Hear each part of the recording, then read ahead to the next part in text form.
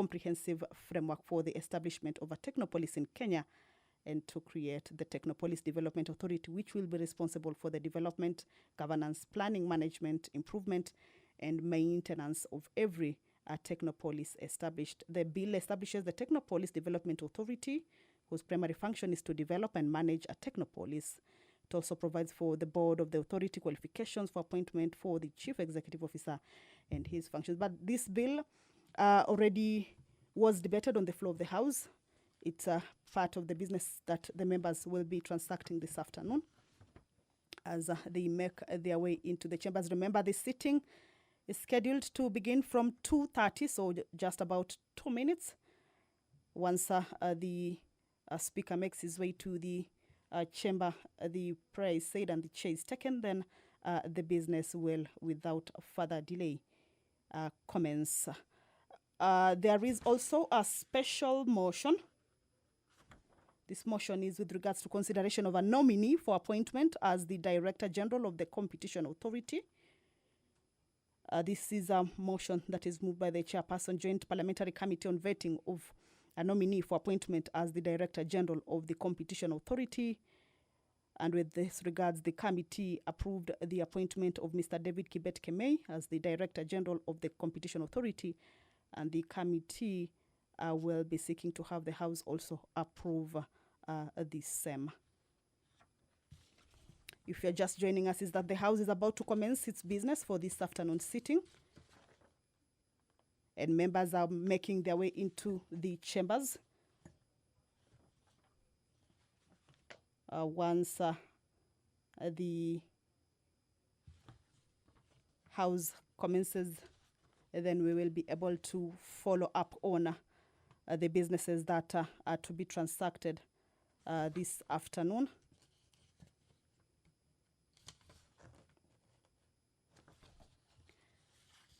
The members of the National Assembly will also be proceeding to a committee of the whole House.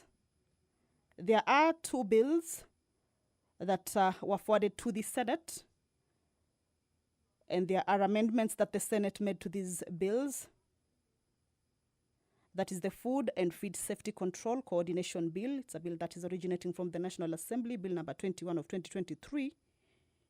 And it's a bill that is set to be considered at the Committee of the Whole House, of course, to consider the amendments that were made by the Senate, as well as the Statutory Instruments Amendments Bill, also originating from the National Assembly, but had been moved to the Senate for consideration. Remember, when a bill goes to the Senate, indicates that the bill concerns counties, and that the mandate of the Senate plays that role to look into the bill and propose any further amendments to the bill before it's brought back to the National Assembly for further consideration. Members of the National Assembly making their way into the chambers in their numbers. In a short while, we will be seeing the Speaker making his way also, or her way also, to the chamber for the business of this particular day or this afternoon to begin. The Ethics and Anti-Corruption Commission Amendment Bill, a bill moved jointly by the leader of the majority party and the leader of the minority party, a bill originating from the National Assembly, Bill number 11 of 2024. A bill that is at its second reading stage is also part of the business that members will be considering. This means that the debate will be starting. That is the Speaker of the National Assembly, Honorable Dr. Moses Wetangula, making his way into the chambers. That is the mess that is right ahead of him. He will be presiding over this afternoon sitting. Allow me to hand you over to this live broadcast that is brought to you by the Parliamentary Broadcasting Unit in partnership with Kenya Broadcasting Corporation. My name is Kamche Menza. Good afternoon. Waheshimiwa, tuombe. Ewe Mwenyezi Mungu, ambaye kwa hekima na wema wako umetoa nyadhifa za viongozi na mabunge kwa ustawi wa jamii na utawala wa haki wa wanadamu. Tukusihi utazame kwa neema nyingi sisi watumishi wako ambao wameridhika kutuita ili tutekeleze shughuli muhimu za jamhuri yetu. Tutakuomba uteremshie baraka zako sisi tuliokutanika hapa, na utujalie tuyatende na kufikiria mambo yote yatakayofikishwa mbele yetu kwa njia ya haki na uaminifu, ili utukufu na sifa zako siendelezwe, na ili kustawisha amani, ufanisi na heri ya nchi yetu na wale ambao haja zao umezikabidhi mikononi mwetu. Amen.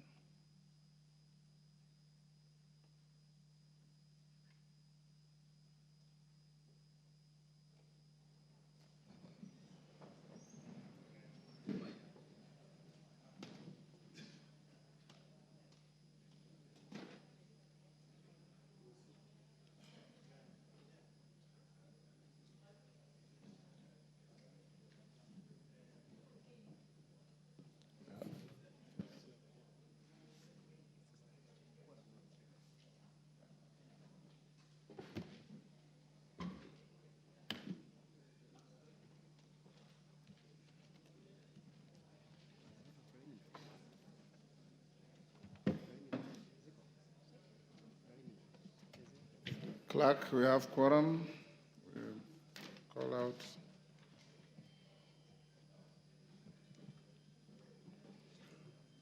Order number 1, administration of oath. Order number 2, communication from the chair.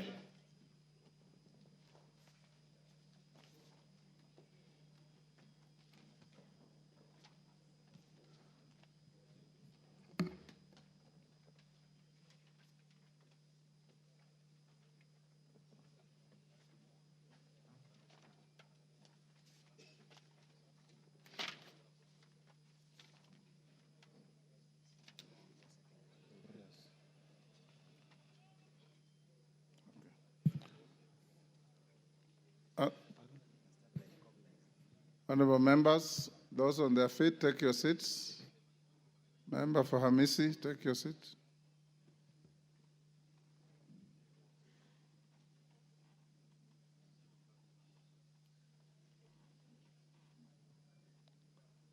Take the nearest seats, honorable members.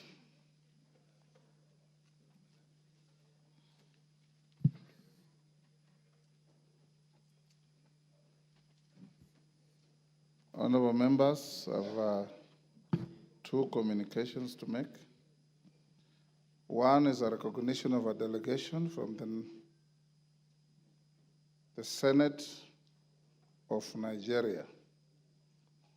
Honorable members, I wish to introduce to you a delegation from the Senate of Nigeria who are seated in the Speaker's row.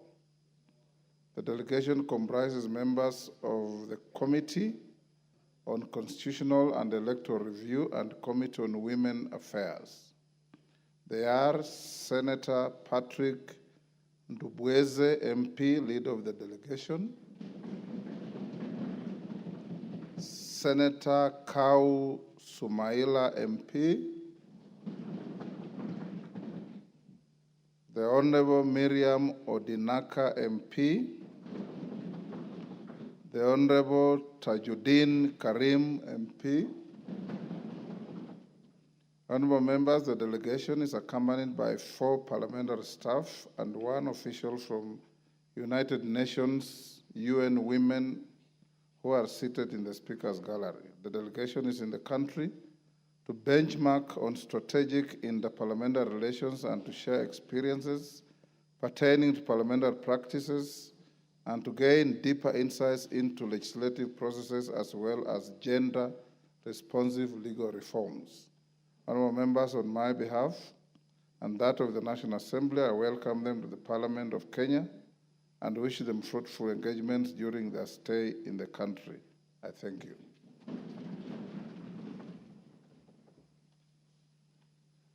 Members at the bar, take the nearest seats.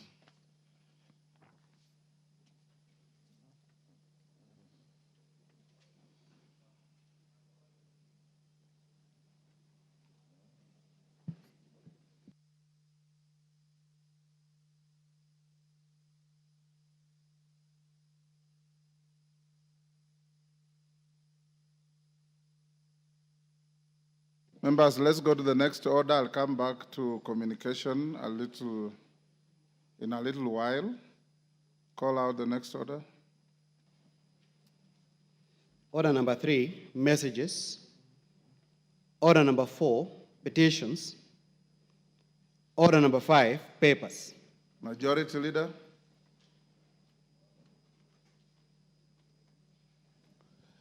Honorable Speaker, thank you very much. Honorable Speaker, I beg to lay the following papers on the table of the House today, Tuesday, October 01, 2024. 1. Annual report on financial statements of the Kenya Tourism Board for the financial year 2022-2021 from the Ministry of Tourism and Wildlife. 2. Audit of the financial statements for the Office of the Auditor General and Staff Car Loan and Mortgage Schemes for the financial years ended 30th June 2018, 30th June 2019, 30th June 2022, 30th June 2021, and 30th June 2022. 3. Performance audit report on management of cash and domestic debt by the National Treasury for September 2024 from the Office of the Auditor General. 4. Performance Information System Audit Report on the Pensions Department Management Information System for September 2024 from the Office of the Auditor General. 5. Reports of the Auditor General and financial statements for the year ended 30th June 2024 and the certificates therein respect of the following institutions: Central Bank of Kenya, Public Sector Accounting Standards Board, and Capital Markets Authority. 6. Reports of the Auditor General and financial statements of the National Government Fund, NGCDF, for Subukia constituency for the year ended 30th June 2023 and certificates therein. 7. Report to Parliament on all new loans contracted by Government of Kenya from 1st May 2023 to 31st August 2024 from the National Treasury and Economic Planning. And finally, Honorable Speaker, annual performance report for the Micro, Small and Medium Enterprises MSMEs Credit Guarantee Scheme for the period from 1st July 2023 to 30th June 2024 from the National Treasury and Economic Planning. I thank you, Honorable Speaker, and I beg to lay. Leader of Delegation, the Honorable Gladys J. Boss, MGH, Deputy Speaker. You have a paper to lay? Go ahead. Apologies, give me a minute. They're bringing it from my office. Okay. Next order.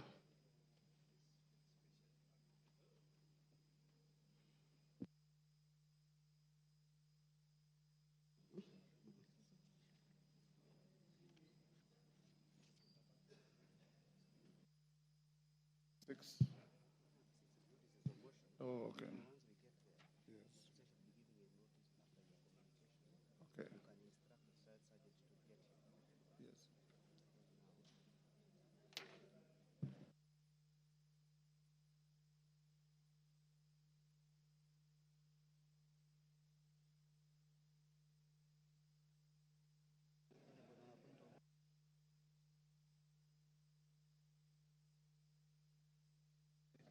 Yes. Yes. Honorable Shalay, how quickly is your paper coming?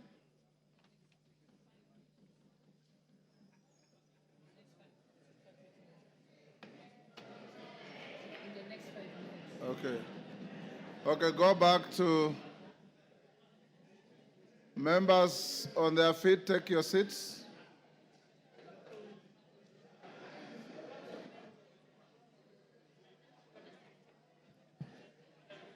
Take your seats.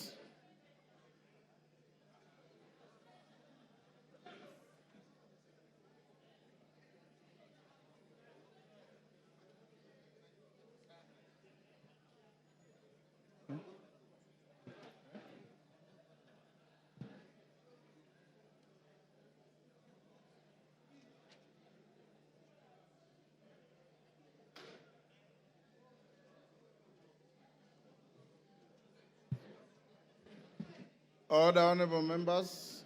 Done. Honorable members, I have a second communication to make. Honorable members, I have a communication on a notice of motion for proposed removal from office by impeachment of His Excellency Rigathi Gachagua, EGH, as the Deputy President of the Republic of Kenya. Honorable members, pursuant to Article 151B of the Constitution and Standing Orders 64 and 65, I wish to notify the House that I'm in receipt of a notice of a special motion dated Thursday, 26 September 2024, and received on Friday, 27 September 2024, from the member for Kibwezi West, the Honorable Ekomas Mwengi Mutuse MP. The Honorable member seeks a resolution of the House for the removal from office by impeachment of His Excellency Rigathi Gachagua, EGH, as the Deputy President of the Republic of Kenya. Honorable members, at the back, take the nearest seats. The nearest, Clive.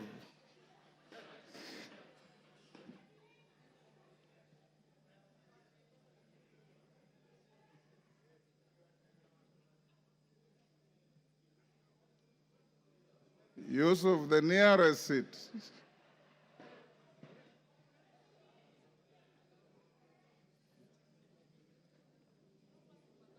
Okay. Honorable members, Article 150B, 1B of the Constitution provides as follows, and I quote, "The Deputy President may be removed from office on impeachment, 1, on the ground of a gross violation of a provision of this Constitution or any other law, 2, where there are serious reasons to believe that the Deputy President has committed a crime under national or international law, or 3, for gross misconduct."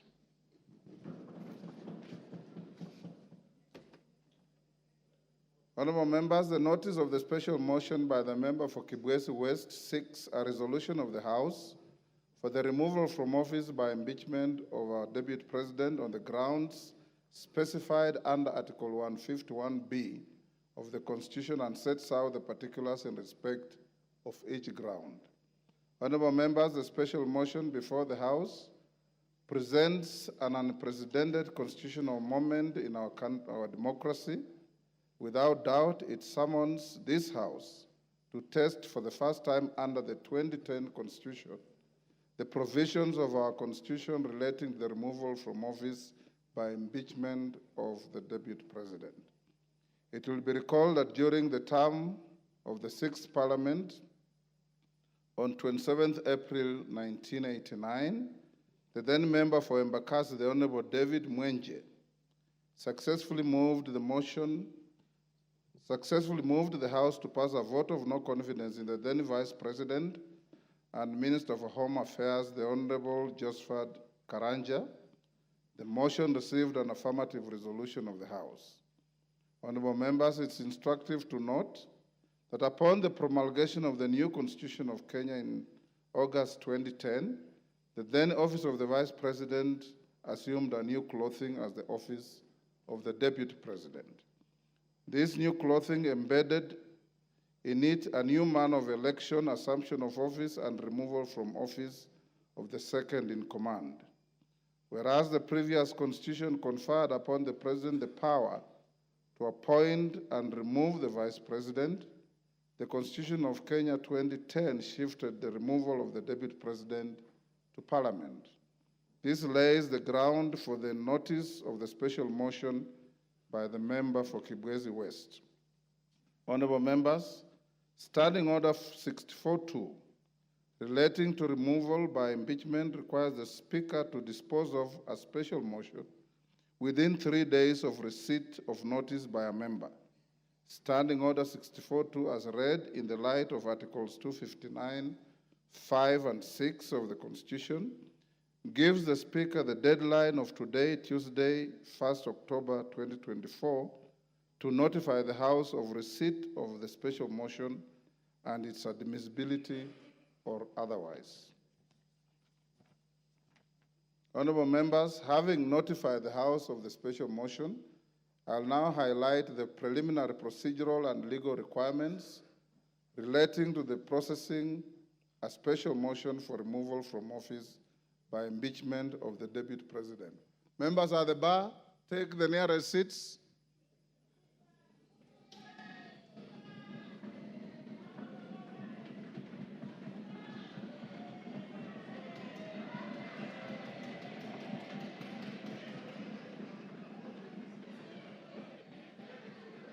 Take the nearest seats. Honorable, take your nearest seats. Order. Order. Order. Wamumbi, take the nearest seat.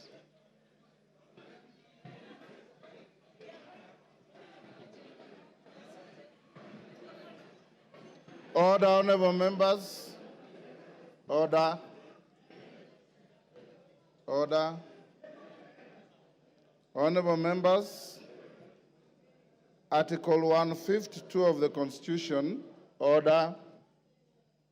Article 152 of the Constitution provides that the provisions of Article 145 of the Constitution shall apply with the necessary modifications the removal from office by impeachment of the Deputy President. In particular, Article 145(1) of the Constitution provides that a member of the National Assembly supported by at least 1/3 of all the members may move a motion for impeachment of the President on the grounds of gross violation of a provision of the Constitution or any law where there are serious reasons for believing that the President has committed a crime under national or international law or for gross misconduct. Procedurally, Standing Order 64(1) provides that before giving notice of a motion under Article 150 of the Constitution, a member shall deliver to the clerk a copy of the proposed motion in writing, stating the grounds and particulars in terms of Article 145(1) of the Constitution upon which the proposed motion is made, signed by the member and signed in support by at least 1/3 of all the members of the House. Further, honorable members, Standing Order 64(1)A lays out the criteria for admissibility of grounds for removal from state office. For clarity, Standing Order 64(1)A states, and I quote, "The grounds specified in a motion under this standing order shall be admissible if A, framed clearly to particularize and disclose a gross violation of the Constitution or other written law, where gross violation of the Constitution or other written law is indicated as a ground for the intended removal. B, stating with precision the provisions of the Constitution or other written law that are alleged to have been grossly violated, where gross violation of the Constitution or other written law is indicated as a ground for the intended removal. And C, accompanied by necessary evidence, including annexures or sworn testimonies in respect of the allegations. The foregoing procedural and legal requirements for the processing special motions are buttressed by precedents and jurisprudence in various speakers' rulings and court decisions. Honorable members, today I refrain from restating the jurisprudence and focus on determining the admissibility of the notice of the proposed special motion filed by the member for Kibwezi West. In determining the admissibility of the special motion, I'm required to examine its form, threshold, framing of the grounds, and attachment of the necessary evidence. Standing Order 64(1) provides for the criteria for determining whether the proposed motion meets the requirements of the Constitution and the standing orders as to form and the threshold. On form, it should, A, be in writing, B, state the grounds and particulars in terms of Articles 151B of the Constitution upon which the proposed motion is made, and C, be signed by the member, and D, be signed in support by at least 1/3 of all the members of the Assembly. Having examined the notice of the special motion by the member for Kibwezi West, I find that the special motion meets the requirements relating to form and threshold set out in the Articles 145(1) and 151(b) of the Constitution and Standing Order 64(1). I have also satisfied myself that the number of members who have appended their signatures in support of the special motion exceed the minimum threshold of 117 members in this House. Honorable members, with regard to admissibility of the grounds set out in the special motion, I am guided by Standing Order 64(1)A, which provides that the grounds specified in a special motion shall be admissible if A, framed clearly to particularize and disclose a gross violation of the Constitution or other written law, where gross violation of the Constitution or other written law is indicated as a ground for the intended removal. B, stating with precision the provisions of the Constitution or other written law that are alleged to have been grossly violated, where gross violation of the Constitution or other written law is indicated as a ground for the intended removal. And C, accompanied by necessary evidence, including annexures or sworn testimonies in respect of the allegations. Honorable members, having examined the proposed special motion, I note that in keeping with the requirements of Article 151(b) of the Constitution and Standing Order 64(1)A, the member has stated 11 grounds for removal from office by impeachment of His Excellency the Deputy President. In addition, I do note that the special motion as submitted to my office also contains the particulars upon which the member seeks to move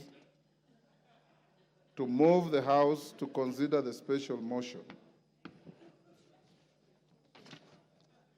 Honorable members, with respect to evidence, the member has attached documents including annexures and a sworn affidavit to substantiate the grounds stated in the special motion. Consequently, honorable members, I find that the proposed special motion by the Honorable Ekomas Mwengi Mutuse MP meets the requirements of Articles 145(1) and 151(b) of the Constitution and Standing Order 64 and 65 with regard to form, threshold, and grounds necessary for a member to move a special motion for the proposed removal from office by impeachment of the Deputy President. Honorable members, having determined that the special motion is admissible, let me now focus on the next steps of giving notice of the special motion to the House. Standing Order 47(4)A provides that with respect to a motion for removal of a person from office, a member shall give notice of motion in the House within 3 sitting days following approval by the Speaker. In the circumstances, therefore, the member for Kibwezi West ought to give notice of his special motion either today or tomorrow. Given the nature of the timelines applicable to this special motion, I will, at order number 6, that is notices of motion, accord an opportunity to the member for Kibwezi West to give the notice of the special motion. Thereafter, I'll give further guidance to the House on the next steps to take. The House is accordingly guided. I thank you.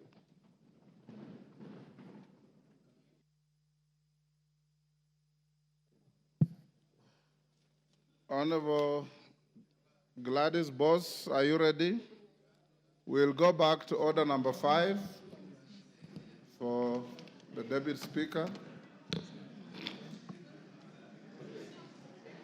Honorable Speaker, I beg to lay the following paper on the table of the House today, Thursday, 26 September 2024.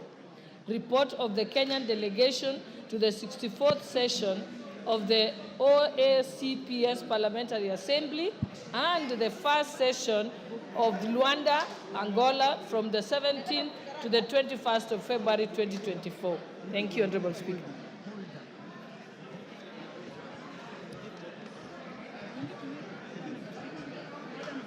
Honorable Speaker. Order. Order, honorable members. Order. Member for Budalangi. Order. Take your seats. Order. Member for Navakholo, take your seats.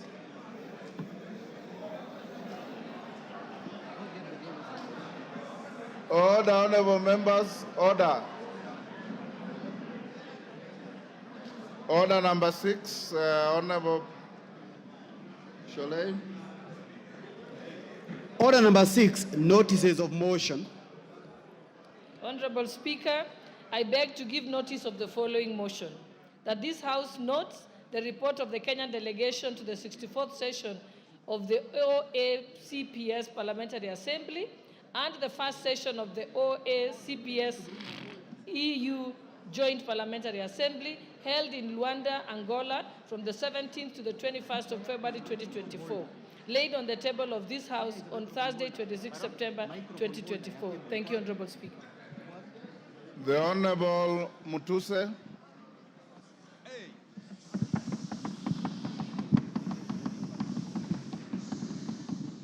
Honorable Mutuse, I'll allow you to speak from the dispatch box, and he will be heard in silence.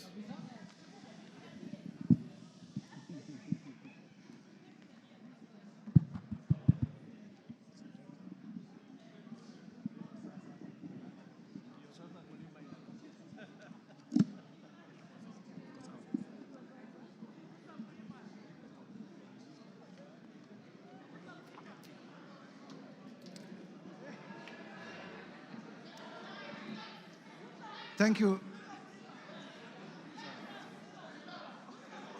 Thank you, Mr. Speaker, for the opportunity to move this motion from this table. Mr. Speaker, this is an historical moment, and therefore, with your permission and honorable members, Mr. Speaker, allow me to proceed to give notice of the following motion. Mr. Speaker, sir, honorable members, I beg to give notice of the following special motion as follows. Mr. Speaker, pursuant to the provisions of Article 150, Sub-Article 1B, and Sub-Article 2 of the same, read together with Article 145 of the Constitution of Kenya that we passed in 2010, and as read together with our standing orders number 64 and 65 of the standing orders of the National Assembly, the Assembly of the Republic of Kenya. This Honorable House resolves to remove from office, by way of impeachment, His Excellency Rigathi Gachagua, EGH, the current Deputy President of the Republic of Kenya. Mr. Speaker, sir, and honorable members, this special motion was lodged with the Clerk of the National Assembly on the 27th September 2024 and contains 11 grounds for impeachment. Mr. Speaker, in compliance with the law, as stated earlier, the grounds are concise, precise, are particularized in the motion, and this is a motion, and are supported by cogent, convincing, persuasive, evidentiary material in the nature of documents, affidavits, and electronic evidence. Mr. Speaker, I will also be presenting live witnesses, viva voce evidence, who will testify to corroborate the evidence that we have adduced in support of the grounds of impeachment. Mr. Speaker, honorable members, in the interest of the time allocated, I am not able to go clause by clause, sentence by sentence, paragraph by paragraph, because as you notice, the grounds themselves constitute about 42 pages, and with the rest of the material, we have about nearly 100 pages. And therefore, Mr. Speaker, with your guidance, allow me to summarize the 11 grounds as follows.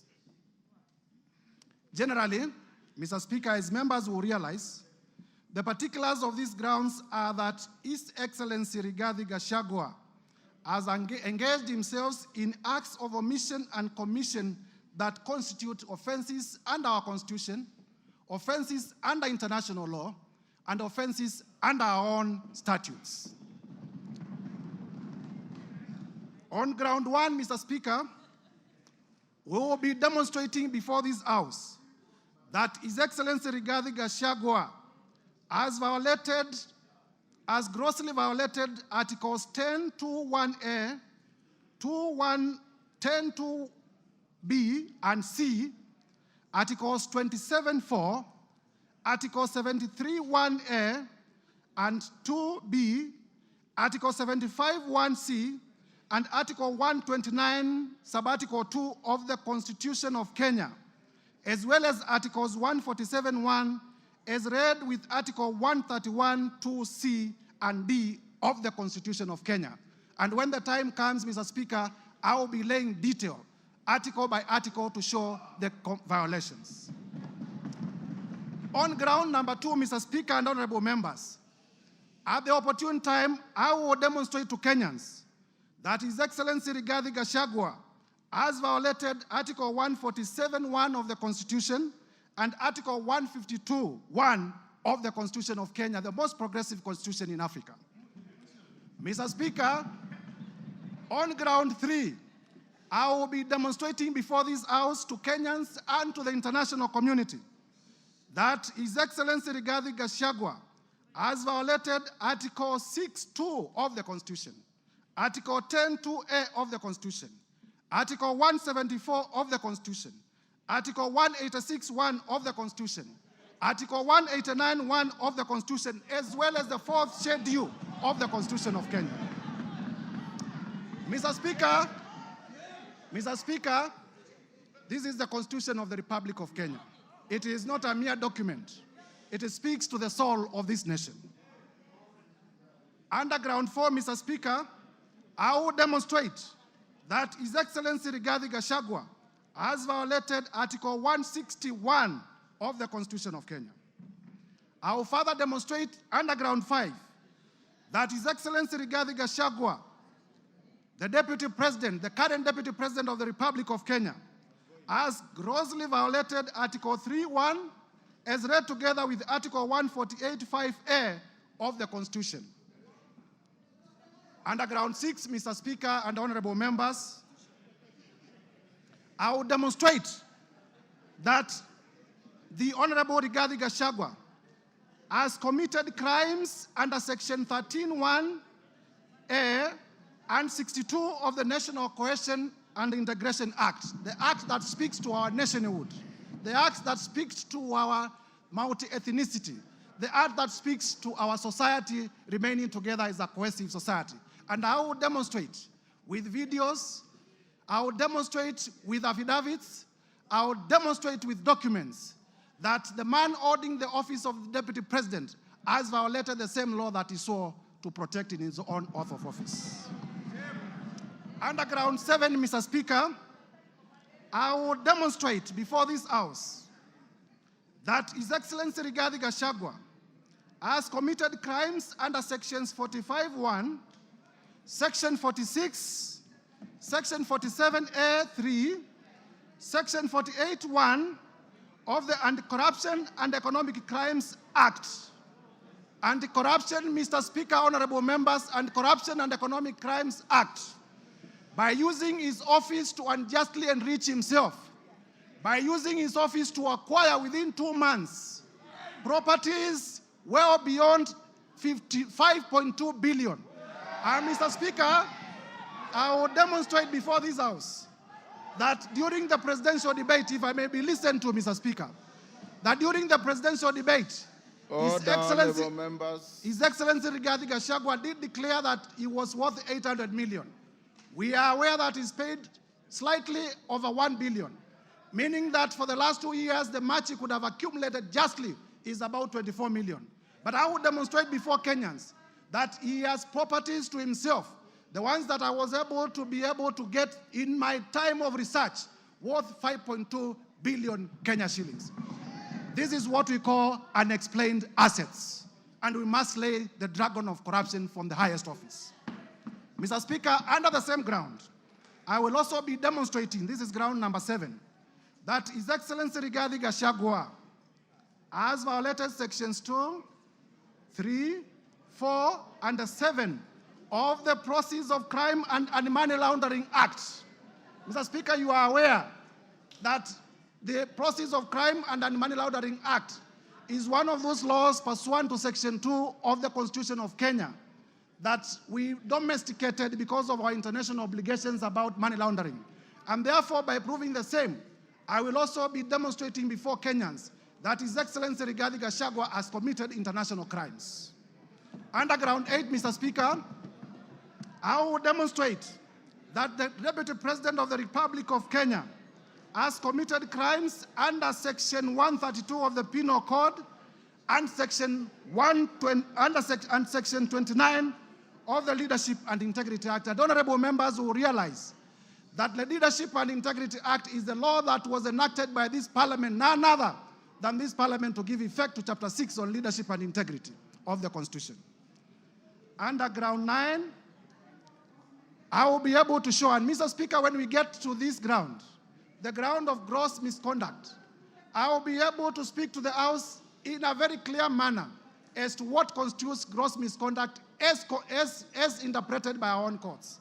And I will be able to show that the person of the Deputy President is a bully. The person of the Deputy President has been threatening public officials.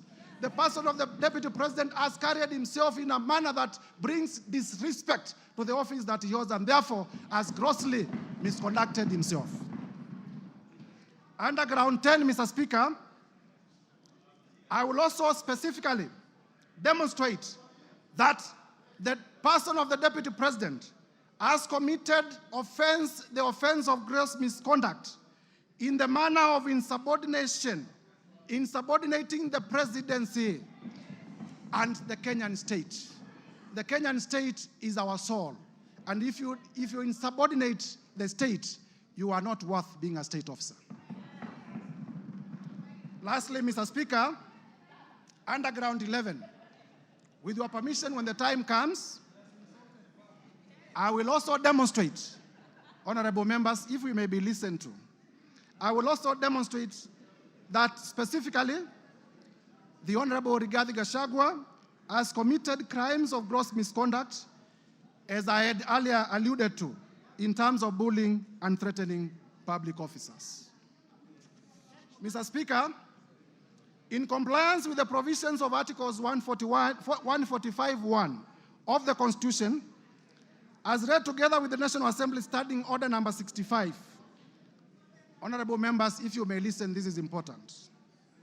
A total, Mr. Speaker, a total of 291 members of this National Assembly have graciously appended their signatures in support of this motion. 291 members. Mr. Speaker, it will be remembered, Mr. Speaker, it will be remembered that at this stage of moving the motion, the requirement of the law is that the motion should be supported by 1/3, translating to about 117 members. However, Mr. Speaker, we have 291. I therefore wish to thank my colleague members of Parliament for supporting this motion to over 83%, way beyond the required threshold of two-thirds, which is 67%, that is required at the next stage of voting for this motion. So, Mr. Speaker, there are times when we used to say this is an open and shut case. Mr. Speaker, sir, as a requirement of our standing orders, please allow me to read the names of the members who have signed in support of this motion.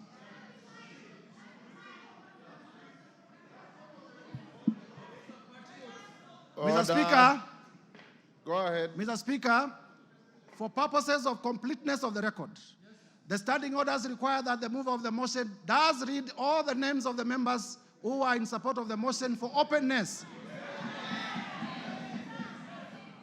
And I therefore read the name of the patriots, borrowing from Senior Peter Kaluma.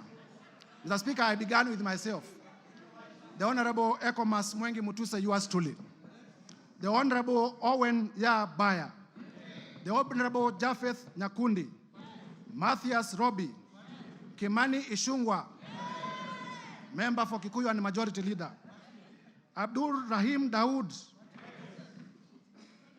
Patrick Munene Dwiga. Eric Wamombi, the member for Madeira. George Kariuki.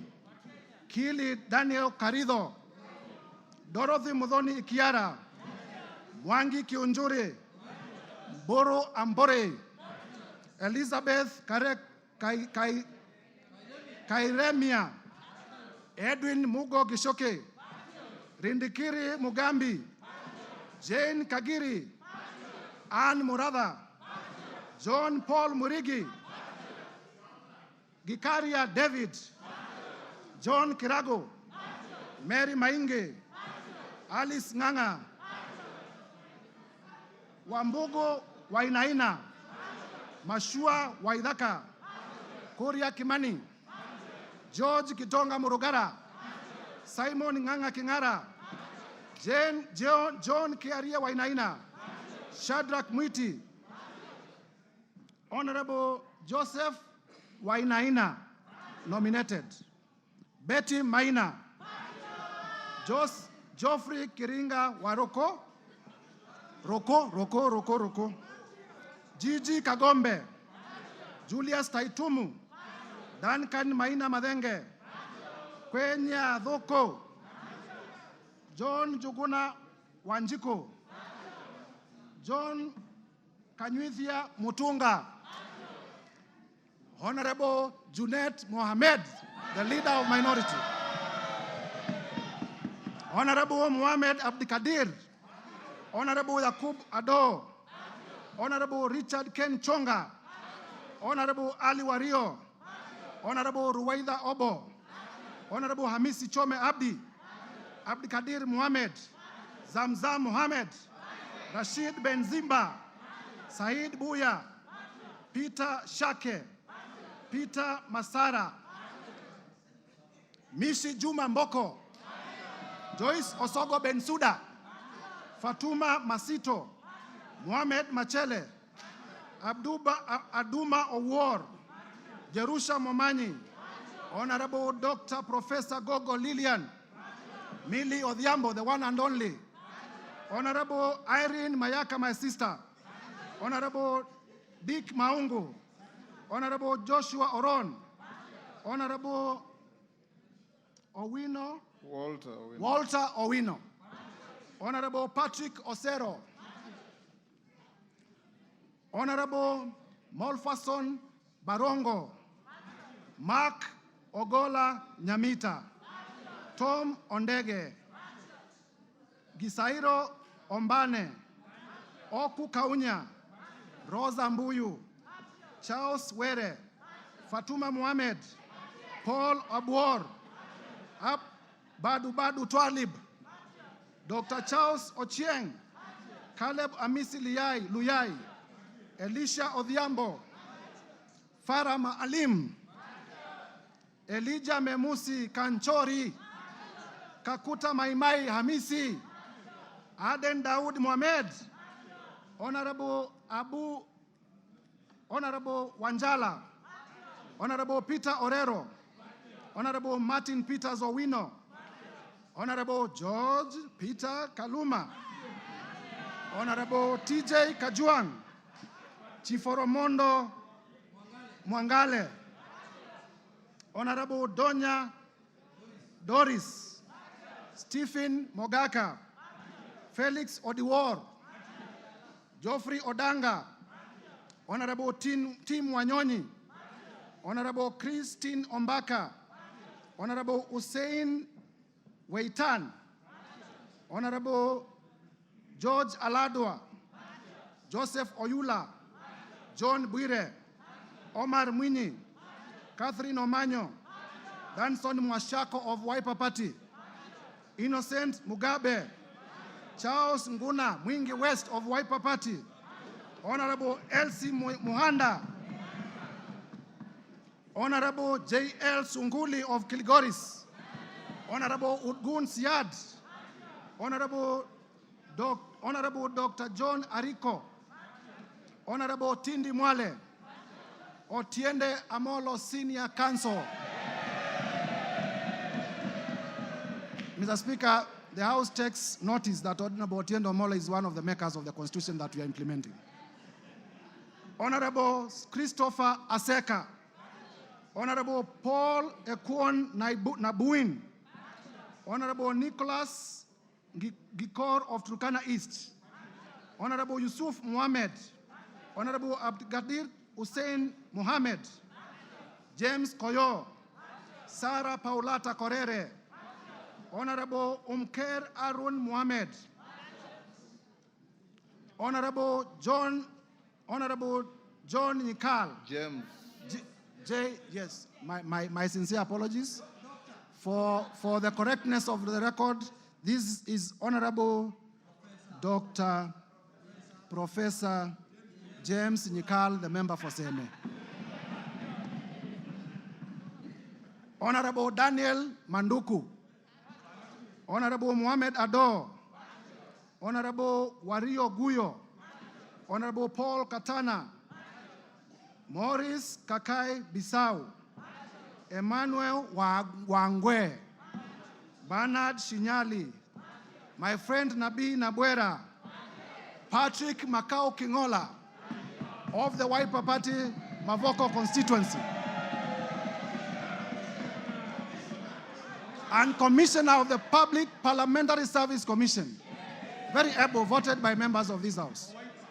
I thank you in a special way, my senior brother. Honorable Shakil Shabil Hamed.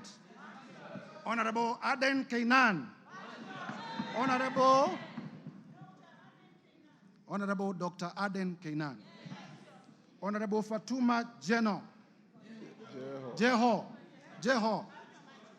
Honorable Amina Munyazi Laura. Honorable Gertrude Mbeyo. Honorable Adipo Akwome. Mr. Speaker, if you allow me, I can have a sip of my water. Go ahead.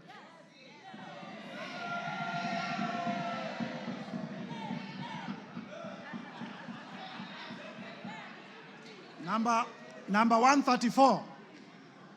Number 134, Abdi Omar Shurie, the chairman of the Committee of this House on Public Debt. Honorable Tom Oluoch, the member for Dagoretti Beatrice Elachi. Honorable Samuel Arama. Honorable Guyo Jaldesa, Professor.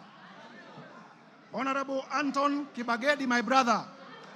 Honorable Samuel Atandi, my brother. Honorable Ruth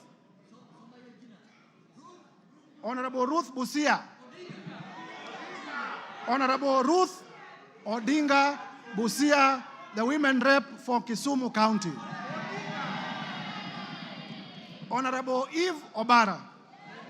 Honorable Johnson Manya Naika of Mumias East. Kipyegon Joanna. Omboko Milemba. Marwa Maisori. Moses Kirima. Lydia Aiga Mizigi. Adan Aji Yusuf. Mumina Bonaya. Charles Gimose. Mohamed Tubi. Zahir Janda. Clemens Lawyer. Zuleka Hulbal Arun. Lekumontare Jackson, member for Samburu East. Anton Kenga Mpe, ukimwona Mpe. Bashir Abdullahi. Didmas Barasa. Malulu Injendi. Geoffrey Mulanya. Frederick Ikana. Mr. Speaker, for completeness of the record, there are names that I have cancelled and I have signed against the cancellation. Honorable Titus Amala, Joseph Dena, Honorable Kivai Kagesi, Honorable Vincent Musyoka, aka Kawaya, member for Mwala, Honorable Fabian Muli, Honorable Caleb Mule, Honorable Joshua Mwalio, Honorable Dr.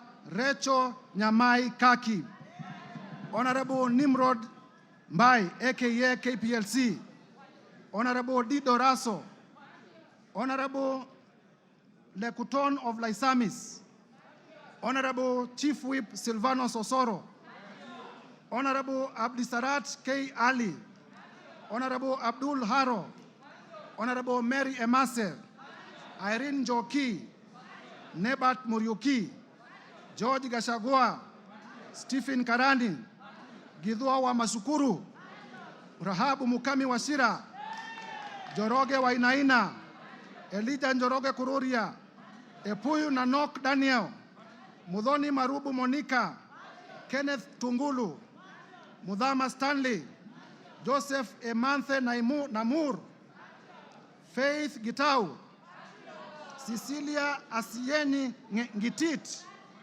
Pamela Njoki Njeru, Rahab Robert Basil, the member for Yatta and Wiper Party.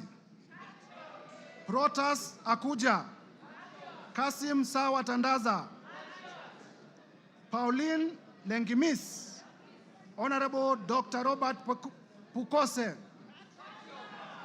Honorable George Sunguia, Honorable Joash Nyamoko, Kitlai Olentutu, Lea Sankaire, Lemankon Aramat, Agnes Pareño, Gabriel Tongoyo, Rebecca Tongei, Catherine Wambilinya, John Makali of Kandui, John Chikati, Susan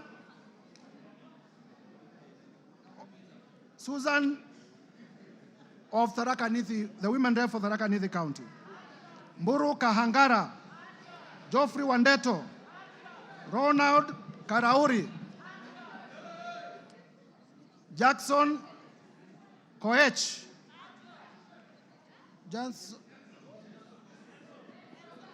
Jackson Kosgei of Baringo, Adams Kipsanai, Kagogo Bowen, Jematia Sergon, William Kamket, Catherine Ngalechei, Ruben Kiborek, Kimaiyo Gideon, Musa Sirma, Joseph Kipkarus, Joshua Kandie, Charles Kamuren, John Waluke, Richard Yegon, Richard Kilel, Brighton Yegon, Francis Sigei, Kipngetich Koech, Lynette Chepkoril Toto, Justice Kemei, Nelson Koech, Beatrice Kemei, Joseph Cherorot, Kibet Komugoi, Hilary Kosigei, Benjamin Langat, Mutai Alfred Kiprono,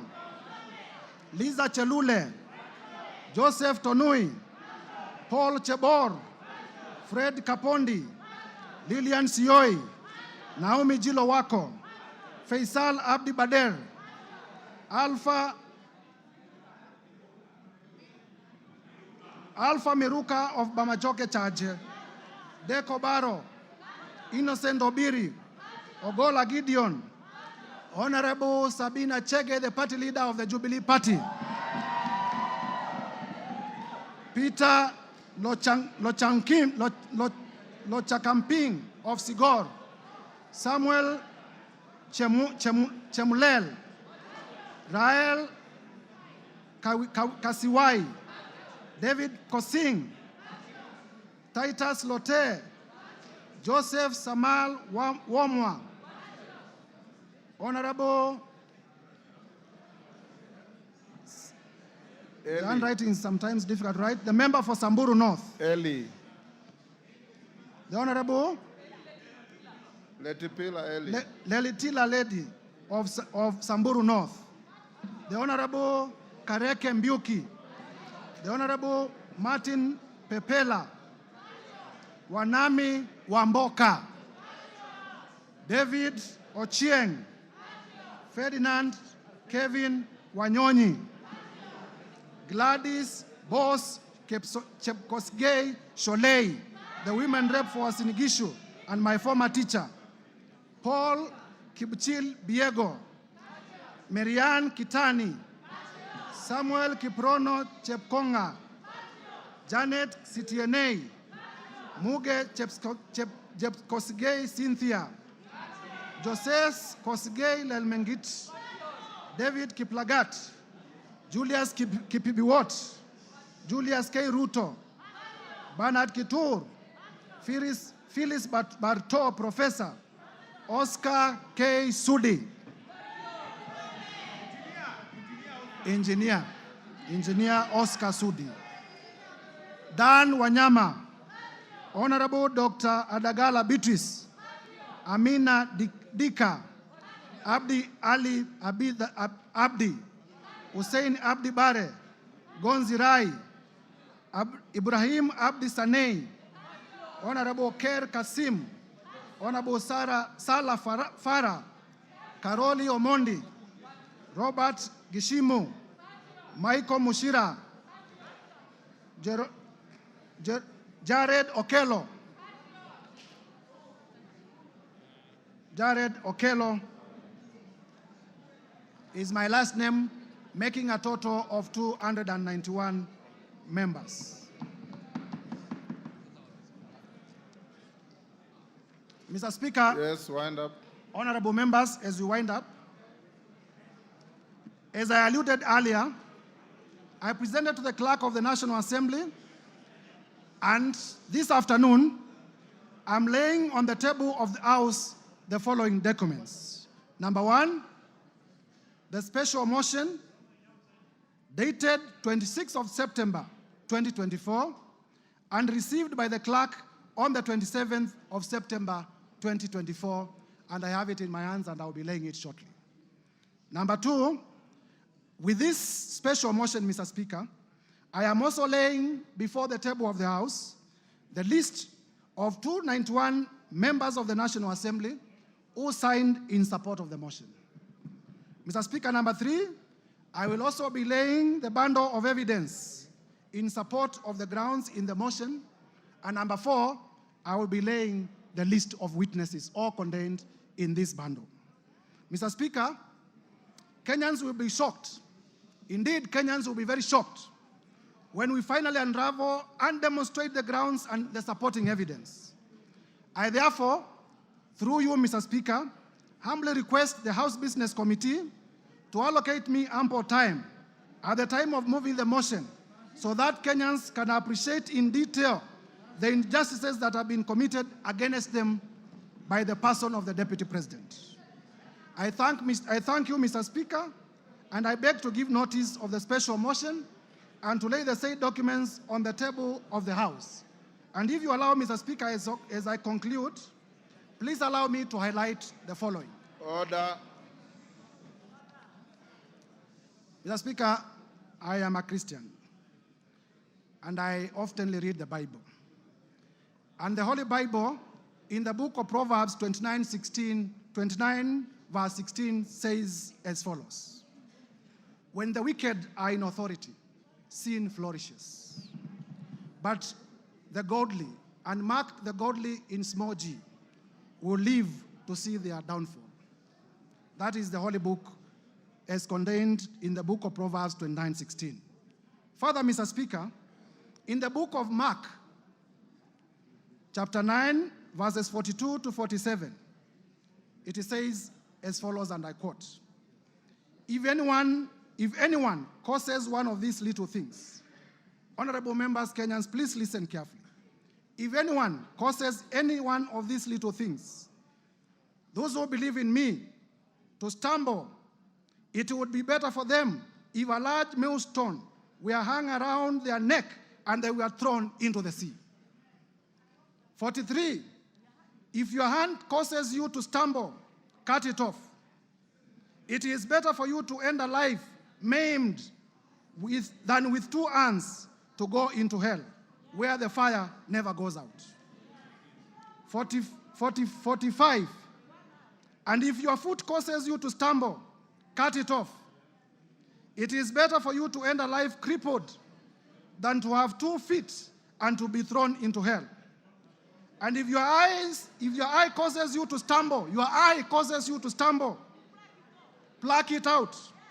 It is better for you to enter the kingdom of God with one eye than to have two eyes and be thrown into hell. Mr. Speaker, if Kenyans cannot get services because of Deputy President Rigathi Gachagua, we'll be pleading, pluck him out from government. Mr. Speaker, honorable members, it is my belief that these two quoted verses are also true to the Quran and to other holy books. Turning now to our own jurisprudence.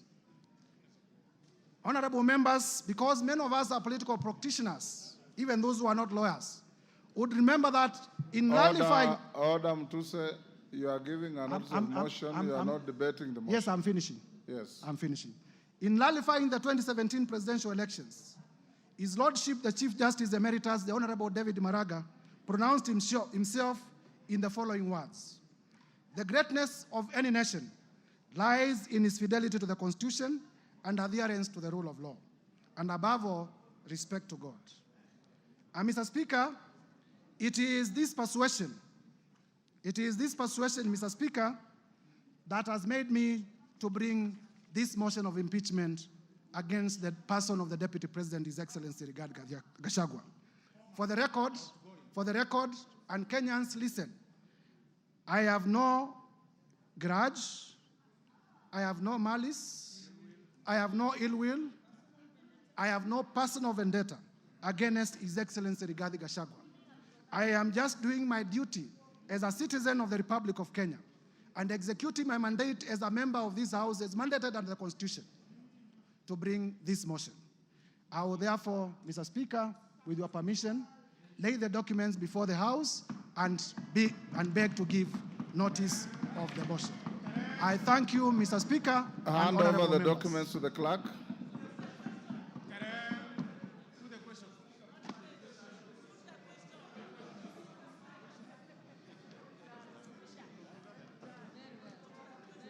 Yes, Ruku, what is it? Order, members. Ruku, what is it? Honorable Speaker. In relation to the motion? Yes. What is it? Honorable Speaker, I rise to seek your clarification on the special motion for the removal of the Deputy President. Honorable Speaker, as you are aware, 4 seats in the House are vacant following the resignation of the Honorable Obiyo Wadai and Honorable John Badi upon being appointed as Cabinet Secretaries. Further, as you are aware, the seat of Magarini constituency was declared vacant following a successful election petition.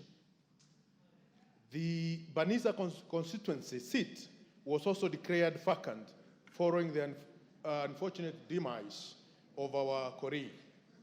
In this regard, we are now 345 members in this House and not 349 members. Honorable Speaker, in this right, what the threshold shall you use to determine whether the special motion, what is the threshold, Mr. Speaker, shall you use to determine whether the special motion meets the constitutional threshold? Differently put, Mr. Speaker, to pass this motion, shall we require 2/3 of 345 members or 349 members? In my view, vacant seats should not be counted. Order. You can't ask a question and answer it. You cannot ask the question and answer it. Honorable Speaker, let me prosecute. I'm trying to prosecute my point of order. In my view, vacant seat should not be counted in determining the voting threshold. Further, I wish to seek your clarification on whether our proceedings are varied in the right of the 4 vacant seats. Thank you, Honorable Speaker. Thank you. You've made your point.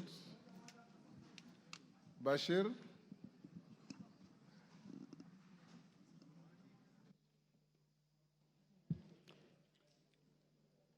Honorable Speaker, Article 145 and 150 of the Constitution provides for removal of the Deputy President.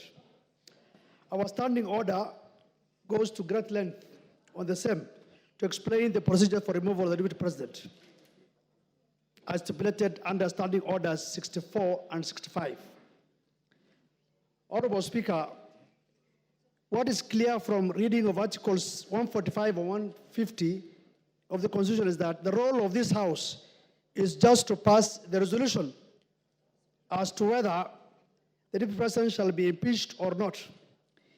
It is the exclusive role of the Senate to conduct the trial process. Simply put, we are the initiators and the Senate will be the trial house.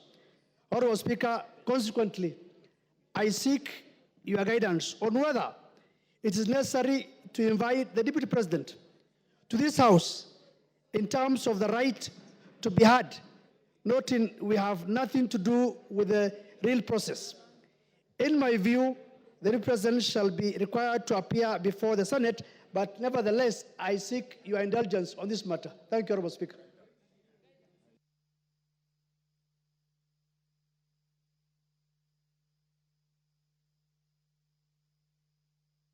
Honorable members, we'll leave it there. Yes, Junet. Mr. Speaker, I don't intend to anticipate the debate. I will not allow you to. Yeah, because this is just a notice of motion. But Mr. Speaker, there are matters that surround the notice of the motion that needs your guidance and action, Mr. Speaker, because, Mr. Speaker, this is a very momentous issue. Because, as you are aware, when this country gave itself the new constitution, Mr. Speaker, Kenyans were very happy. And this is one of the moments in this House, Mr. Speaker, when we are going to exercise Article 150, which has not happened before. So, Mr. Speaker, this is a very, very important matter for this nation, Mr. Speaker, that is being exercised through this House. But having said, Mr. Speaker, as you're aware, there are members from our side and members from the other side who have signed to this petition, to this motion, Mr. Speaker. And Mr. Speaker, I wanted to get your assurance as the boss of this House, as the leader of this House, as the Speaker of this House, Mr. Speaker, that the 291 members of Parliament who have signed to this motion, Mr. Speaker, their safety and security will be guaranteed, Mr. Speaker. Because the motion does not end at the tabling, at the notice of motion today. It will go through a process. It will be formally again moved. Members will debate, and members will vote on it. Mr. Speaker, we want those 291 members of Parliament to turn up here the day of voting, Mr. Speaker, without missing any one of them, Mr. Speaker. Mr. Speaker, we have just passed the new Inspector General of Police the other day here, Mr. Kanja. Not really. He must take responsibility as the Inspector General of Police, Mr. Speaker, to guarantee the safety, as the Inspector General of the country, Mr. Speaker, to guarantee the safety and the security of the 291 members. Mr. Speaker, you know this thing. What we are doing is not a small thing, Mr. Speaker. When Trump was being removed, was being impeached in the United States, Mr. Speaker, you know what he attempted to do. And what can happen here, you know, Mr. Speaker.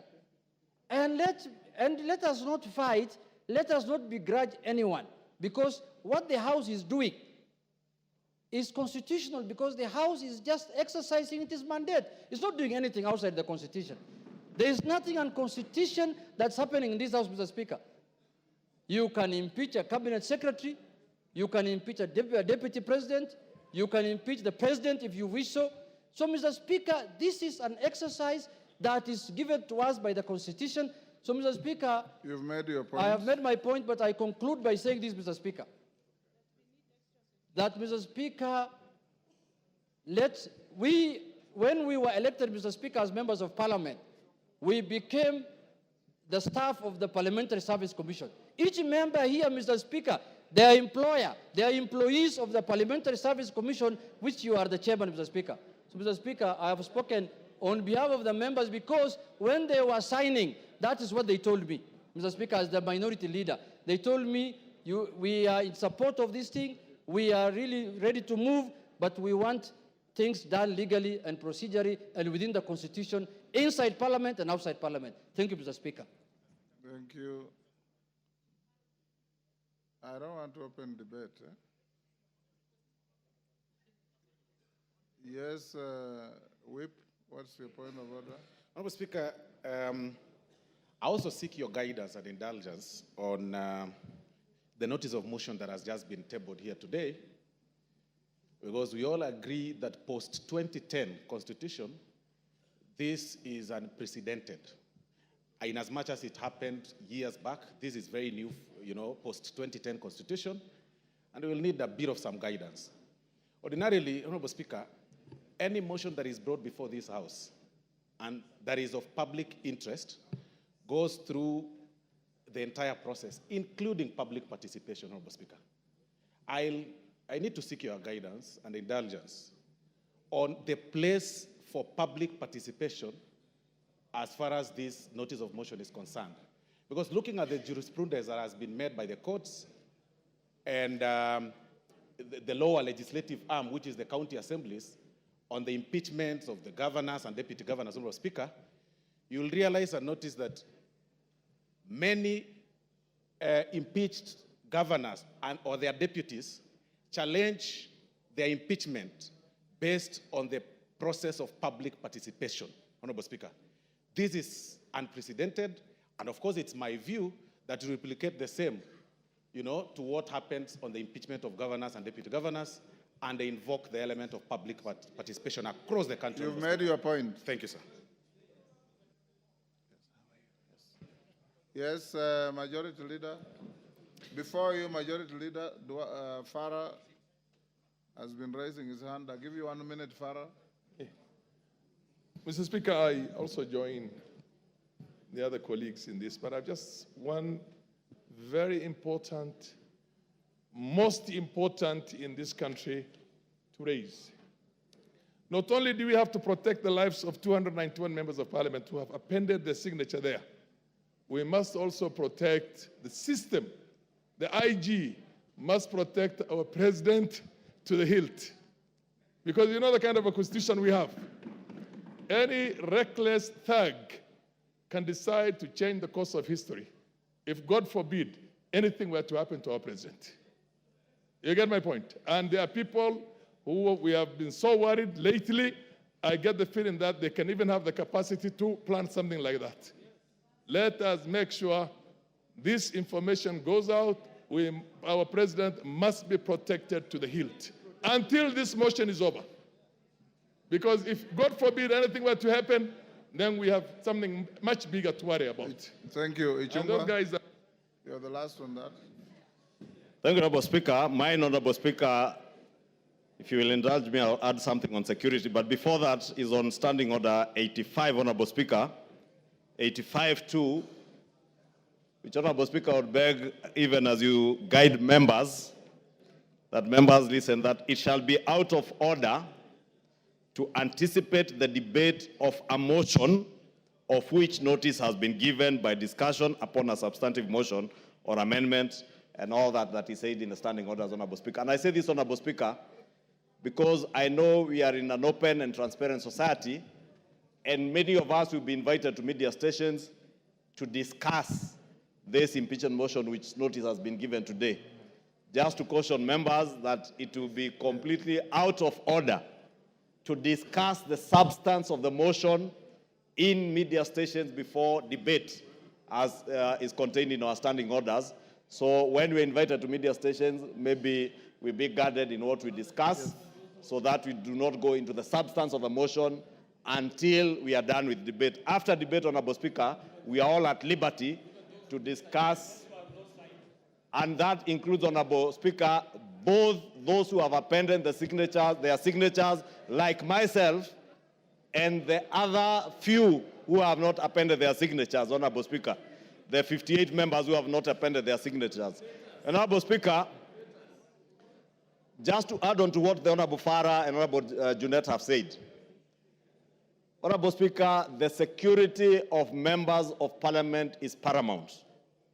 Honorable Speaker, I say that looking at you because you know on the 25th of June this year, Honorable Speaker, none other than yourself, you were a target, and you know that. And not a target for harm, but a target for elimination based on the position you hold as Speaker and the ranking order should anything happen to the President or the Deputy President, Honorable Speaker. Honorable Speaker, I want to beg that you take with a little more weight the issues raised by Honorable Junet and Honorable Farah Maalim, because, Honorable Speaker, we have seen it on social media. We have been told by certain quarters that before March of 2025, they say bendera itapepea mlingoti nusu. Honorable Speaker, these are weighty issues. And I hear what the Honorable Farah Maalim is saying on the security of the President, and we have no business to advise the Inspector General and the Director of the National Intelligence Service on what to do. But for members of this House, all the 349 of them, Honorable Speaker, you must direct the Inspector General of Police, who was approved by this House less than a month ago, to ensure that when this House is sitting within the precincts of Parliament and even outside and including committees of this House sitting, Honorable Speaker, members are secured. Thank you. And even in their homes, Honorable Speaker, they are secured. Because, Honorable Speaker, I say this being privy to the information that I was privy to and you are privy to on the 25th of June, and knowing, Honorable Speaker, that as Honorable Junet has said, we are not dealing with an ordinary matter. We are not dealing with an ordinary man. We are dealing with a black man with a very black heart. Thank you, Honorable Speaker. Order, honorable members. Order. Order, members on their feet. Order, Deputy Speaker. Take your seat.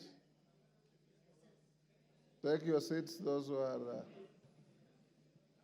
Honorable members, those points raised, I'll address them later in the day. I want to direct members of the House Business Committee to retreat to room 9 so that we can have House Business Committee to address, among other things, the process of disposing of this motion in the shortest time possible so that we don't maintain anxiety unnecessarily, and the issues that you have raised about public participation and others. So after the House Business Committee, the Speaker will come back to the House at about 5 and give you direction on what we shall do from here going forward. So I'll now direct the Deputy Speaker to come and take the seat so that members of the House Business Committee, Juneta and your team, Ichungo, your team, all troop to room 9 for a meeting immediately. I've closed that chapter, Mshomba. You didn't raise your hand when I was giving people. That chapter is closed. I'm sorry I didn't see you. Yes. Pardon?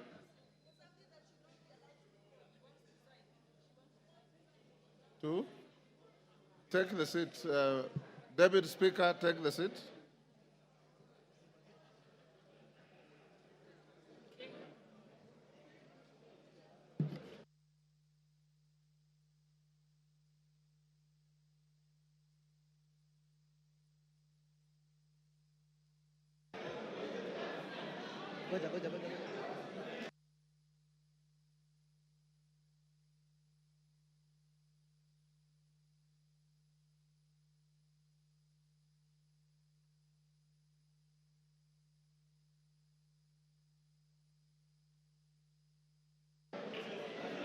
Next order. Order number 7, questions and statements.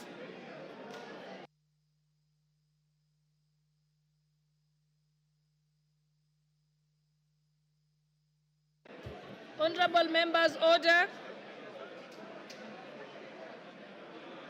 The Honorable Member for Funyula.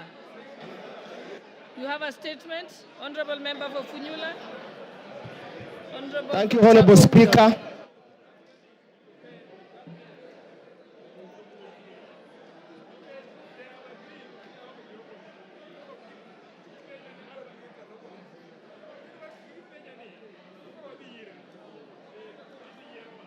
Honorable Speaker,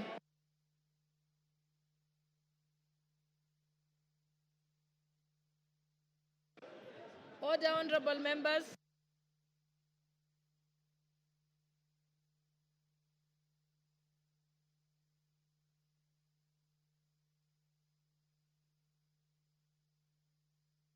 Order, honorable members. Order, honorable members.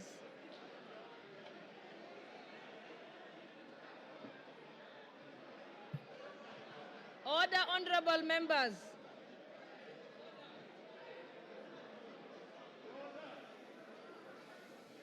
Order, honorable members.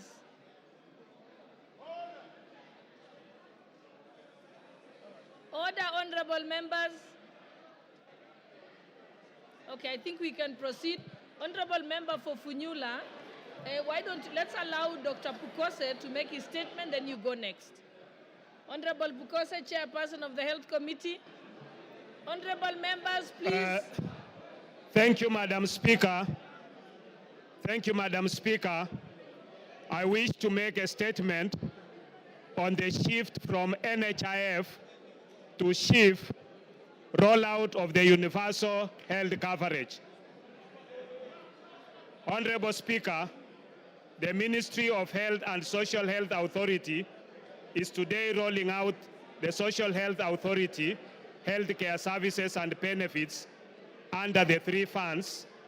That is the Primary Health Care Fund, Social Health Insurance Fund, and the Emergency Chronic and Critical Illness Fund established under the Social Health Insurance Act number 16 of 2023 that was enacted by this House almost a year ago. This act is being operationalized by the government. Access to SHA healthcare services and the benefits being offered by SHA is being rolled out today, 1st October 2024. As the chairperson of the Departmental Committee on Health, I rise to give a statement on matters concerning the procurement of the Integrated Health Information Technology System by the Ministry of Health, which has elicited a lot of debate. Honorable Speaker, members of the Departmental Committee on Health have raised concerns regarding the procurement of this system. In response to these concerns, the Ministry of Health was invited to clarify the procurement process and to provide evidence of compliance with the Public Procurement and Asset Disposal Act, CAP 412C. Honorable Speaker, the committee made the following observations from its engagements with the ministry.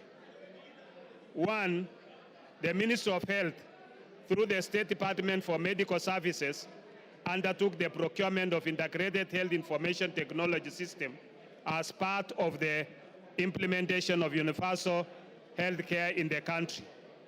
The ministry submitted that the primary aim of this integrated system is to address the existing challenges in the healthcare sector, including issues of interoperability, data quality, accessibility, and affordability.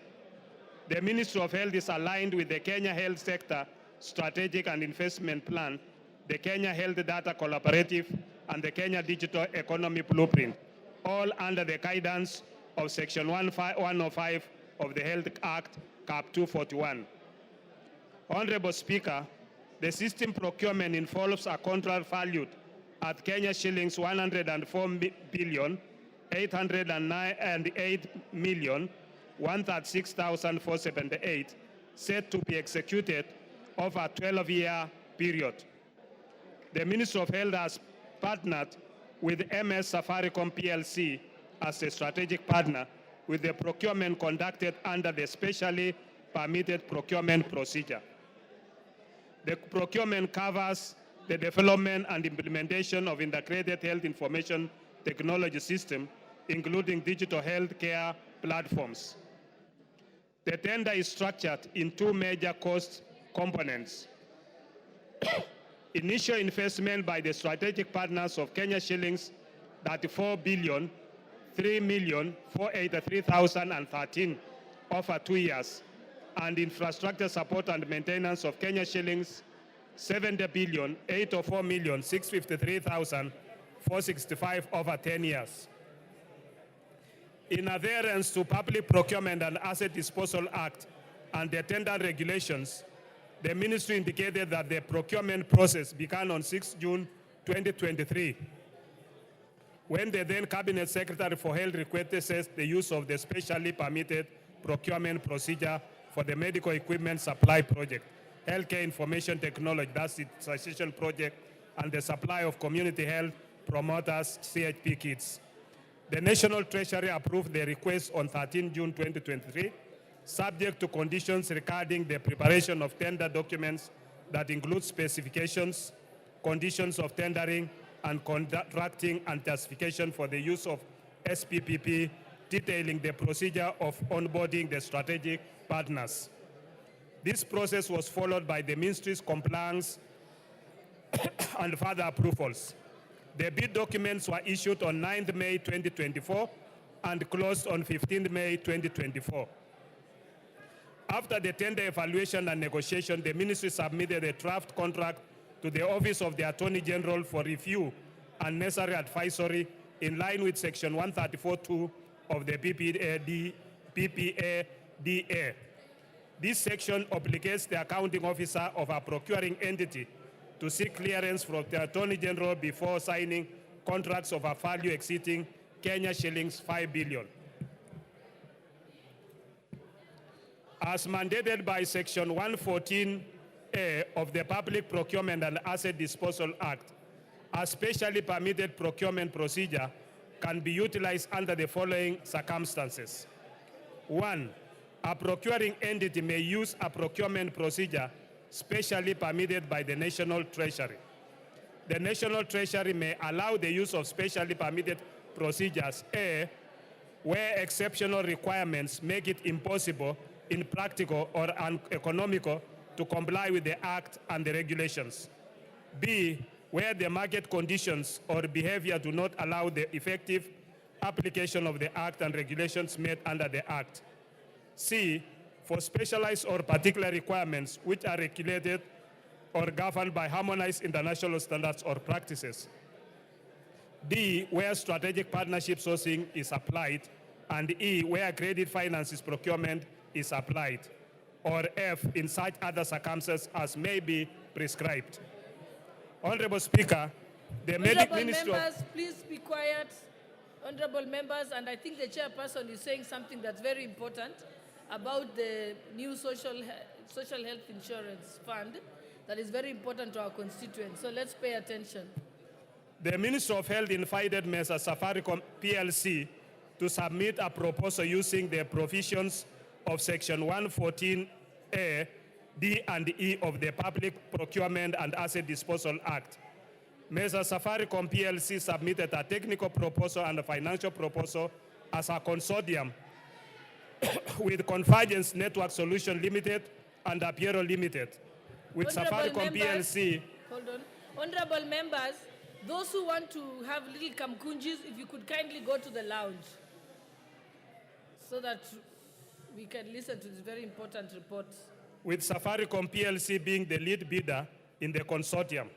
Safaricom PLC roles in the consortium involves overseeing the entire project, ensuring that all consortium partners adhere to the contract's terms and deliver their respective components as per the agreed scope.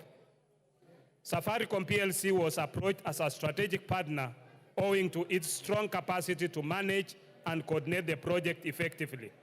Safaricom PLC is the largest telecommunications company in Kenya and one of the most advanced in East Africa. Safaricom has a major technological advantages, particularly its extensive 5G network, which currently reaches 77% of the Kenyan population. In addition, Safaricom's network covers over 99% of the country, providing connectivity in remote areas. These factors made Safaricom the most suitable partner for a large-scale project that requires robust and reliable digital infrastructure. Honorable Speaker, Convergence Network Solutions Limited, founded in Canada, is a leading digital transformation IT company with its headquarters in Nairobi. It established operations in Kenya in 2014 when it was incorporated on 2nd April 2014. From its profile, Convergence Network Solutions Limited has a presence across East Africa in 7 countries, including Rwanda, Zambia, and Uganda. Convergence Network Solutions Limited specializes in cyber recovery solutions, identity security management, analytics, and data modeling, IoT, enterprise system integration, integrated physical security, and enterprise collaboration and customer engagement. Apiero Limited, on the other hand, is a private company limited by shares and which has incorporated in Abu Dhabi global market on 11 July 2023, with its business activities being computer programming activities, treasury financial systems and applications development, call centers activities, regulation of the activities of providing healthcare, education, cultural services, and other social services, excluding social security, market research, and public opinion polling, computer consultancy, and computer facilities management activities, data processing, hosting, and related activities. Apiero Limited is owned by Sirius Holding, which has over 25 subsidiaries and presence in over 28 countries. The latter is an international holding company, the largest UAE holding company with over USD 250 billion market capitalization and 479 subsidiaries across 9 industries. Honorable Speaker, I wish to inform this House that the system being procured is not just a social health authority system, but a national integrated information technology system for the entire health sector, a digital superhighway. The system, therefore, this digital superhighway is therefore not solely managing social health insurance, but provides for the various components aimed at delivering a comprehensive and integrated healthcare system for the country. These components encompass the development of a health information management system, a health information exchange platform, core business services such as provision of telemedicine and track and trace for pharmaceutical products, the Social Health Authority Insurance Management Platform, an enterprise resource planning system, national logistics and supply chain management software, a learning platform, a data lake, and analytics system, as well as the necessary digital health infrastructure to support these systems. The Ministry of Health averred to the committee that it secured the necessary approvals from the Cabinet Secretary for the National Treasury and the Attorney General for the use of the specially permitted procurement procedure, with main justification for the procurement of the system being the obligation set out in Section 105 of the Health Act, Cap 241 of 2017. This section provides for the establishment and maintenance of a comprehensive and integrated health information system by the Ministry of Health. The Ministry of Health also clarified that due diligence on the contract had been conducted by Kaplan and Stratton, advocates, and not Danton, Hamilton, Harrison, and Matthews, as widely reported on social media. Honorable Speaker, the committee had also expressed concerns about electricity and network connectivity challenges in certain hospitals, especially in remote areas. The Ministry of Health and the Social Health Authority acknowledged the issue, noting that 4,065 health hospitals face difficulties with power and internet access. To mitigate these challenges, hospitals will receive devices with power banks for backup power. Additionally, the digital system will function in offline mode, ensuring hospitals can operate without internet access. The ministry is also collaborating with the Ministry of Energy to secure infrastructure upgrades, including reliable electricity, to facilitate the full implementation of the digital health system.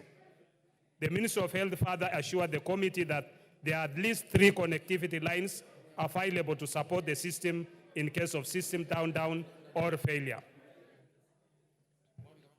Madam Speaker, the Ministry of Health and the Social Health Authority, in the meeting held with the committee yesterday, Monday, 30th September 2024, highlighted its preparedness on the rollout of the access to social health benefits. The Ministry of Health submitted that as of 28th September 2024, the SHA system had registered approximately 2 million new members, while 9 million members from the NHIF system were to be transitioned to the SHA platform. Honorable Speaker, in conclusion, the Integrated Health Information Technology System, if implemented by the Ministry of Health in the manner that the latter explained to the committee, would contribute significantly to the digitization and modernization of Kenya's healthcare system, ensuring accessible, affordable, and high-quality care for all Kenyans, as envisioned in the Kenya Health Policy 2014 to 2030 and the Kenya Universal Health Coverage Policy 2020 to 2030. Thank you, Honorable Speaker. I submit. Thank you. Next now. You have a point of order? Okay. Thank you, Honorable Speaker. We just want to interrogate the statement. I have a few concerns, Honorable Speaker. One, I think as a National Assembly, we should sit back and understand what is going on. I'm seated with some members of that committee, Madam Speaker, and they are expressing dissatisfaction on what's going on. Madam Speaker, few fundamental issues about such a thing. I don't understand how such a program can go on without public participation. This is a house of rules. We enact laws. We are supposed to follow the laws. 2, Madam Speaker, the greatest systems, most sophisticated, KRA, name them, I have never heard of a system that cost 1 or 4 billion. A system, Madam Speaker. I'm told the system, the platform that NHIF ran on, they only needed 700 million to upgrade. But a whooping 104 billion. Madam Speaker, you must also understand that these people did single sourcing. The government went for single sourcing for such an amount of money. We cannot allow this to go on in this country. We are saying, take a step back, go and listen to what Kenyans are saying. We cannot take all the important infrastructure of this government in one foreigner called Adani. We cannot. We cannot give him the airport. We cannot give him Ketraco. We cannot give him our health system. It's going to collapse. Lastly, Madam Speaker, I have read and interrogated this statement very well. The benefits that NHIF was giving were superior than the benefits this system is going to give, Madam Speaker. I want to beseech this National Assembly that when the country is headed in a wrong direction, we must say no. Let's step back and listen. This thing is a bad thing. It is causing damage to our country. We will not have a country at the end of the day. Mr. Chairman, sit back, go and follow processes. You cannot award a contract of 1 or 4 billion by single sourcing. You cannot. The eating is just too much. We should not allow this eating and looting in this country. Thank you, Madam Speaker. Yes, Honorable Justice Kame. Thank you, Madam Speaker. And make it brief so that the chairperson will be able to respond. I'll be very brief, Madam Speaker. And mine is not related to the statement that has been given by the chairman of the Health Committee. But Madam Speaker, on the... I thought I'm only letting you, I'm entertaining any comments on what the chairperson has said. What do you want to talk about? Sorry, Chair. I had sought a statement from the chairman of the Health Committee on the 15th of August this year on the state of smallpox in this country, mpox, sorry. Okay, I think there's no relevance to what we are discussing now, so you'll have to ask that at another time. Okay. Yes, Honorable Member for Funyula, then I'll come to you, Beatrice Elachi. Honorable Speaker, I'll make it very brief. Honorable Speaker, I'm shocked beyond belief. I'm shocked that a member of parliament can come and stand here and justify the massive rip-off. 104 billion, Honorable Speaker, just to run a system. Honorable Speaker, to be honest, Chairman, we beseech you. You are a Kenyan. Be mindful of the people of Kenya. 104 billion going to the hands of insiders of this government. It's a rip-off. We cannot afford to steal from Kenya to this extent, Honorable Speaker. How heartless can you be? Just go back, Honorable Chair. Single sourcing, 104 billion. Where on earth? Just go, reflect, think about it, involve your committee members, and surely tell yourself this. You are a Catholic like me. You are a Christian. You cannot afford to steal when you have no remorse. Thank you, Honorable Speaker. Honorable Elachi. Thank you, Madam Speaker. Mine is just to ask Chair to guide us, because we have many, many people with chronic diseases who have been using NHIF. We have now changed from today into SHIF. And they need to understand that if I go, because when you say star 147, everybody was trying and nobody was able even to enter into this system. For me, what is a bit sad is that you can imagine somebody who was going for dialysis does not know what to do when they arrive in hospital. How I wish the Ministry of Health can put in a public notice saying, if I have an NHIF and I've been going through chronic diseases, dialysis or whatever, I arrive in hospital with my NHIF, you put me in the system, you give me this shift card or whatever it is, it will help us. But lastly, if we want to be really people who look in humanity in eyes, I am hoping that that system never costed us 104 billion when the president is struggling with a Eurobond, which again we did the worst mistake at that time. That Eurobond costed us 16% on a dollar, when that time Egypt was getting the same Eurobond with 3%. Let us not go back to those things that happened 2013, 2014, and we are back here. It will be as wrong, as evil, as it has never happened. Thank you, Madam Speaker. Yes, Honorable Kibagendi, and then I'll come to you, Honorable Nyikal. Madam Speaker, I sit in the Health Committee, and I have raised concerns about a bulk of what fellow members have raised here this afternoon. One of my concerns, of course, was about the cost of this particular system, given that some of the most sophisticated systems that we have in this country are KRA, Safaricom, M-Pesa, and a few others that cost less than 10 billion Kenya shillings. I'm wondering why we should genuinely spend 104 billion shillings on a system that those who created the NHIF system were willing to upgrade for less than $1 billion shillings. 104 billion shillings is adequate to take care of primary school children. For 10 years, it's 9 billion per year.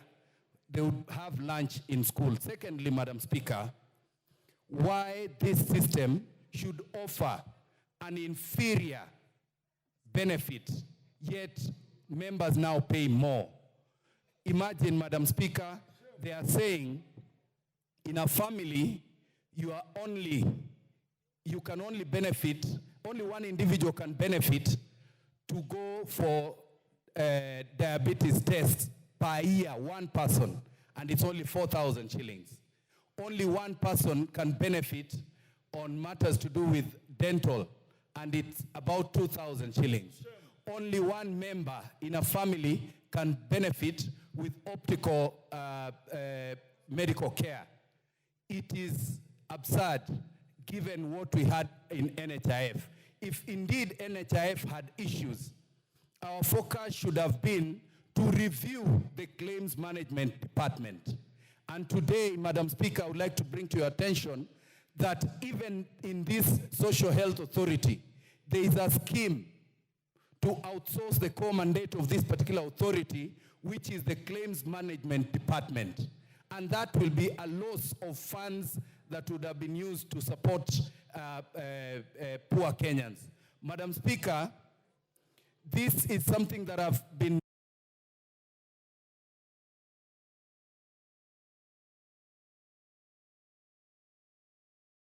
to request that through our committee, we step back and look at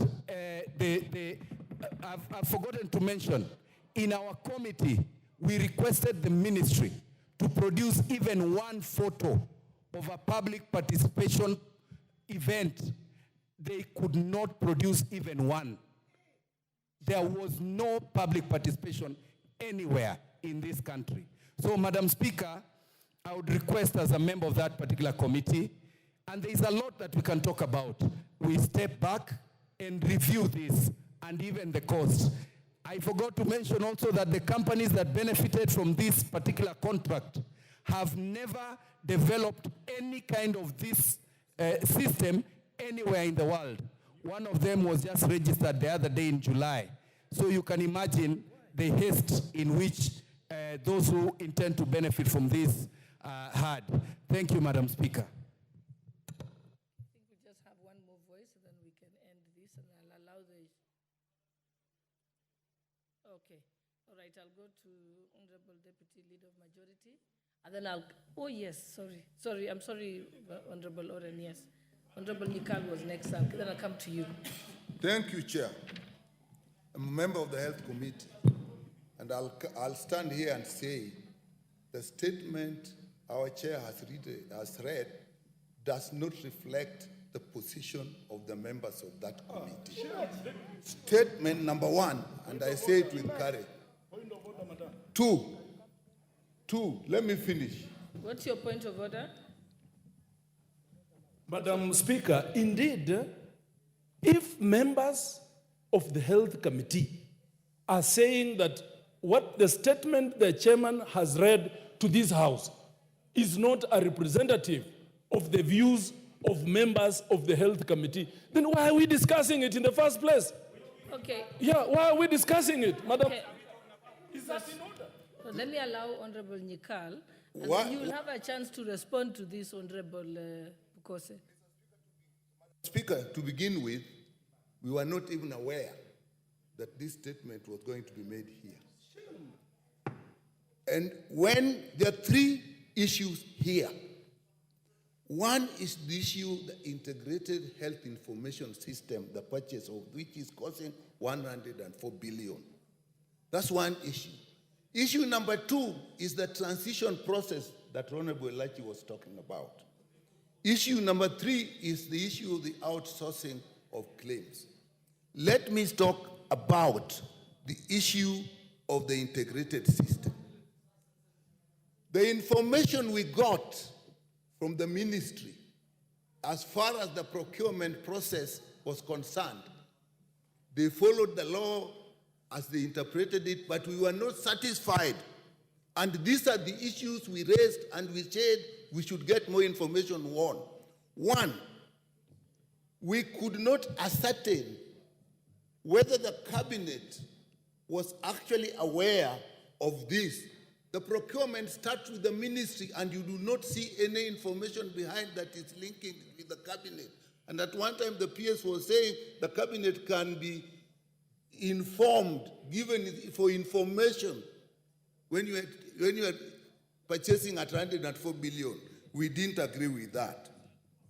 Two, we were not satisfied that enough effort was made to get other institutions or other partners that would provide this at a lesser cost, even compete.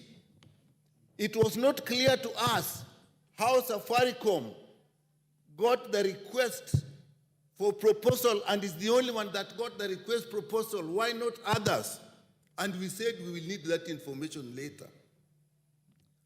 Madam Speaker, it was not clear to us whether due diligence was done on the partners in the consortium where Safaricom was the lead, particularly Apiero, because there had been a lot of information about Apiero. That we did not get, and we actually at the end of the meeting said we are either going to get that or we'll do it ourselves. The ministry did not give us enough information on that due diligence. Madam Speaker, it was not clear to us how this money is going to be paid. When we asked the PS said it is the users. And Madam Speaker, this system is huge. It will even involve the private health institutions. It will even involve the regulatory authorities all the regulatory authorities and the health sector. It will even involve the health facilities in the counties. And it was not clear how these users will actually pay for it. And we were informed that they are going to do a cash flow, a simulation of how this will be paid. And we had not reached that level as yet. With that, Madam Speaker, we were not satisfied, and we are surprised that our chair is reading this in this House. When it comes to transition, we were sure that the people were not given enough information, because what Honorable Lachi was asking was, if you have NHIF and we are transiting to SHA, will you get treatment? We were told, yes, when you go there, you will get treatment. But that information is not with the people. So we said, what is it that is being launched? You can launch the beginning of a process, but you cannot say you have shifted and people therefore will not get that service. So we were not satisfied. On outsourcing, on claims, that was one of the biggest issues we raised during the discussion on this law here. We asked, and they said, for the time being, SHA will do it itself. And we are not sure whether that is so, because the law provided that May. We were concerned about the May. Those who are here may remember. So, Madam Speaker, this, in the view of the committee, we have not reached a conclusion about this. So with that, Madam Speaker, I say it does not represent the view of members of the committee. Okay, let me give Honorable Makali the point of order. I will come to you so that you can respond. Just note them down. Thank you very much, Honorable Speaker. Honorable Speaker, Honorable Yikal is a ranking member in this House and a serious expert in matters health. He has made statements here, which I think, because this is a House of Records, he says the chair of this committee have submitted a report in this House which does not reflect the views of the committee members. Would I be in order, Honorable Chair, to demand that the chair of the committee tables in this House the minutes of the committee and a list of members who have signed for the adoption of that report. That's the only way we can clear the air. What's your point of order, Honorable KJ? I'll come to you. Let KJ make his... Madam Speaker, as much as this is a house of records, it's also a house of procedure. It is also a house of traditions. To my mind, what has been laid on the floor of the House today is not the property of any committee. Neither is it the property of the chair. In fact, if I was keen enough to listen to what the chair said when they were moving this, the chairperson, Dr. Pukose, said that he's presenting as a ministry statement. And the ministry is at liberty to transmit statements to this House at any moment. And even responses that come from requests for statements actually are directed to chairpersons. They rarely go through any processing by committees and in fact find their way to the floor of the House. So, Madam Speaker, I find this House not utilizing the little time that it has fairly in prosecuting a matter that is in itself not substantially before this House, because what was put here, Madam Speaker, you would have been right in your place to just listen to Dr. Pukose and proceed to other business. All he did is equivalent to a communication. It is equivalent to even a notice. It is equivalent to an announcement. To open it up to a debate is to take the statement to be a substantive motion before this House, which it is not. And we might open up a debate so that we maybe poster for cameras, or maybe so that we go on record, or maybe because we want to play to the gallery. But the truth of the matter is that there is no substantive motion before this House open for debate or even open for comment. It was just a statement that was laid on a momentous day when the ministry was transitioning from one order to the next order, and they, at their liberty, decided to communicate to this House. So, Madam Speaker, I do not see a place for debate or comments on a matter that is not a motion.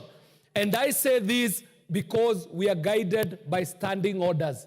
We might not be able to debate something that is not substantially before this House. Thank you very much, Madam Speaker. Honorable KJ, the tradition of the House has been that when members make statements or ask questions, usually if there is an interest by members to, comment on it, usually we'd allow them.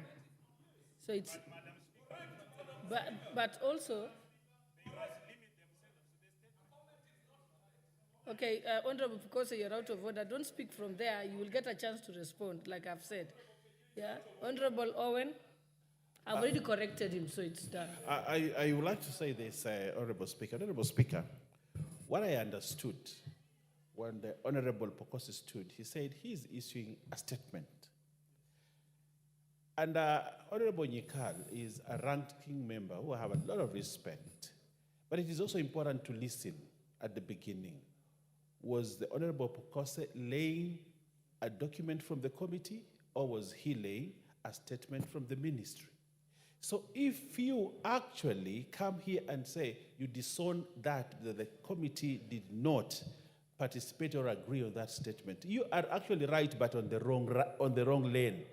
He was not laying a position paper of the committee. He was laying a statement from the ministry. And the ministry has a right, as chairman of the committee, he transmits business from the ministry to the House, which is properly in order. And therefore, I would request you, Honorable Nyikal, being a dignified member of this House, ranking with a lot of respect, it is important that you withdraw that statement on the basis that you are commenting on something that has not been presented to the House. This House has not received a committee report. This House has received a statement from the minister. And that is the position. So for you as a ranking honorable member of there and my neighbor, it is good. It is actually good practice to say, I did not understand it. I spoke on something that was not proper, and therefore withdraw. Secondly, Honorable Speaker, I'd like to speak to my friend Wamboka, Jack. He has a good voice. He's very articulate, and he says a lot of things that people celebrate.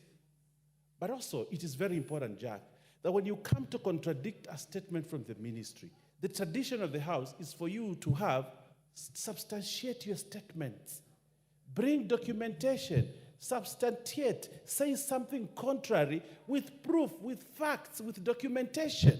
Even what Kibagendi did is just to hype something that does not exist. Because if they talk about Adani has done this, Adani has done this, yes, good practice that we have inherited from our forefathers in this house is that you come and substantiate and say, I have documentation here that shows contrary. I want to substantiate to say this. So, you know, the statements that are being said here, Honorable Speaker, and it's very important that we protect programs that government have initiated that are going to take care of millions of Kenyans, like this program that is being rolled out. If we go out there, say things without proof, without substantiating on those items, they kill a good government program just because somebody has an opportunity to come to Parliament and speak about them and is heard all over without substantiating. Honorable Speaker, we must take debate in this House to another threshold. The things that you come here and because you have a loud voice, you can say whatever you want to say and it carries the day. Honorable Speaker, if I were you sitting on that seat, I would have told them to withdraw those statements because they are not good for this country, they are not substantiated, and they are not statements of fact. They are not statements of facts, and Honorable Speaker, what they did was wrong. I applaud Honorable Pokose because he stands for what is true. I thank you, Honorable. Yeah. Let me allow Honorable Pokose to respond. What's your point of order, Modi Karoli? Madam Speaker, understanding order number 1, I think Honorable Owen Baya is completely out of order to try and undermine the authority of this House and the discretionary power that the Speaker has to allow any kind of debate to be admitted on the floor of this House, especially on a matter that is as important as this. And I hope you are not going to close it after the response of the chairman, because we have views. We don't sit in the committee. We have our views to present on the floor of the House. And we didn't ask them to come and make the statement. They made it. They've walked into our territory. We must have the opportunity now to speak. And I hope it will not be closed at that. Thank you, Madam Speaker. I think honorable members, let's allow Honorable Pokose to confirm so that he can clarify whether it's a ministry report or a committee report.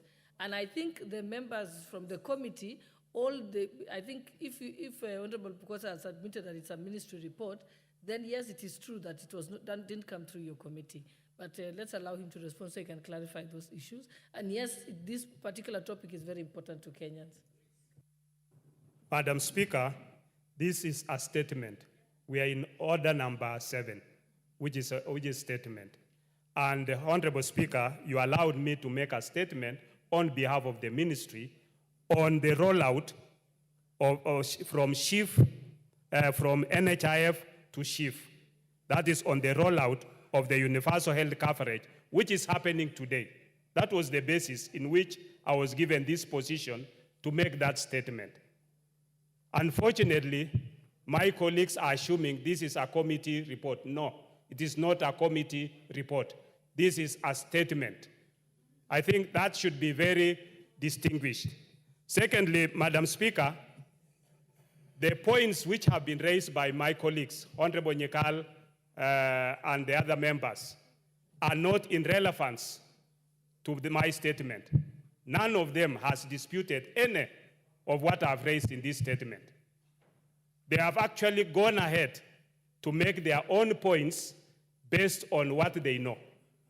And I think that is very wrong. It is based on hearsay.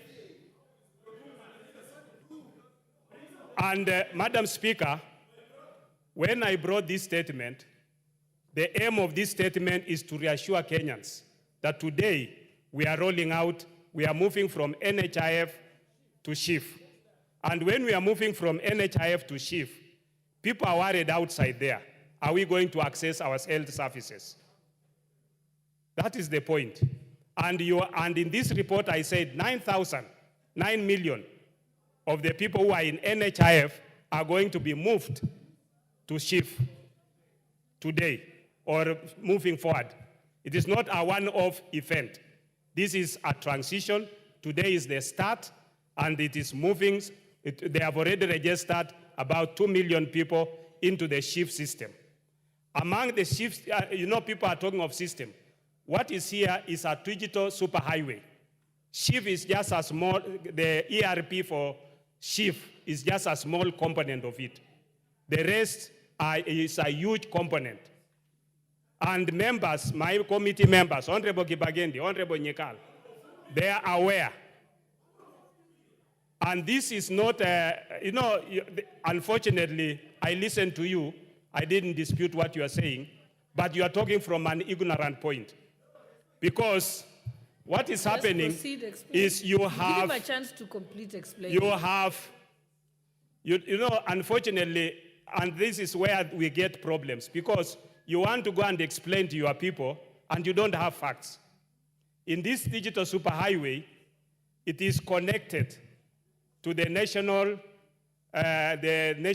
registration barrier and many other systems within it. It's a huge thing. It has two components. When we now go into the digital superhighway, it has two components. And this is not a SHA system. This is a digital health authority system. It's a Ministry of Health system. So what happens is you have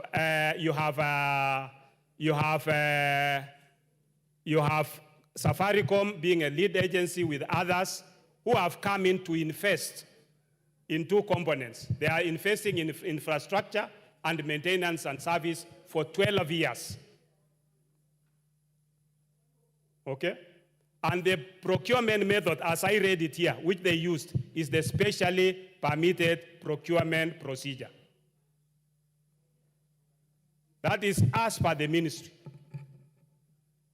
Yeah? And they presented their documents, which I said, I didn't read that part, but they went to the Attorney General has commented, the National Treasury has commented about it, and they've given them a go-ahead. We are not stopping anything that is happening there. The committee is still in the process of looking at looking at certain areas, which we agree. That is the committee position. But this is the ministry has its position. And as a chair, I'm communicating the ministry's position. I think, Honorable, because you've clarified the issue, you've said that's a ministry position, and I think you've confirmed yourselves, Honorable Nyekal, that as the committee, you're still interrogating this matter. So this will not prohibit the committee from continuing.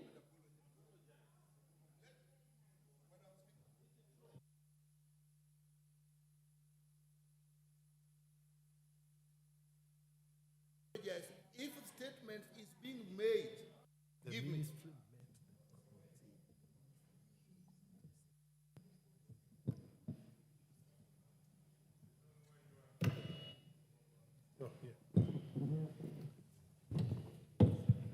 One, if the ministry wishes to make a statement to the public, it is not through this house. If the ministry is making a statement, it does not make reference to the discussions that has become before the committee.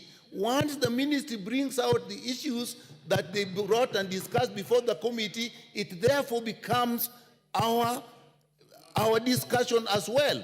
So all the things were said, we met with the committee, we did this to the committee. You are therefore bringing the committee into what the ministry is saying. And we have not completed, giving the impression that what the committee is saying, what the ministry is saying, the committee has agreed to it. So on that, there is nothing to withdraw and to apologize about. Okay, Honorable Nyekal, I think it's understanding Order 44B, the leader of majority or minority or chairperson of a committee or their designee may make a statement relating to their responsibilities in the House or activities of the committee. So yes, they're responsible to oversight the Ministry of Health. So yes, he's in order to come and make that statement as a statement coming to the people, yes. He hasn't referred to he didn't refer to, he has not referred to the committee, and I think he's made it clear. It's a ministry statement. The committee will be at liberty. You'll be at liberty to continue to interrogate this issue. Yeah, it doesn't affect your operations because you can still come and question the ministry. The ministry can appear before the committee and still question them on that issue. I think, Honorable Owen, let's just close this and move to the next statement. No, I think the comments were more based when people thought it was okay, I'll just allow you, Honorable Karoli, but Thank you, Madam Speaker. very briefly, though. Yes, normally I'm very brief. Madam Speaker, ever since this particular matter came into public limelight, I think both the country and the House are addressing the wrong issue. Let me explain why. What is being touted as being supplied by a consortium led by Safaricom is nothing other than an information management system. It is a digital, as they call it, a digital superhighway. It is an information management system. What Safaricom has become an expert on doing is fronting contracts that are opaque, that are not transparent, as was evidenced by the one for surveillance of the city, and avoiding the tendering process. If you look at the amounts of money that are allocated to this particular process, 104 billion is equivalent to $700 million, which would capitalize a big insurance company to offer healthcare services to Kenyans. That is not the case here. We are being told that an information management system that is being acquired without competition, without transparency, will cost 104 billion, which was the amount for the first Eurobond Kenya ever borrowed. I mean, what we should be asking is the financial details of this transaction. What is the interest rate? What is the repayment period? This House should see the financial elements of this contract. This is a financing arrangement where a service provider walks to a user and says, okay, you don't have the money to do this, I will do this at this cost, without testing. I think, Honorable... Yes, that is what we should be talking about. This is a financial instrument. Karoli Omondi, I think we've already settled it, that this matter is before the committee. It's before the committee, isn't it? Okay, what's your point of order, Honorable Chair? Madam Speaker, I'm on a point of order. Honorable Karoli Omondi has claimed that this is a health information management system. But from my reading, the system there is not solely managing social health insurance, but provides for various components aimed at delivering a comprehensive and integrated health system for the country. These components encompass the development of a health information management system, that is one, a health information exchange platform, that is two, core business services such as provision of telemedicine, track and trace for pharmaceutical products. Yeah? You are not listening. The health information system is just one. There is track and trace for pharmaceutical products. There is core business services such as provision of telemedicine. There is development of a health exchange platform. It is many things. No, that is different things. Okay, you know, the problem is you are not listening. Okay, Honorable Pukose. Okay, Honorable Pukose, I think now we are flogging a dead horse. Already, the committee is at liberty to interrogate this issue. The committee is at liberty to summon the Minister of Health. Honorable Pukose, don't defend the ministry position. There's no, and I'm saying you've read it. Let the committee will work on it. And obviously, it's obvious that members have questions. You'll deal with it at the committee level. We are not going to be able to deal with it here on the floor of the House. So let us end this debate, Honorable Owen. Yes, Honorable Owen. I want to say this. You know, Honorable Karoli Omondi is a bright lawyer, and he understands what he's saying. And I also want to know more about these things that he's talking about. I also want to know more, Honorable Karoli. But you see, you're using the wrong path. Why don't we summon PPRA, the Public Procurement Regulatory Authority to come and explain how they allowed that to happen. I also want to know how 104 billion would be used on this. But then, do you want to ask that to Honorable Pokose? There are people in this country that have been given a job to do that. I also want that Minister for Finance should come here and PPRA to come and explain to us how almost the value of a Eurobond would be used on one system. I want to know that. But then, do not attack Honorable Pokose on... Your point, Honorable Owen. You've made your point. Okay, let us proceed to the next order of business. I think we have another statement from the Honorable Member for Funyula, Honorable Ounda. Thank you, Honorable Speaker. This is a request for statement. Honorable Speaker, pursuant to the provision of Standing Order 44.2c, I rise to request a statement from the chairperson of the Departmental Committee on Administration and Internal Security regarding the welfare of prison officers. Honorable Speaker, various reports, including the Masden Madoka Committee report of 2008. The Honorable Member has just crossed the floor. Please go back. Proceed, Honorable Ounda. Honorable Speaker, various reports, including the Masden Madoka Committee report of 2008, the Maraga Task Force report of 2023, and other Ministry of Interior and National Administration reviews, have repeatedly identified and documented the challenges facing the Kenya prison services. Despite these comprehensive evaluations and recommendations made, the situation remains largely unchanged. The state of affairs was affirmed in the Maraga Task Force report, which stated the situation remains the same as what the Madoka Committee established about 15 years ago. In essence, the conditions within the Kenya prison services remain precarious and pose a potential threat to national security if the service ultimately becomes dysfunctional. Honorable Speaker, it's against this backdrop that I request for a statement from the chairperson of the Departmental Committee on Administration and Internal Security on the following. Number one, the status of implementation of the recommendations of the Maraga Task Force report, specifically in relation to the promotion of prison officers, some who have stagnated at the same job grade for over 10 years, and the constitution of the Prisons Council as provided for under Section 21C of the Prisons Act. Number two, any plans to provide, Honorable Speaker, decent housing for prison officers under the Affordable Housing Program, and if you saw, the status of these arrangements. And finally, number three, the status of harmonizations of the terms of service, including salaries, for all officers and the various services, specifically between the National Police Service and the Kenya Prison Service, to ensure parity and fairness, remuneration and working conditions. I thank you, Honorable Speaker.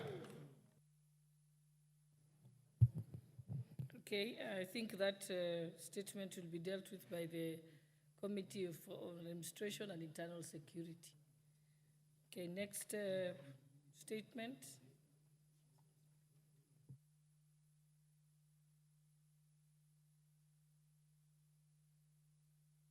Is there anybody from that committee, Administration and Internal Security?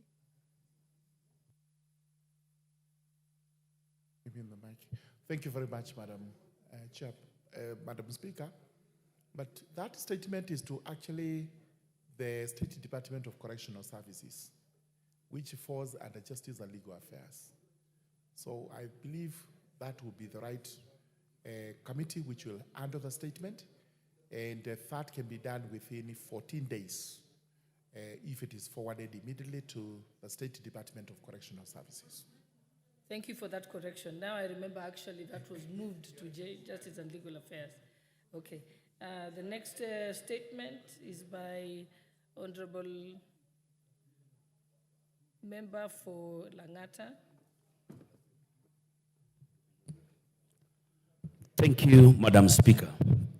Honorable Speaker, pursuant to the provision of the Standing Order 44.2c, I rise to request a statement from the chairperson of the Departmental Committee on Defense, Intelligence and Foreign Relations regarding the current management and public access to Uhuru Gardens.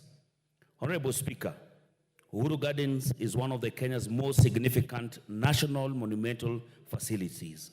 It holds deep historical value as it is the site where the Kenyan flag was hoisted during the Declaration of Independence on the 12th December 1963. It symbolizes the birth of the nation and Kenya's freedom from colonial rule. The facility is a site that represents Kenyan national identity, national pride, where citizens can reflect on the country's history, achievement, and aspirations. For many years, Uhuru Gardens was a valuable recreational space for the local community and tourists.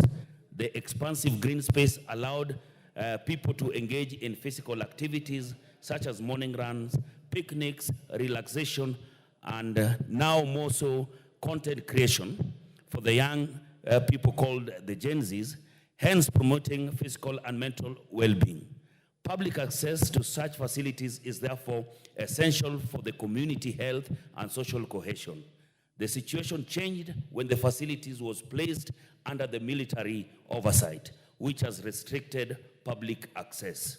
Honorable Speaker, it is against this background that I rise to request for a statement from the chairperson of the Departmental Committee on Defense, Intelligence, and Foreign Relations on the following. 1, clarification whether Uhuru Gardens will remain an open public space as it was earlier or has become a space of controlled visits and access. 2, a report on the status of the completion of the renovation of Uhuru Gardens by the KDF and when will the public be granted access. 3, the reasons for permission of certain activities such as marathons, music concerts at Uhuru Gardens while the general public is denied access. 4, plans in place to ensure that Uhuru Gardens is listed under the e-citizen platform, specifically the 222 portal, to allow citizens to make payments or bookings for the public access and events, thus ensuring accountability and transparency. I thank you, Madam Honorable Speaker.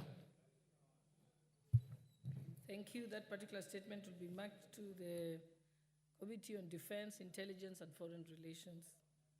Is there any member of that committee here? Okay, the Deputy Majority Leader, you'll ensure that that is acted on. And you can tell them they have 2 weeks to respond. Next is a statement by the Honorable Fatuma Zainabu, member for Migori. Thank you, Madam Speaker. Honorable Speaker, pursuant to the provision of Standing Order 44/2/C, I rise to request for a statement from the chairpersons of Departmental Committee on Environment, Forest, and Mining regarding mining activities in Makalda Gold Belt in Migori County. Honorable Speaker, the Makalda Gold Belt in Migori County is known for its riches in precious minerals such as gold and copper. The minerals are precious national resources that ought to be extracted for the benefit of the nation, the local communities, and the future generation as envisaged under Article 69 of the Constitution.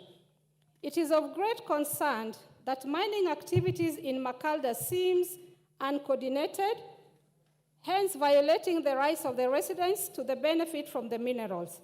Additionally, in September 2023, the Cabinet Secretary for Environment, Climate Change, and Forestry gazetted 6,165 acres of land in Makalda area as forest land, despite the land being ancestral home to over 20,000 households that have lived on and practiced artisanal mining on the land for many years. The gazettement of the land without public participation threatens the permanently disinherit residents of their ancestral land and disconnect them from lifelong benefits expected to accrue from the minerals in the region. This has caused spate of violence conflicts among artisanal miners and small mining companies and foreign mining companies as locals seek to preserve their right to land and the benefit from the mineral resources. Honorable Speaker, it is against this background that I seek a statement from the chairperson of the Departmental Committee on Environment, Forest, and Mining on the following. 1. Provide a report on all reconnaissance, prospecting, or mining licenses issued under the Mining Act Cap 306 for mining in Makalda, including details of the farms, terms of the licenses, the minerals in respect of each license, and the status of mining activities for each mineral. 2. Criteria for award of mining licenses and clarification on the reasons for granting licenses to foreign firms, including the number of local miners from Migori County granted mining licenses. 3. Provide a report on whether the directive of cession of copper mining in Makalda region, citing its declaration as strategic mining, followed by the process set out in the Mining Strategic Mineral Regulation 2017, and if not, the reason for its enforcement in Makalda. 5. Provision of report of payout of royalties to Migori County government and the local communities for minerals mined from Makalda, and if not, the reasons for non-remittance. And 6, steps being taken to resolve the stalemate between the locals and the foreign miners that led to closure of mining activities, and when the area will be reopened since it supports the livelihood of many. Thank you, Madam Speaker. Thank you. Yes, Honorable Member, I can't quite see you. Where Makalda sits.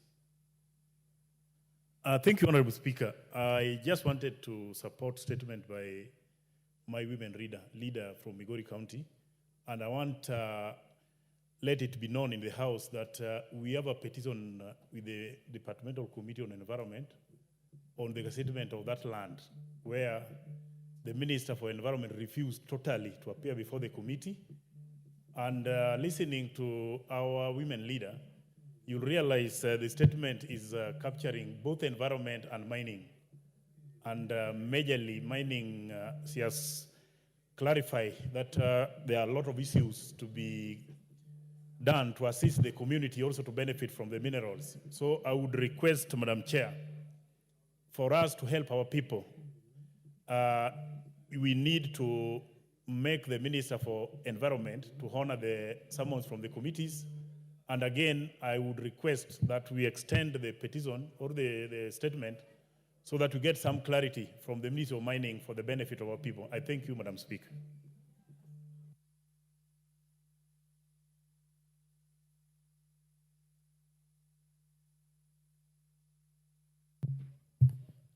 Okay, I think that statement of Honorable Fatuma will be placed before the Environment and Forestry Ministry, and also to them, and also mining.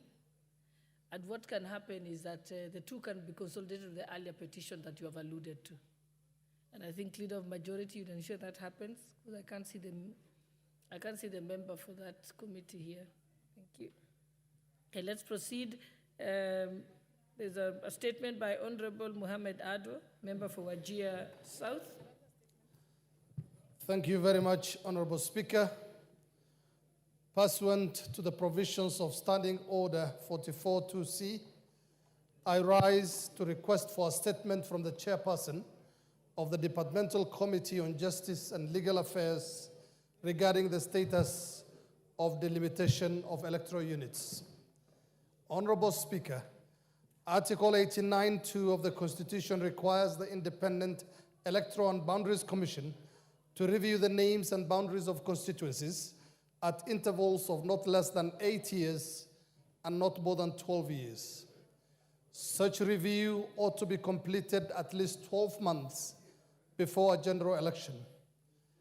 These units are a key consideration in resource allocation in the country, and their absence thereof creates inequity in representation and access to national resources. Honorable Speaker, my constituency, Wajir South constituency, spans approximately 22,000 square kilometers, and is the second largest constituency in the country. It is 10 times the size of Kiambu County. The constituency faces a myriad of challenges, such as administrative inconveniences that have often led to the merging of some areas close to one another, as well as underrepresentation in the county assembly, a high population density, and considerable absence of equity in resource allocation.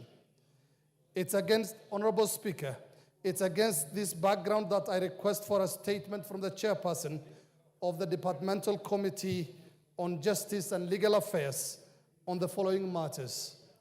1, the expected timelines for the delimitation of electoral units in accordance with Article 89(2) of the Constitution, and measures put in place by the government to ensure that residents of constituencies and areas like Wajir South constituency and North Hor that are not just overpopulated, but also have little access, that have access to more resources while awaiting the boundary reviews. Thank you, Honorable Speaker. Thank you. In particular statement will be marked to the Justice and Legal Affairs Committee. Honorable Sir George Murugara. Honorable Irene Mayaka, you're distracting the chairperson. You've said that the matter relating... Honorable Murugara, did you hear about the status of the delimitation of the electoral boundaries? When will you be able to give a response on this? Thank you very much, Madam Speaker. We do not have an IBC on which we can actually give these particulars.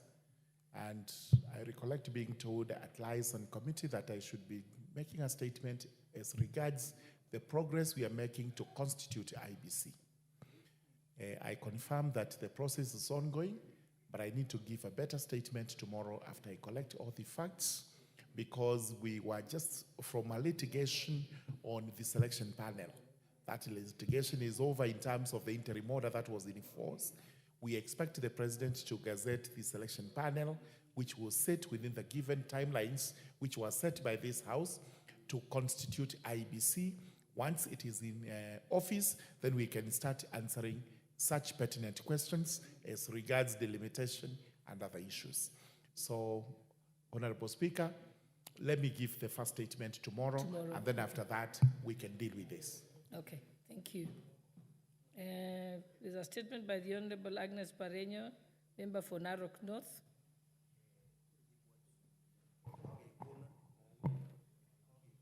Thank you, Madam Speaker. Honorable Speaker, pursuant to the provision of Standing Orders 44(2)C, I rise to request for a statement from the chairperson of the Departmental Committee on Trade, Industry and Cooperative regarding the sale of Ufundi Cooperative Plaza by Ufundi Sacco.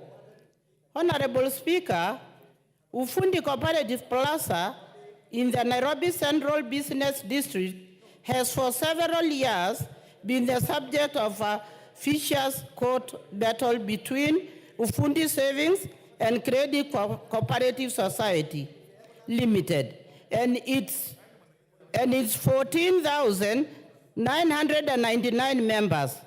In 2022, a 3-judge bench ordered that the land and the plaza, which are co-owned by the SACCO and the investing members, should be sold and proceeds be shared after clearing debts owed to Cooperative Bank of Kenya.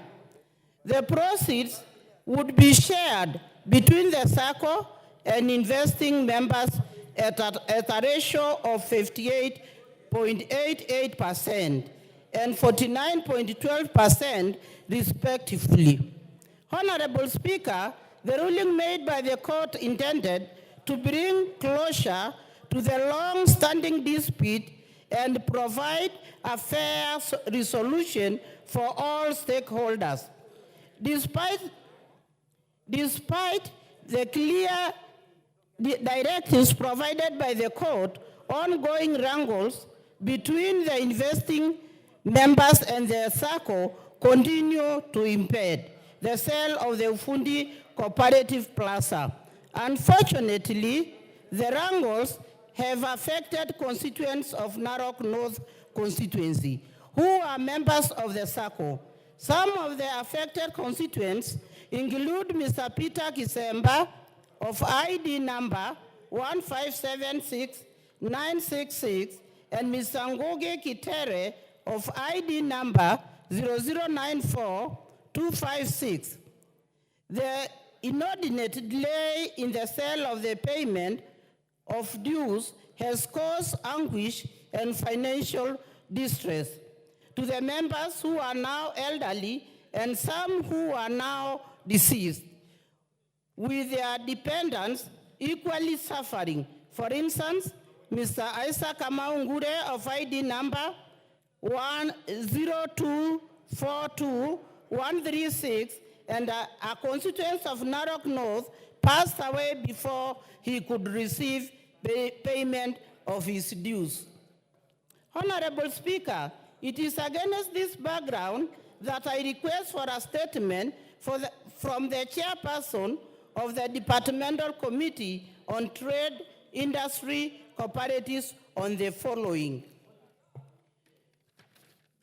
Provide a report with clear timelines on the status of implementation of the court order on the sale of Ufundi Cooperatives SACCO Society Limited and its land, and the modalities for the settlement of the sale proceeds between the SACCO and its investing members.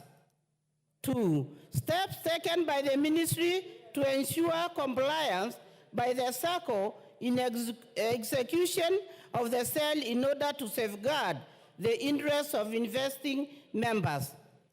Measures put in place by the ministry for effective governance and regulation of cooperative societies to protect the savings of members and avert disputes like those facing Ufundi Cooperative Society Limited.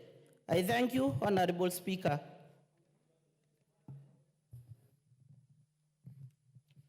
Thank you. That statement will be back to the Ministry of Trade, the Committee of Trade, Industry and Cooperatives. Is there a chairperson of that committee here? Yes, Honorable Lounda.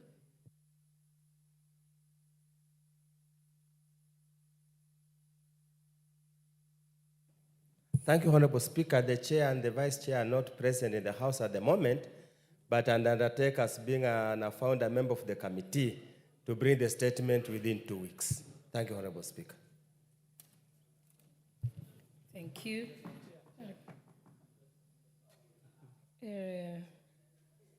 Okay, next we have the statement by Honorable Kazungu Tungule, member for Ganze. Thank you, Madam Speaker, for this opportunity. I rise to request for a statement regarding the status of elephant invasion in Ganze constituency. Honorable Speaker, pursuant to the provisions of Standing Order 44-2C, I wish to request for a statement from the chairperson of the Departmental Committee on Tourism and Wildlife regarding the increased invasion of elephants in Ganze constituency. Honorable Speaker, the current state of elephant invasion in Ganze has become a matter of great concern, particularly in Mitangani, Ndigiria, Bandari, Murimwandege, and pockets of Bamba and Mahera locations. The elephants have exhausted all water sources utilized by residents for domestic and livestock use. Furthermore, the invasion of the mentioned areas has rendered farming activities impossible, leading to increased dependence on unreliable and erratic relief food supplies. In addition, the risk caused by the elephants has compelled parents to escort their children to and from school, hence impeding them from engaging in profitable economic activities. The fear of attacks by elephants is causing schools to commence later and end earlier than scheduled, which negatively affects learning in schools. Honorable Speaker, the matter was reported to Kenya Wildlife Services officers in Gede, in Malindi, but the response has been lethargic. As a result, for the last 6 months, elephants have been roaming freely in residential and agricultural areas. It is also regrettable that for the last 6 months, the Ministry of Tourism and Wildlife has done little on rounding up the herds of elephants from the residential areas. Honorable Speaker, it is against this backdrop that I seek a statement from the chairperson of the Departmental Committee on Tourism and Wildlife on the following. 1, provide a report on the measures that the ministry is taking to ensure that the herds of elephants are returned back to the Tsavo East or other designated conservation areas, and challenges that KWS is facing in such situations. 2, policies that the government is implementing to cushion the affected locals from hunger caused by the destruction of crops by the marauding elephants. And 3, steps taken to compensate farmers whose farms have been destroyed and families who have lost their kin, including timelines for compensation. I thank you, Honorable Speaker.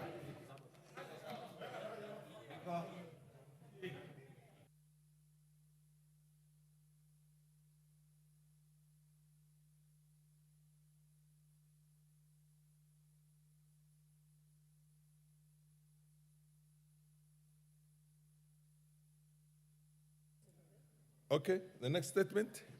Which one is the next statement?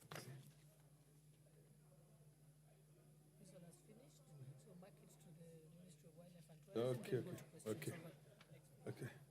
Yeah, this is now marked to the Ministry of Tourism and Wildlife, the Committee on Tourism and Wildlife.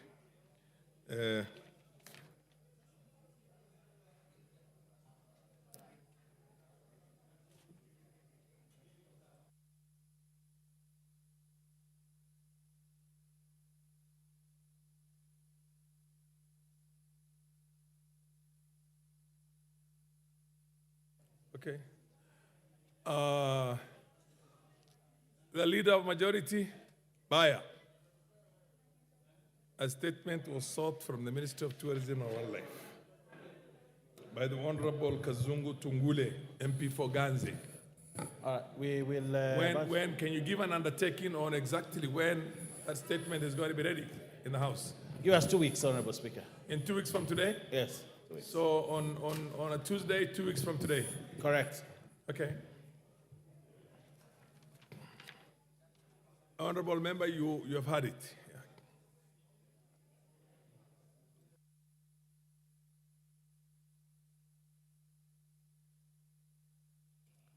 Next order.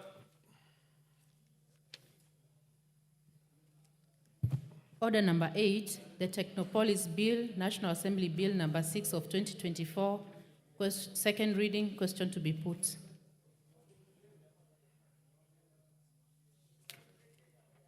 Yeah. Honorable members, order, honorable members. Honorable members, I now put the question that the Technopolis Bill, National Assembly Bill number 6 of 2024. As many of that opinion say aye. As many as the contrary opinion say no. The ayes have it. Next order. A bill for an act of parliament to establish the Technopolis Development Authority to provide a framework for the development and management of the Technopolises and for connected purposes.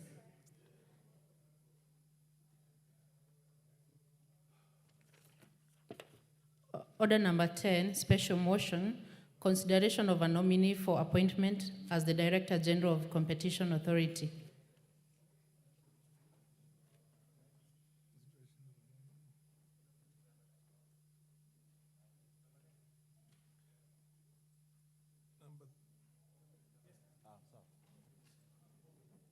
Honorable Speaker, move. The Chair Finance will do the moving for this. And where is he? He's around. Oh, yes, proceed, proceed. Proceed. The Chair Finance Committee, proceed, please.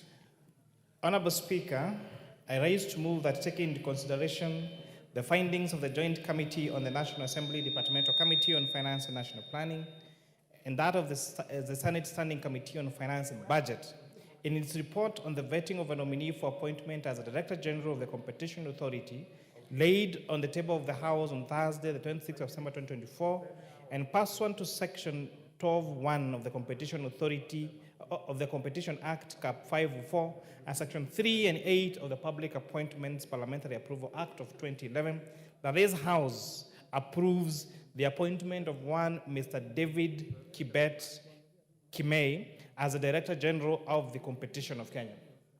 Honorable Speaker, the Competition Authority of Kenya is a regulatory body responsible for enforcing competition law in Kenya. It aims to promote fair competition, prevent anti-competitive practices, and protect consumer welfare. The Competition Authority of Kenya plays a critical and crucial role in fostering a competitive market environment, which is essential, Honorable Speaker, for economic growth and innovation in Kenya.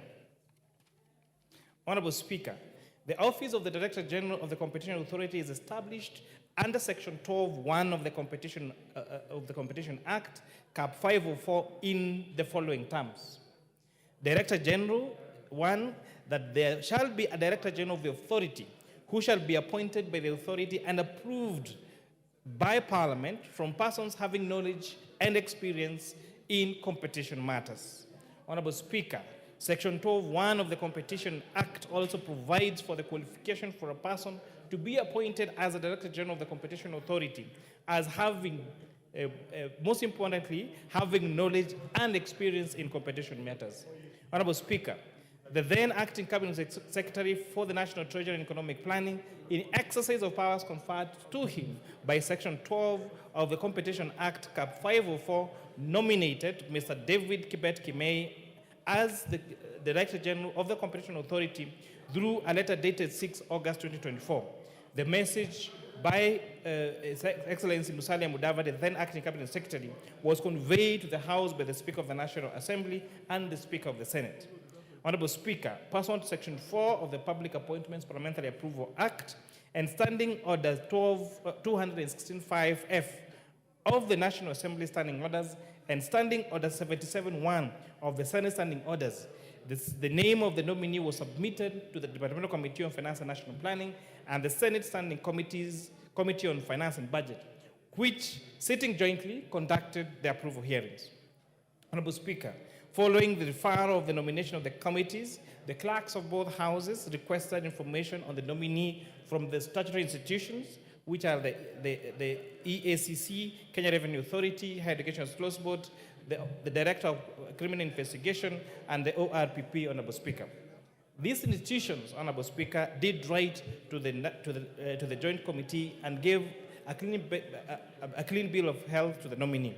Additionally, the nominee presented before the committee's clearances from these particular institutions. Honorable Speaker, the committees in determining the suitability of the nominee took into consideration the provisions on leadership and integrity as outlined under Chapter 6 of the Constitution. Also, the committees consider the nominee's academic qualifications, employment record and work experience, membership to relevant professional associations, public office, political activities and affiliations, potential conflict of interest, suitability to the position, tax compliance, and other thematic areas relevant to the duties and responsibilities of a Director General of the Competition Authority of the Great Republic of Kenya. Honorable Speaker, having considered the suitability of the candidate, the committees noted the following: that the nominee is a Kenyan citizen with no dual citizenship and therefore meets the requirement of Article 78(1) of the Constitution, and 2, that the nominee was cleared by all Chapter 6 agencies and thus meets the requirement of Chapter 6 of the Constitution on leadership and integrity, and 3, that the nominee possesses the relevant experience for the position of Director General for the Competition Authority of Kenya. He is a managing director at DGMB Solutions Limited and has vast experience in developing and managing strategies vital to the running of an organization. A background in management and organization leadership is a critical tool for any person discharging the duty like that of the Director General of the Competition Authority of Kenya. Honorable Speaker, the nominee clearly demonstrated to the Joint Committee that he clearly understood the current issues affecting the Competition Authority of Kenya. He also shared practical strategies that to address the various issues that exist around the matters of competition in this country. This placed him, Honorable Speaker, as a suitable candidate to provide leadership to the Competition Authority. The nominee, Honorable Speaker, demonstrated a satisfactory understanding of the mandate of the Competition Authority of Kenya, the need to ensure fair prices, to protect consumers and promote a transparent business environment, and the enforcement strategies that he would employ to monitor businesses. The nominee, Honorable Speaker, demonstrated his ability to effectively manage the funds and resources of an institution. He further demonstrated his ability to discharge the role as the accounting officer that is required, that of the Director General. The nominee, Honorable Speaker, is 59 years old, having been born on the 12th December 1964. The committee further finds that the Competition Authority of Kenya, Cap 504, does not provide for the age requirement for the office holder of the Director General. Further, Article 27(4) of the Constitution of Kenya prevents the state from discriminating against any Kenyan on an account of age. Honorable Speaker, it is important to note that the Joint Committee did receive a memorandum from one Mr. Wino, member of the public, challenging the nomination of Mr. Kimei as the Director General of Competition Authority of Kenya on the basis that he is 59 years of age, Honorable Speaker. Having consulted all our legal teams, it was eminent that one, the qualification set by the Competition Authority of Kenya does not have a limit for the age of the nominee, Honorable Speaker. Secondly, it goes against the precepts of our Constitution to discriminate anybody against any position in this country based on race, religion, color, or age, or their ethnicity, Honorable Speaker, or even political affiliation.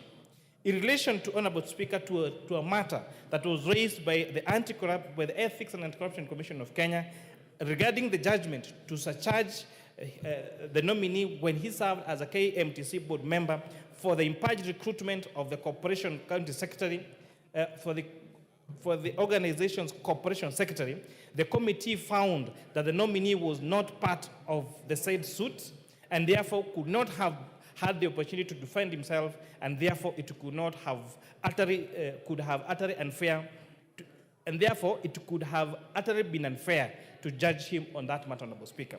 The matter in question, Honorable Speaker, just to give this House some basis, is when the nominee served as a board member for the KMTC, the board then recruited to the position of the CEO of the Corporation Secretary of KMTC.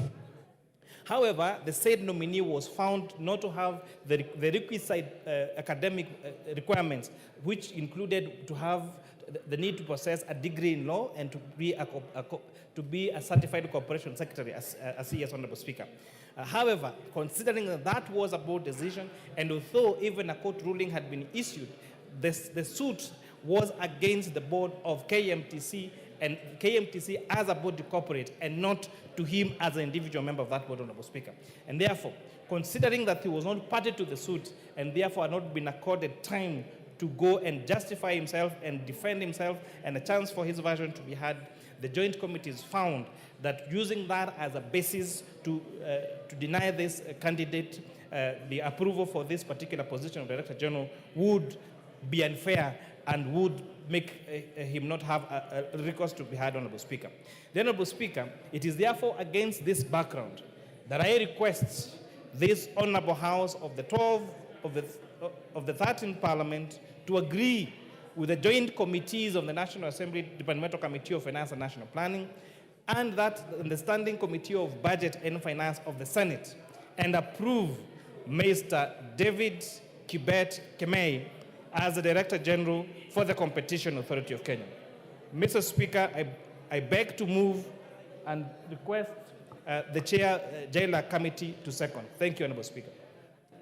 Honorable Murugara. Thank you very much, Mr. Speaker, sir.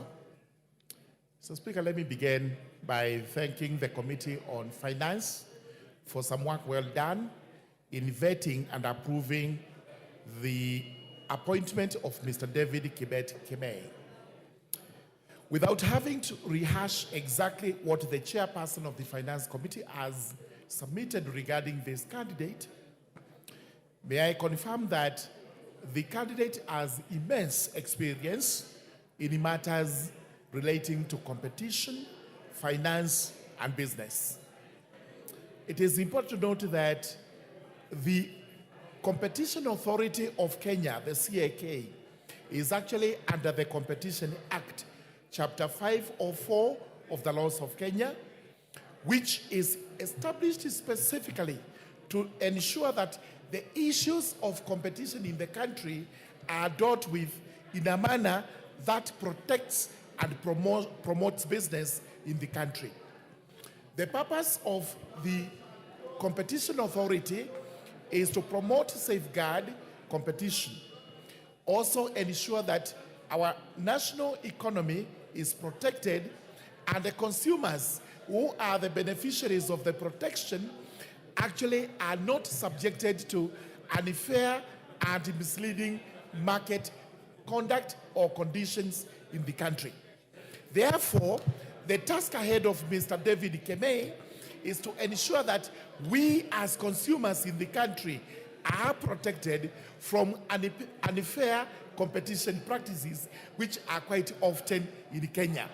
Those include bringing in substandard commodities. They also bring in undercutting, charging less than the market can allow, practices which expose consumers to substandard goods. Mr. Speaker, sir, Mr. Kibet Kemei will have to move to enforcement and the compliance with the Competition Act of Kenya. Here we will require him to ensure that this law is actually implemented to the fullest to ensure that, again, consumers and the economy of the country is protected. It is important to note that Mr. David Kibet Kemei did undergo a full vetting, and he was able to satisfy members of the Finance Committee that he was suitable for this job. And therefore, in view of the report that has been given to us, the submissions that have been made here, we do not have any hesitation in agreeing with the Committee on Finance and calling upon this Honorable House today to approve the appointment of Mr. David Kibet Kemei. With those remarks, I beg to second. Thank you very much. Honorable members,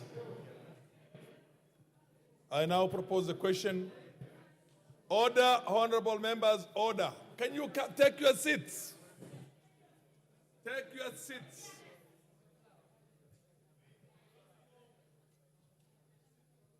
Honorable members,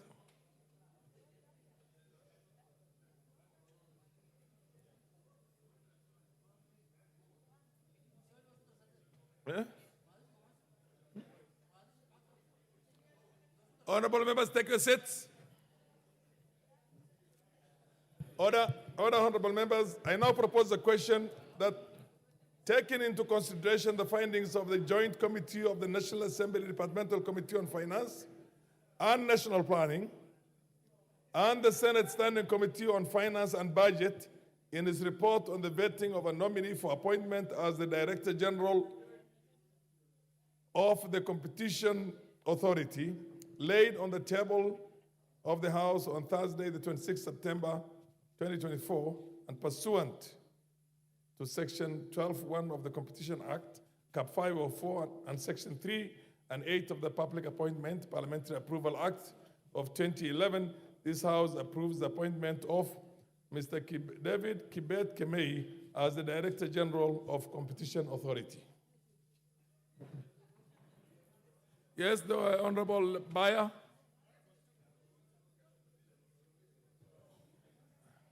Honorable Speaker, I stand to support these findings of the Joint Committee of the National Assembly, Departmental Committee on Finance and National Planning, and the Senate Standing Committee on Finance and Budget in its report on the vetting of a nominee for appointment as the Director General of the Competition Authority.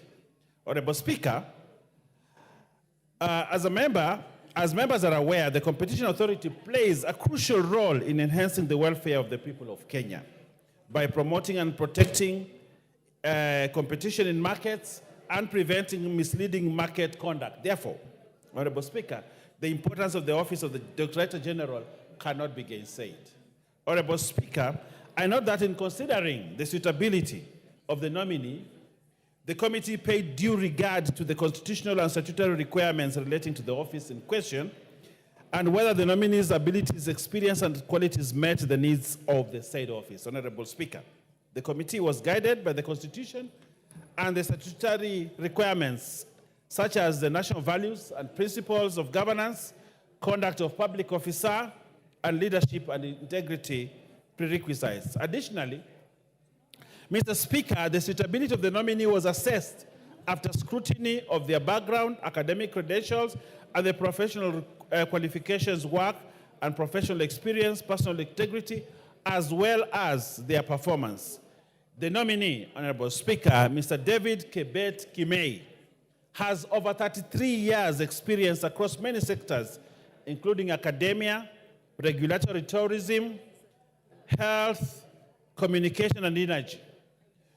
Through his extensive employment record and work experience, the nominee is well equipped with the skills and expertise needed as Director General for the Competition Authority. Mr. Speaker, further, the nominee has clearly demonstrated a clear roadmap, according to the report, to promote growth in the sector, including creating a level playing field for businesses, advocating for regulatory reforms that promote transparency and competition, developing a regulatory framework that supports their competition, and promoting regional and global integration to foster a competitive environment that benefits both local and international business. Honorable Speaker, in conclusion, I urge this House to make a swift and favorable decision in approving Mr. David Kibet Kimei to the position of Director General of the Competition Authority of Kenya, thus reinforcing our commitment to protecting, strengthening, and improving the efficiency of our economy, which is vital for driving economic growth. Honorable Speaker, I support the appointment of David Kimei to be the Director General of the Competition Authority, and the report is available. The committee has done a good job, commendable job, and I want to thank the committee and the Senate committee, and therefore request this House to not waste time, but approve the appointment of David Kimei Kibet to be the Director General of the Competition Authority. Honorable Speaker, I support and request the members to support, and if the Honorable Pokose is around, he can request that we put the question and we approve. Honorable Speaker, I thank you. Majority Leader, the MP for Super South, the Honorable Karoli Omondi. Thank you very much, Honorable Speaker. I rise to support the nomination of David Kibet Kimei to the position of Director General of Competition Authority. As I'm doing so, I can see Honorable Marianne Keitan is smiling. There's a particular reason for that smile. Honorable Keitanya and I happen to have worked with David Kibet Kimei many years ago when we established the first independent regulatory authority, then known as Electricity Regulatory Board, now Energy and Petroleum Regulatory Authority, EPRA.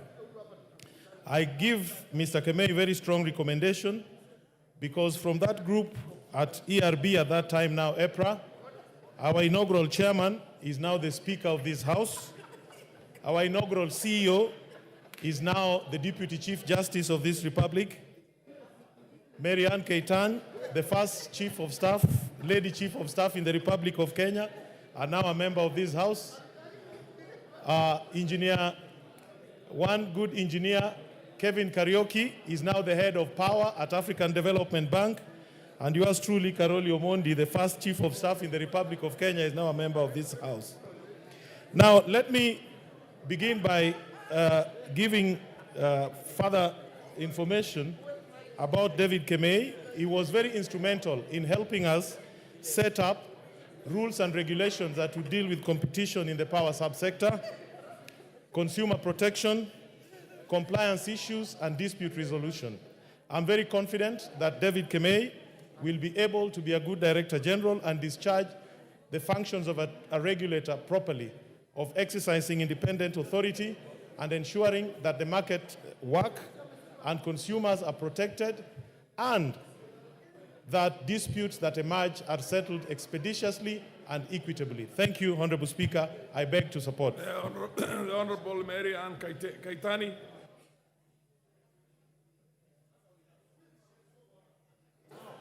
Thank you very much, Mr. Proceed. Speaker. I stand to support the nomination and appointment of Mr. David Kemei to the position of Director General of Competition Authority. Mr. Speaker, just like has been said by my colleague, Honorable Karoli Omondi, we worked with David Kemei at one time in our lives, and the work, and I can actually vouch for his experience and his professionalism in the works he does. He's very articulate and very straight to the point, and knowing that Competition Authority is an authority that takes care of businesses and industry in terms of competition and competitive advantages that some companies may want to take advantage of other companies. I think he comes in with the right skill and the right professionalism to be able to steer our industry and ensure that every industry or every person wanting to do business in Kenya gets the right forum or gets the right environment where competition is not curtailed.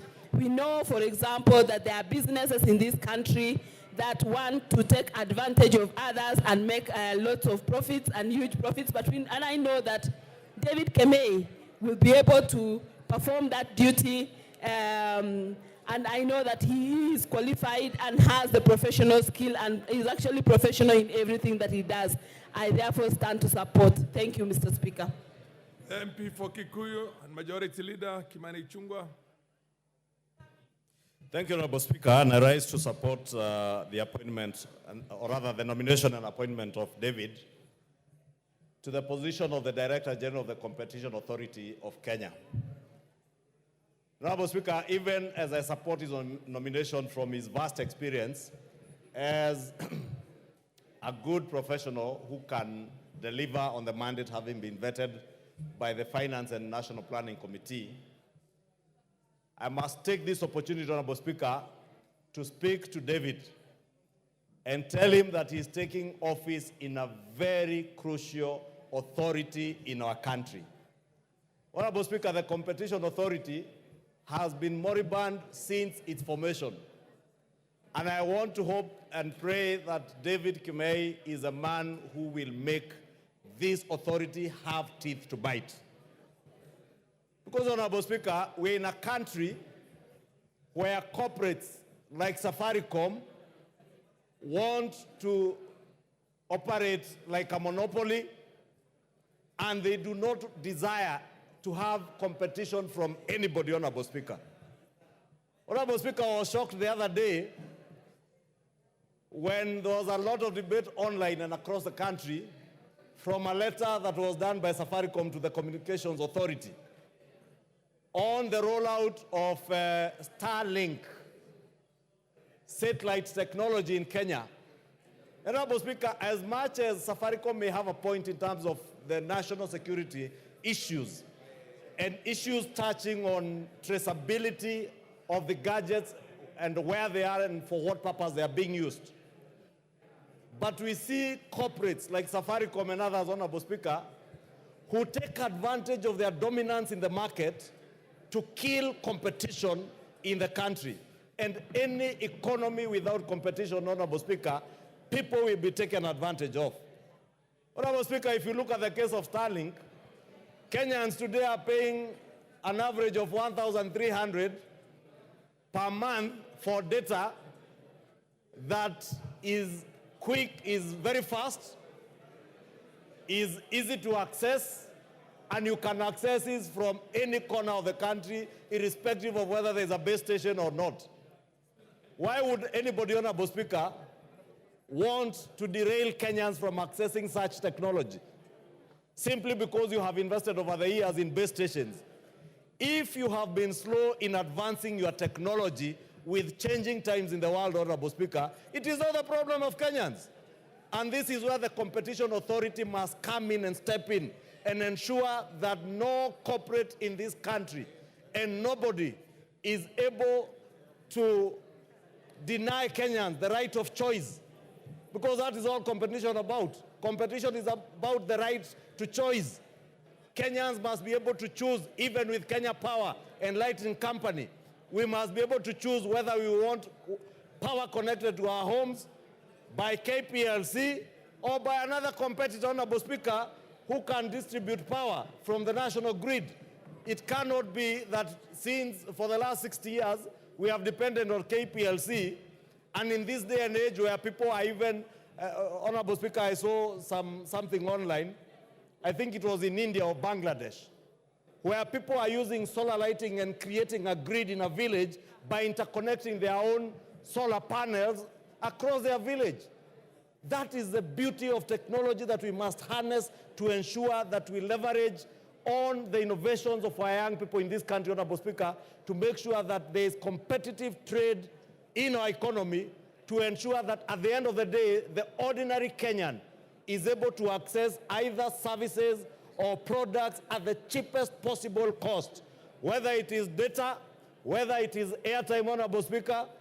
And as much as I don't like Elon Musk, Honorable Speaker, I saw him promising us that with time we'll be able to make emergency calls for free by converting our cell phones to satellite phones. This is the kind of innovation and technology we want, so that I do not have to pay 3 shillings per minute for airtime that could be free, for heaven's sake. Honorable Speaker, I support this nomination, but I want to ask Mr. David Kemei to make sure that the Competition Authority has teeth to bite and ensure Kenyans get value for their money, and the industry, all industries are competitive. With that, I support. The MP for Wajir North, the Honorable Sene. Sene, are you in the House? Because I see your name here. Mr. Speaker, thank you. I have no problem with the nominee offered the opposition as the Director General. David Kibet Kimei is qualified and competent to do the job. However, Mr. Speaker, I have serious concerns on how opportunities are being shared in this country. Mr. Speaker, ethnicity, marginalization, diversity, very important values that are so clear in our constitutions are just on paper, they are not in action. Opportunities has become the preserve of only the major tribes in this country. Mr. Speaker, I'm not a flower girl to sit in this house to always approve names for only few communities, Mr. Speaker. Kenya belongs to 47 tribes. 47 tribes. Day in, day out, we are approving names. I ask, are other Kenyans not competent? Are they not qualified? I'm reminded of the predecessor of this gentleman, David Kibet. One Dr. Adano has been acting for 21 months. 21 months in the same position. That begs many questions. There were so many irregularities in the recruitment of officers in the same office. So my concern, in as much as I approve the appointment of Kibet, Kenya doesn't belong to 2 to 3 or 4 tribes. Kenya belongs to 47 tribes. I don't know when an Ajuran, which is a tribe also in this country, a nominee from that community shall come to the floor of this house and we approve one from that community. There is the monopoly of only appointing people from few tribes. Kenya is one and our unity is manifest in the 47 communities or tribes, Mr. Speaker. In as much as I approve the nominee, I beg for regional balance. I beg for equity. I beg that all Kenyans are treated equally. I beg that Somali is not an ethnic, it's an ethnicity but not a tribe. That the Somali community is a nation of tribes. And many a times we are shrouded and we are being concealed in that name. So my concern is, let Kibet be approved. But let Kenya belong to 47 tribes, not in name but by action. I support, but I am not happy. I am not happy. I am crestfallen in the way in which public service is being just given to few clans, to few tribes, Mr. Speaker. Otherwise, I approve. Thank you. The Honorable Makilap. Makilap. Order, Thank you, Mr. Speaker. Honorable members, please consult in law. Thank you, Mr. Speaker. Order. Yeah. Proceed. Protecting me from the leadership here, they are doing loud The consultation. Honorable Kimani Chungwa, the Honorable Osoro. Now I'll not mention the lady's name. She's my colleague. Thank you, Mr. Proceed. Speaker. Thank you, Mr. Speaker. First, I rise to support David Kibet Kemei for appointment to the position of Director General of Competition Authority of Kenya.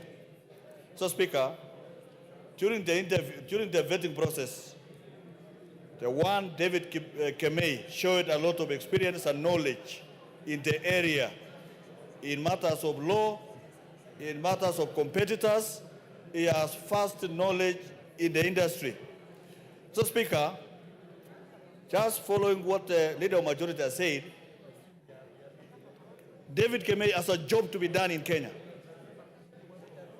One, Mr. Speaker, is to ask David Kemei, if he gets approval of this House, to sort out competition in the power sector, as the Leader of Majority has said, so that Kenya Power does not enjoy monopoly of power in this country, Mr. Speaker. Secondly, Mr. Speaker, in Safaricom, M-Pesa, competition between M-Pesa and commercial banks and microfinance, Mr. Speaker, an industry that is not regulated by law. Mr. Speaker, that needs to be sorted out. That is a job waiting for one David Kemei. Mr. Speaker, in the manufacture of semen, Mr. Speaker, in this country there is one manufacturer who does the clinker, who does the manufacture of and processing of semen. He is the manufacturer, he is the wholesaler, he is the retailer, and he is the distributor. Mr. Speaker, how do you expect the small business people to compete? Mr. Speaker, that is an area that requires to be sorted out. Similarly to steel manufacturer. It's the one manufacturing steel, it does the distribution, it does the retail, Mr. Speaker, and it does the mining of pellets, among other things, Mr. Speaker. How do you expect a small hustler who has opened their shop in Baringo North, for example, Mr. Speaker, to compete with that kind of manufacturer? So, Mr. Speaker, this is an industry that requires a man of caliber of David Kibet to be able to sort out the things that are affecting that particular industry, Mr. Speaker, including taxes, Mr. Speaker. A situation where tax regime... Honorable members, order. I can understand... Order. Just a second. I can understand there's a lot of excitement today in the House. But please, do consult in law tones. Allow the Honorable Makilap to be heard. Proceed, Makilap. Thank you, Mr. Speaker. What is it in competition, Mr. Speaker? Competition must be able to create a fair playground for all business people in Kenya. This is the man that will be able to put in order monopolies in business. Look at the milk industry, Mr. Speaker. The milk industry, the milk production and the value chain in the milk industry is skewed towards one competitor who works very hard to kill the other industries, including ACC. Mr. Speaker, this milk production and its value chain, together with the competitors of those who process and package milk, requires order so that the business people on the ground, the people who produce milk and keep cows, will be able to have value for money for their milk, Mr. Speaker. Mr. Speaker, there is a lot that needs to be regulated in this country so that there is fair competition, so that the people who want to build the economy, the young economies, will be able to build in the internet sector, Mr. Speaker, and the digital economy. Mr. Speaker, there is need to up order in that area, Mr. Speaker, so that everyone has a play and has a space to play in growing the economy of Kenya. Mr. Speaker, I support David Kibet for the appointment for Director General of Competition Authority of Kenya, Mr. Speaker. MP for Jomvu, Badibadi. Mheshimiwa Badibadi. Yes. Asante sana Mheshimiwa Spika kwa kunipatia fursa hii leo ili na mimi kuungana pamoja na wenzangu kuchangia katika mada hii. Leo Mheshimiwa Spika, mimi nataka pia kushikana pamoja na wajumbe wenzangu katika kuunga mkono uteuzi wa Bwana David Kimei katika halmashauri ya ushindani, yani Director General katika Competition Authority. Vile vile Mheshimiwa Spika, niko na sababu ambazo zinanifanya kuwa niweze kuunga mkono hoja hii. Ni kwa sababu Bwana David Kimei ameongelelewa na wengi sana juu ya utendakazi wake na kuwa ni mtu ambaye ataweza kusaidia katika kuona kuwa halmashauri hii inaweza kunawiri.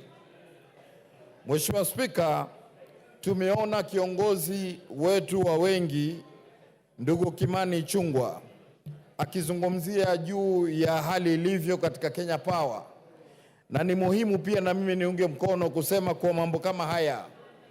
Ni muhimu kuona kuwa mtu mwananchi anaweza kujichagulia, lakini hali ilivyo mwananchi anawekwa katika hali kuwa hana budi, lazima awe ataweza kutumia moto wa Kenya Power.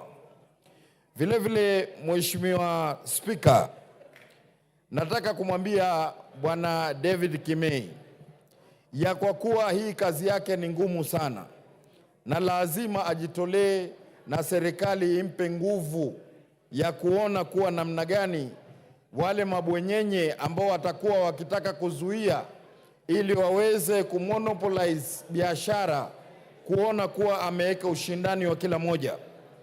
Mheshimiwa Spika, nikisema hivyo ni kumaanisha kuna uwekezaji wa nafaka, yani grain handling, ambao kuna makampuni pia Mheshimiwa Spika wanataka kujitolea kuona kuwa kule Mombasa washindane pamoja na wengine ili wafanye biashara ile, lakini wanawekewa vikwazo vingi katika kuona kuwa wanaweza na wao kuingia katika uwanja wa ushindani ili kufanya mambo yale. Kijana mmoja mkurugenzi mdogo sana pale anaitwa Mohamed D, ambaye yeye aling'ang'ana pande ya mambo ya documentation na mengine mingi kuona kuwa ili aweze katika hiyo kampuni ishindane na wale mabwenyenye wengine. Mheshimiwa Spika, hatuwezi kuenuka ikiwa tutaacha wale mabwenyenye peke yao wenye nguvu wafanye biashara. Kwa hivyo mimi nasema ni muhimu huyu Bwana David Kimei aone kuwa tukimpelekea maneno pia kumwambia awe ataweza kuwasikiza ili aweze kufungua mlango wa ushindani wa kibiashara na mambo mengine katika watu wetu. Vile vile leo tuna hasara. Mheshimiwa Spika, imepatikana mafuta kule Turkana, ambapo kwa zamani sisi pale Mombasa kwetu kulikuwa na refinery pale Changamwe. Hivi sasa imefungwa, hakuna ushindani ambao unaweza kuendelea. Mafuta haya yanapatikana, yanachukuliwa pelekwa nchi za nje, wanafanyiwa na yanakuwa refined, kisha tunarudishwa tunauziwa. Kwa hivyo hiyo kwa Kiswahili nasema ni goji kiriba, kiriba goji.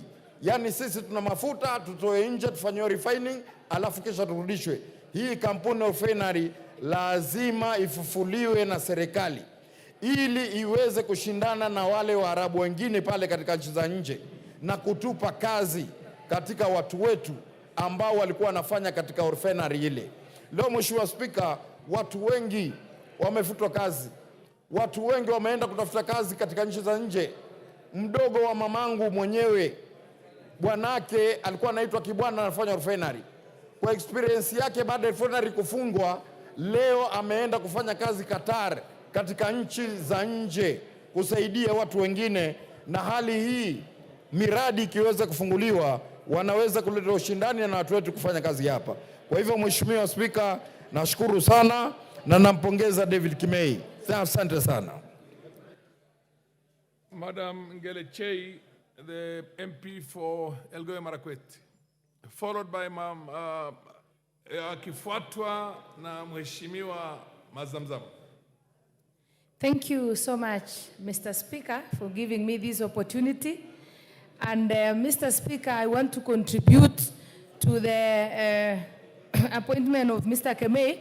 I know David Kemei personally as a person, and he is someone, a very hardworking person, who has actually steered a very successful DGMB Solutions Limited, and has proven to be somebody who can take an organization from one level to another. And that is the experience that we need in the public service nowadays, Mr. Speaker, because many a times we fail, not because we don't have the right people with the right knowledge, but experience is the best way we can handle this noble organization. Last, Mr. Speaker, Kemei is also somebody who is known to be very transparent, very honest. This is somebody who you can depend upon, and this is somebody who you can guarantee that can discharge his duties without fear and favor. I therefore support the committee, Mr. Speaker, on the issue of David Kemei. Thank you, Mr. Speaker. Mheshimiwa Zamzam. Asante sana Mheshimiwa Spika.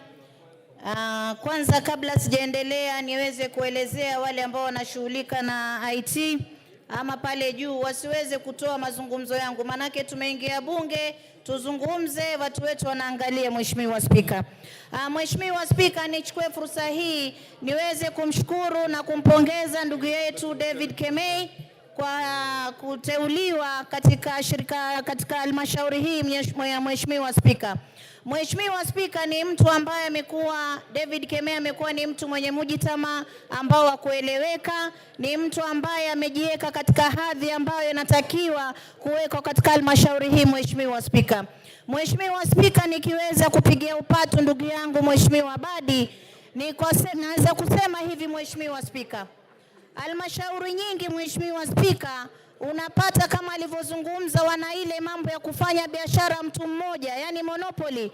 Yeye mtu mmoja ndio anataka kufanya biashara peke yake. Mheshimiwa Spika, na mimi nataka kusema kwa mfano ile Green Bulk ya handlers ya kule Mombasa, unapata kuna wenzetu ambao wana uwezo wa kufanya biashara hii Mheshimiwa Spika, lakini mtu mmoja amekatalia, yeye peke yake ndo anafanya hiyo biashara. Mheshimiwa Spika, wenzake wamepewa nafasi ya kufanya, lakini unaona mambo enda kotini na nini. Kwa hiyo tunajua ndugu yetu David Kemei anaweza kainyoosha Mheshimiwa Spika, na mambo yakawa sawa. Mheshimiwa Spika, tunaangalia pia katika halmashauri ya stima Mheshimiwa Spika, kuna mambo mengi ambayo yanaendelea, na akiweza kutoa mwanya ambao tutapata wengine ambao waweza kufanya shughuli hizi Mheshimiwa Spika, ikawa mambo ya stima yanaenda vizuri Mheshimiwa Spika. Kwa hiyo mimi nataka leo kumpongeza, na pia nimwambie ndugu yangu Badi, pole sana kupoteza bodyguard wako. Mwenyezi Mungu amrehemu, amhifadhi na wema, na Mwenyezi Mungu akupe nguvu ndugu yangu Badi. Asante sana Mheshimiwa Spika. Lilian Kogo. Yes, order Lilian. Thank you so much, Honorable Lilian. Speaker. Yes, Owen Bayer. Honorable Speaker, while I support the sentiments on David Kimei, but in this debate, on the point of irrelevance, is it really right for honorable members to fight a company without a substantive motion? The issue of Green Bulk is being fronted as if it is the main motion. Green Bulk is a respectable company that is doing good business out there. But when we drag its name here because of, I don't know, whatever war they have in Mombasa, I think it's unfair for this company, for the staff of that company, and for the organization called Grainbar. I think we need as a country to support this organization without having really to badmouth them in Parliament just because you cannot compete with them out there. Honorable Speaker, I think they need to withdraw those statements and stick to the motion on David Kemei and competition without necessarily having to badmouth a company that has done Kenya a great job. When no one could handle grain in this country, Grain Bulk came and invested. Is it really right for us to fight Grain Bulk Limited in this chamber? Thank you, Honorable Speaker. Hold Zamzam, iko nini?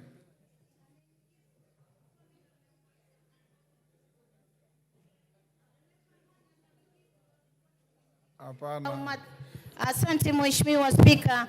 Nataka nimwelezee Mheshimiwa Owen Baya jua kuweka matusi kando na maneno kando. Nimesema anafanya kazi nzuri, lakini atoe mwanya wa wenzake pia kuweza kufanya biashara ile ile, siwe ni mtu mmoja. Kwa hiyo hatujamtukana, hatujamtusi, usiweke fitna. Hii ni bunge ambayo tunataka mgao katika serikali ama mgao katika taifa uelekee kwa Wakenya wote, Mheshimiwa Spika. Kwa hiyo Mheshimiwa Baya, mimi ni mpwani, wewe ni mpwani, na unajua bandari ni yetu sisi sote, lazima tuweke Wakenya wote waweze kupata matunda ndani ya bandari. Asante sana Mheshimiwa Spika. Lilian Kogo. I really thank you, Honorable Speaker, for giving me this opportunity to also rise and support the nomination of one David Kemei to be the Director General of Competition Authority. And I want to congratulate him. He's well known in his astuteness in the work that he does. And Honorable Speaker, the point I wanted to add on to what my colleagues have already said is that the appointment of Honorable Kemei comes at a point when as Kenyans, we are entangled in a system where we have the national debate on inclusivity. We have the agenda of everybody and all of us being included. I appreciate his qualifications. I appreciate his experience, but he's coming at a time, Honorable Speaker, when the national dialogue and the national agenda is on inclusivity. So I want to appreciate the work that the committee has done, but I still also want to implore Kenyans. I want to implore Kenyans and tell them and tell us that it is important that when distributing the national cake, that Honorable Speaker, that we include all regions, Honorable Speaker. At the time that Kenya stands, most Kenyans have been exposed to education, Honorable Speaker. At the place where we find Kenya, Honorable Speaker, most Kenyans are experienced, Honorable Speaker. At the point where I stand, Honorable Speaker, most Kenyans have the capacity to do a good job. So I would implore, Honorable Speaker, that as we appoint noble Kenyans in the various capacities so for them to serve this country, I pray that we follow the desire of the Constitution of the Republic of Kenya. We follow the law of the land. We follow the ultimate Bible of the law of Kenya, that we include all Kenyans, Honorable Speaker. I have nothing personal against David. I have nothing, he's not known to me in person, but my dear friend, Honorable Member for Aldai, indicates that she knows him in person. And I hold her in very high regard. And for that particular reason, I'm going to give the DG marks. This is what I'm saying, Honorable Speaker, that as much as we want to do this, we need to now start getting it right. That even the motion that is still, that is pending before this House, that you are here to give your direction and wisdom. I know, Honorable Speaker, that people will still question why it is only one particular community, Honorable Speaker, that would qualify for certain jobs. I have nothing personal against my dear brother, but I pray, Honorable Speaker, that we give each other equal opportunity, we balance all the state corporations, and as he goes to work, do the work, implement the Act of Competition Authority. I pray that he does it with the diligence and the decorum that is expected of him. A time has come that he has to go and just clip certain companies in this country. Honorable Speaker, you would find a certain company, you buy data with them. When you buy data of 1,000, by morning that data is finished. You buy data of 3,000, by morning that same data is finished. Even if you are not using your phone, your data just disappears. So I'm wishing my brother well, and I pray that he serves Kenyans with the diligence and the respect that Kenyans deserve. I thank you, Honorable Speaker. Yes, member for... Yes, Mr. Speaker, thank you very much. I'm standing on Order 95. I feel that this matter has been extensively deliberated upon, and Mr. Speaker, I'm requesting you to call the mover to reply. Thank you, Mr. Speaker. Is that the mood of the House? I'll put the question, which is that the mover be called upon to reply. As members of that opinion say aye. Will those of the contrary opinion say nay? The ayes have it. Mover. Honorable Speaker, I want to thank this Honorable House for the great robust debate that you've had on this candidate, Honorable Speaker. And because I'm sure that the candidate is listening, and if this House approves his candidature for the Director General of the Competition Authority of Kenya, I hope he's going to take into consideration the concerns of this House, which is ensuring there is a robust competition in this republic, which is to ensure that we stop these monopolies in this country, Honorable Speaker. Because monopolies have been shown by research to cause many problems, whether it is substandard products in the market, whether it is price manipulation, Honorable Speaker, whether it is hindering the growth of small and medium-term enterprises, Honorable Speaker, whether it is the abuse of the market, whether it is prevention of economic efficiency, Honorable Speaker, or even preventing concentration of economic power to a few people, Honorable Speaker, or a few institutions, Honorable Speaker.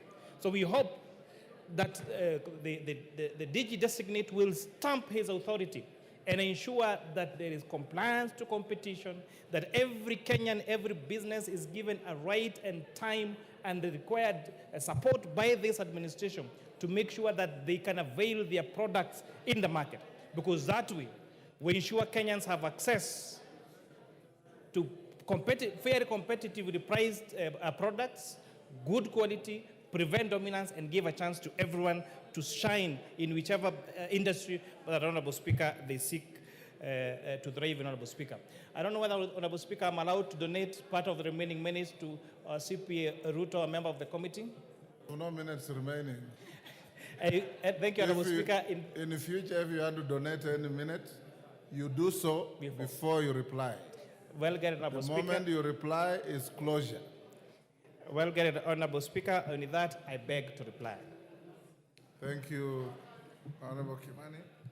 Honorable members, I'll now put the question, which is that taking into consideration the findings of the Joint Committee of the National Assembly Departmental Committee on Finance and National Planning and the Senate Standing Committee on Finance and Budget in its report on the vetting of a nominee for appointment as the Director General of the Competition Authority, laid on the table of the House on Thursday, 26 September 2024, and pursuant to Section 12(1) of the Competition Act, Cap 504, and Section 3 and 8 of the Public Appointments Parliamentary Approval Act 2011, this House approves the appointment of Mr. David Kibet Kemei as the Director General of the Competition Authority. As members of that opinion say aye. Will those of the contrary opinion say nay? The ayes have it.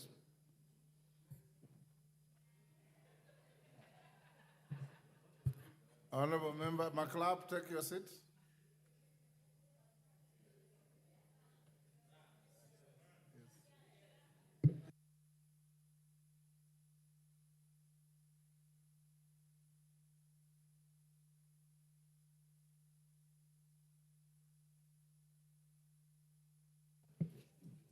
Honorable members, Karoli, take your seat. Member for Webuye, take your seat.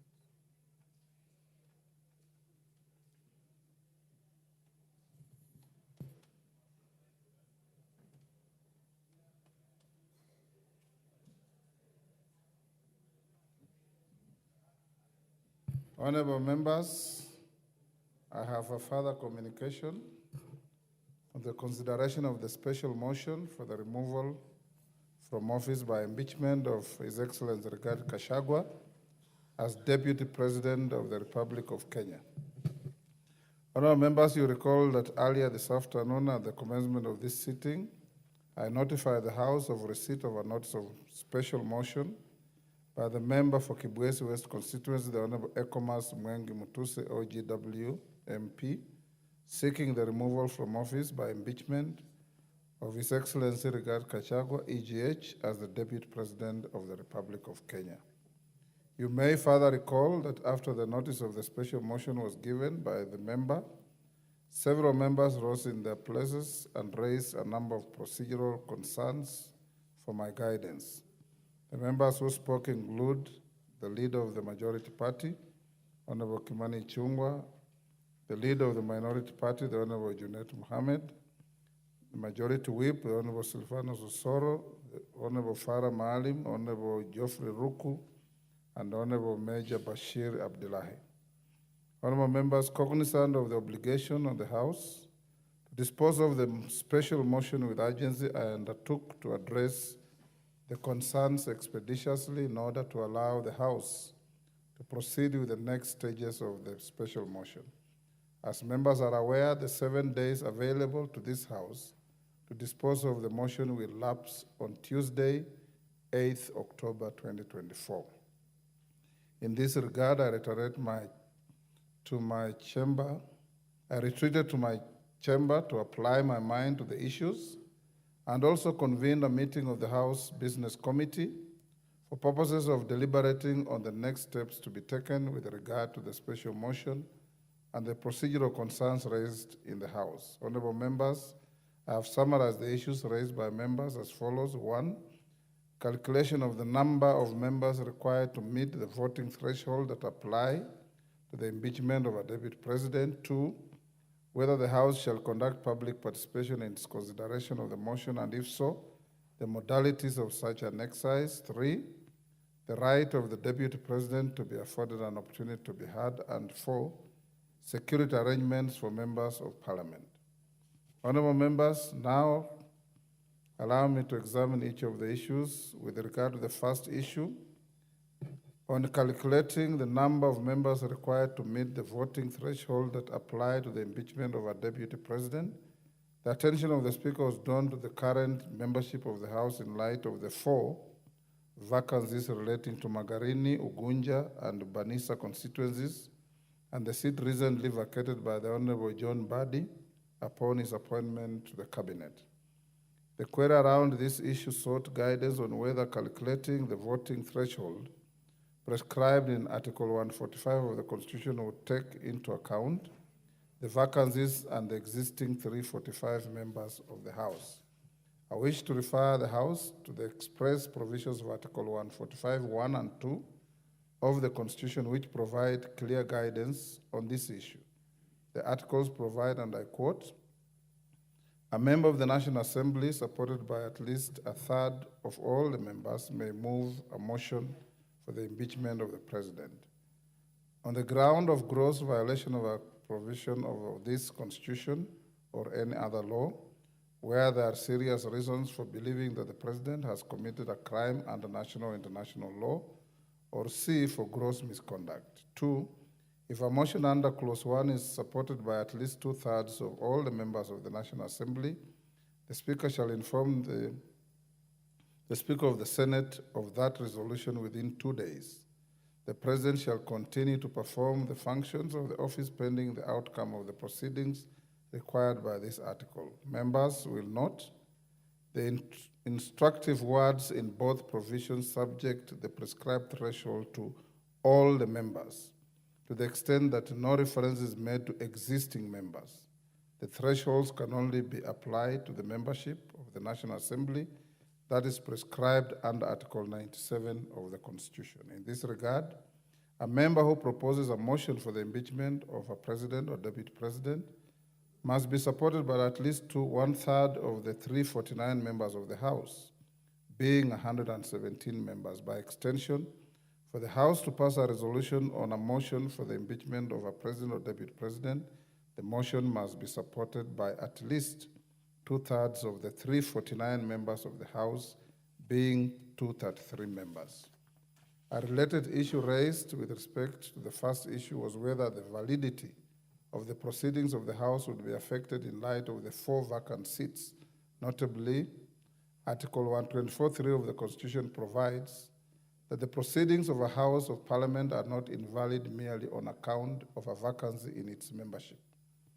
That settles the issue. Honorable members, the second issue was on the conduct of public participation.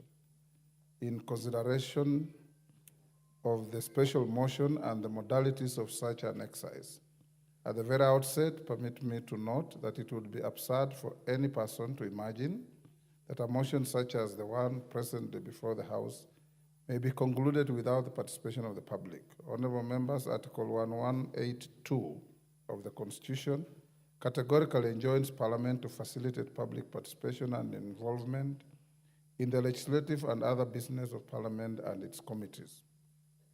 My attention has also been drawn to various court decisions relating to the removal from office of state officers, including county governors. I'm indeed persuaded that the public participation is an integral element of the process of removal of an elected state officer from office. Having reiterated the centrality of public participation in the process, how then shall the public participate in the consideration of the special motion? Honorable members, in answering this question, the House Business Committee has addressed this issue during its meeting this afternoon and approved a program of public participation across the country to be coordinated from the 47 counties. The clerk shall communicate the full details of the program for the information of the public through print and electronic media advertisements to run from tomorrow, 2nd October 2024. Honorable members, with regard to the administrative arrangements to facilitate public participation, the House Business Committee also resolved on the following modalities. 1, that the public participation will be undertaken on Friday, 4th October 2024. Consequently, all other parliamentary activities previously scheduled between Thursday, 3rd, until Monday, 7th October 2024 shall be suspended. That this unprecedented occasion is one which requires the House to summon all members to avail themselves and participate in all activities relating to the special motion. Further, Standing Order 68 provides that a motion for the removal of a person from office takes precedence over all other businesses on the order paper. Consequently, the consideration of the special motion shall have priority over all activities in the House, whether domestic or foreign. 3, that the House Business Committee will seek a resolution of the House to A, suspend the sitting of the House on Thursday, 3rd October 2024, in order to facilitate the administrative arrangements for public participation, and B, hold a morning sitting on Tuesday, 8th October 2024, and commence an early afternoon sitting on the same day to consider the special motion. Further, honorable members, I have been requested by the move of the motion and in consultation with the House Business Committee to convene a forum for a briefing of members on the modalities of the public participation program. In this regard, I will interrupt tomorrow morning's sitting at noon and adjourn the House for this purpose. I also direct the clerk to make necessary arrangements for the briefing of the House at this session. Honorable members, the third issue touched on the manner of affording the Deputy President an opportunity to be heard and the modalities of the same. In this case, Standing Order 67 obligates the House to afford the Deputy President an opportunity to be heard either in person, through a representative, or both. Further, the House is under an obligation to accord the Deputy President the right to fair administrative action under Article 47 and the right to fair hearing under Article 50 of the Constitution. Drawing from the foregoing and the timelines provided for the House to dispose of the motion for which notice was given today, the Deputy President of the Republic of Kenya is entitled to appear before the House in person through a legal representative or both during consideration of the motion. Noting that the special motion shall be considered on 8th October 2024, I have directed that the Deputy President be notified of his right to appear on the said date and the allocation of time from 5 p.m. to 7 p.m., 2 hours.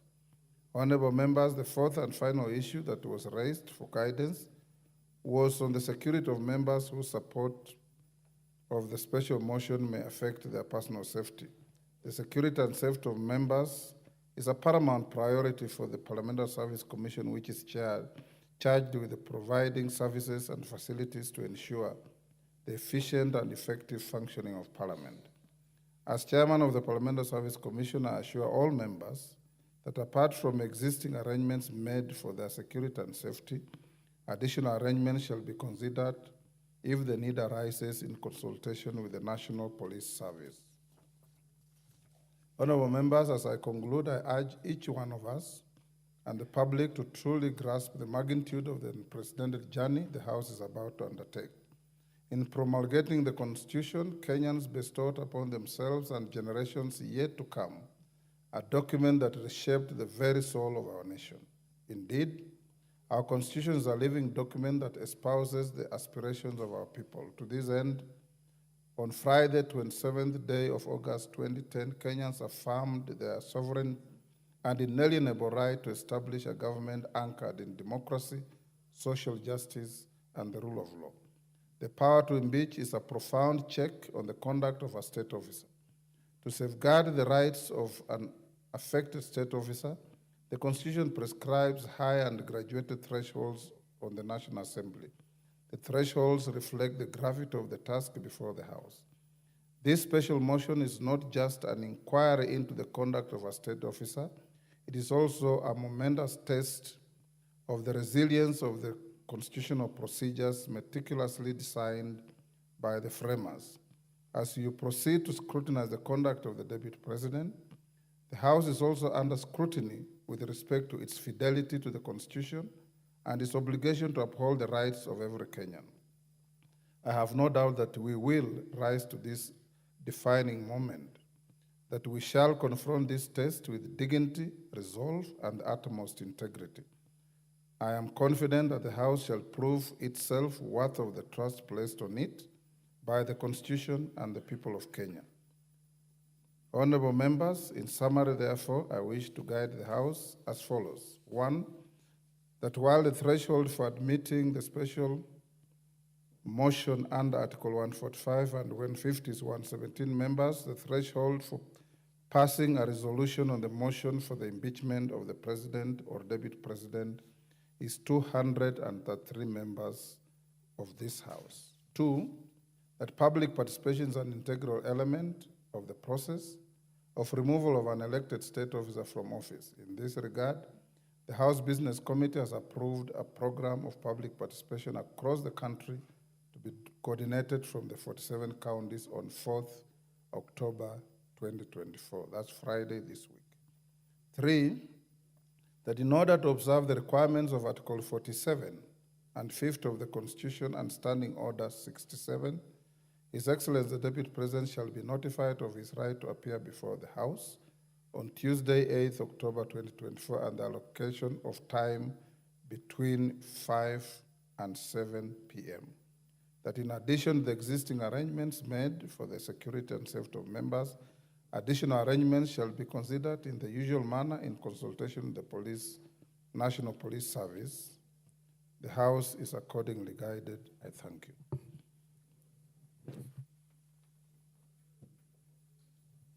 Who is that? Kamket. On the ruling? Okay, give him the floor. Thank you, Mr. Speaker. Mr. Speaker, while I appreciate your guidance, Mr. Speaker, I seek slightly more guidance on the matter of public participation. The threshold for public participation is not very clear. Honorable Chemket, take your seat. If you listened carefully, I said we will adjourn the House tomorrow at 12 for the House to retreat into a special informal sitting to be briefed on that process. So if you hold your horses, you will know tomorrow. I suspect you are not listening.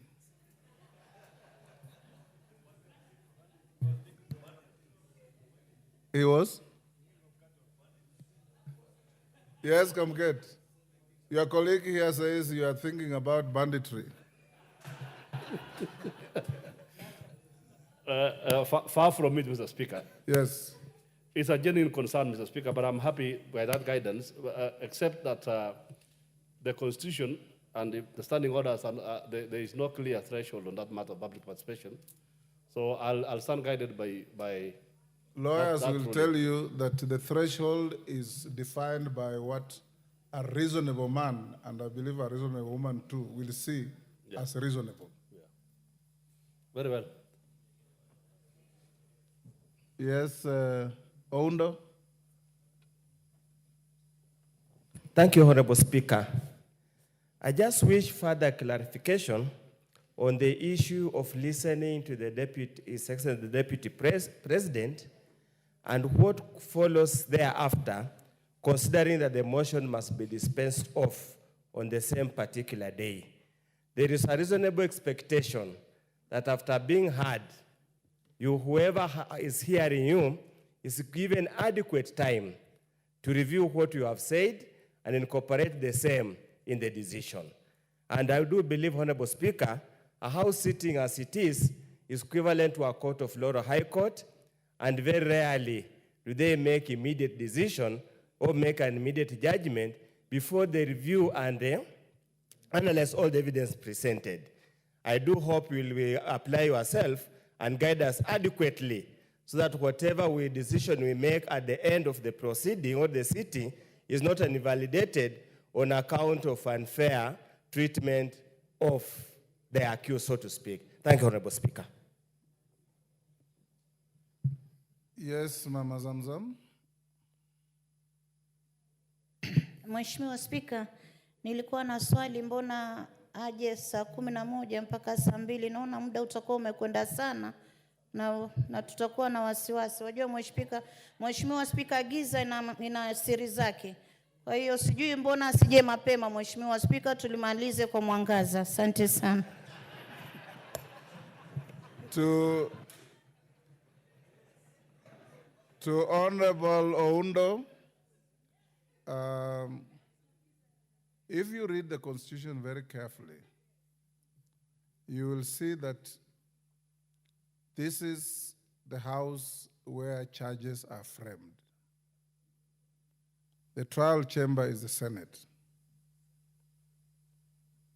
This chamber could easily vote on the motion after the mover and the seconder if there's nobody debating it, and forward all the material to the Senate for trial. To the extent that we will debate the matter, and with abundance of caution, we have invited the subject of the motion, if he wishes, to come before the House and say whatever he may wish to say to the issues that he will have been confronted with. We are not obliged to bisect or dissect or respond to what he says. You are obliged to vote and then forward the materials to the Senate for trial. That notwithstanding, having given him 5 to 7 to speak, the House should be informed that should there be interest to continue with the debate thereafter, we are going to move a procedural motion for the House to sit on Tuesday 8th from 9 a.m. to midnight. So you'll still have time to deal with any issue. Mama Zamzam, mi huwa nasikia ati shetani anapenda usiku, lakini huyo shetani haishi hapa bungeni.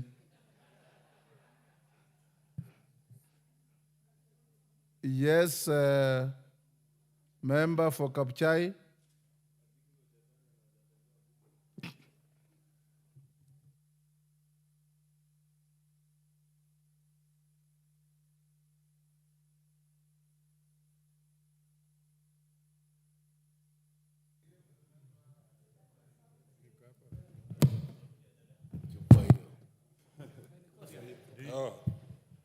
Thank you very much, Honorable Speaker, for giving this very humble time, actually.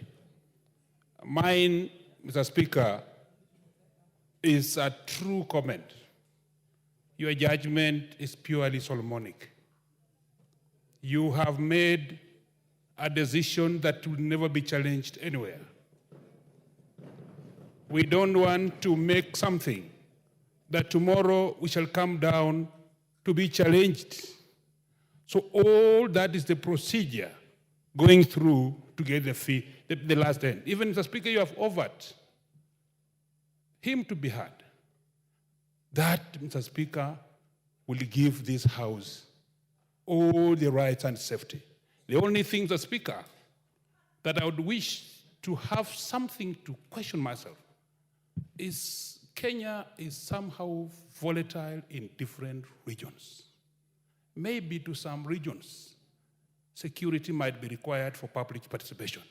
That is the only concern. But I know as we retreat tomorrow to discuss and dialogue, those are a few things we shall go to. Otherwise, Mr. Speaker, thank you for that Solomonic wisdom. Thank you very much. Who is that?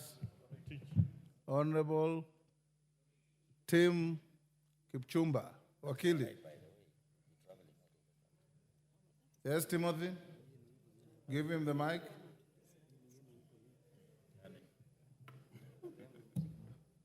My clerks, today you are firing blanks.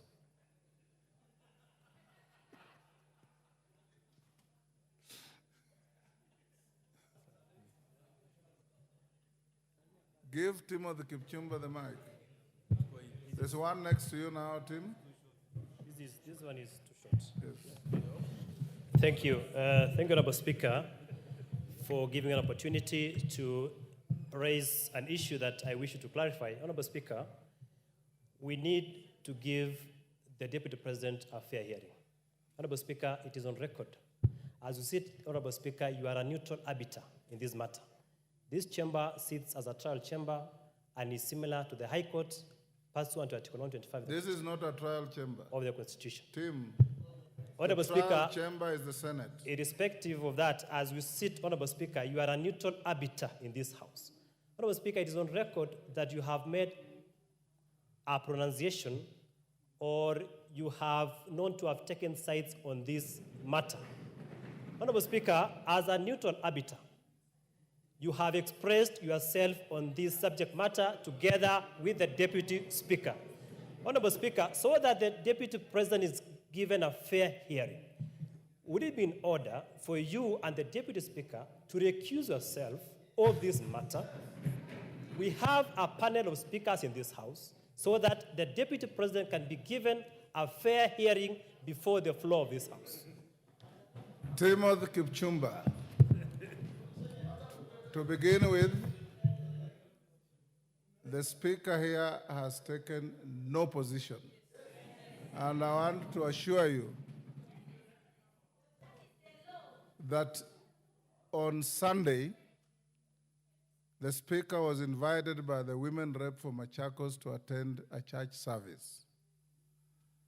And the priest called Father Vincent based his homily on the book of Mark,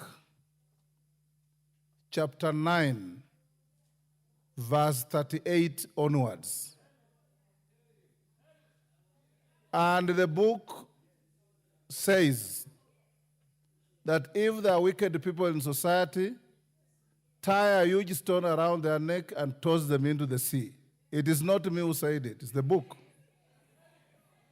The book also says, if your right hand makes you to stumble, chop it off. If your left leg makes you to stumble, chop it off. If your left eye makes you to stumble, gouge it out. And all the speaker said was that the homily was apt and our society should live that way. I am not conflicted in any way. I have no vote in this matter. I have no dog in this fight.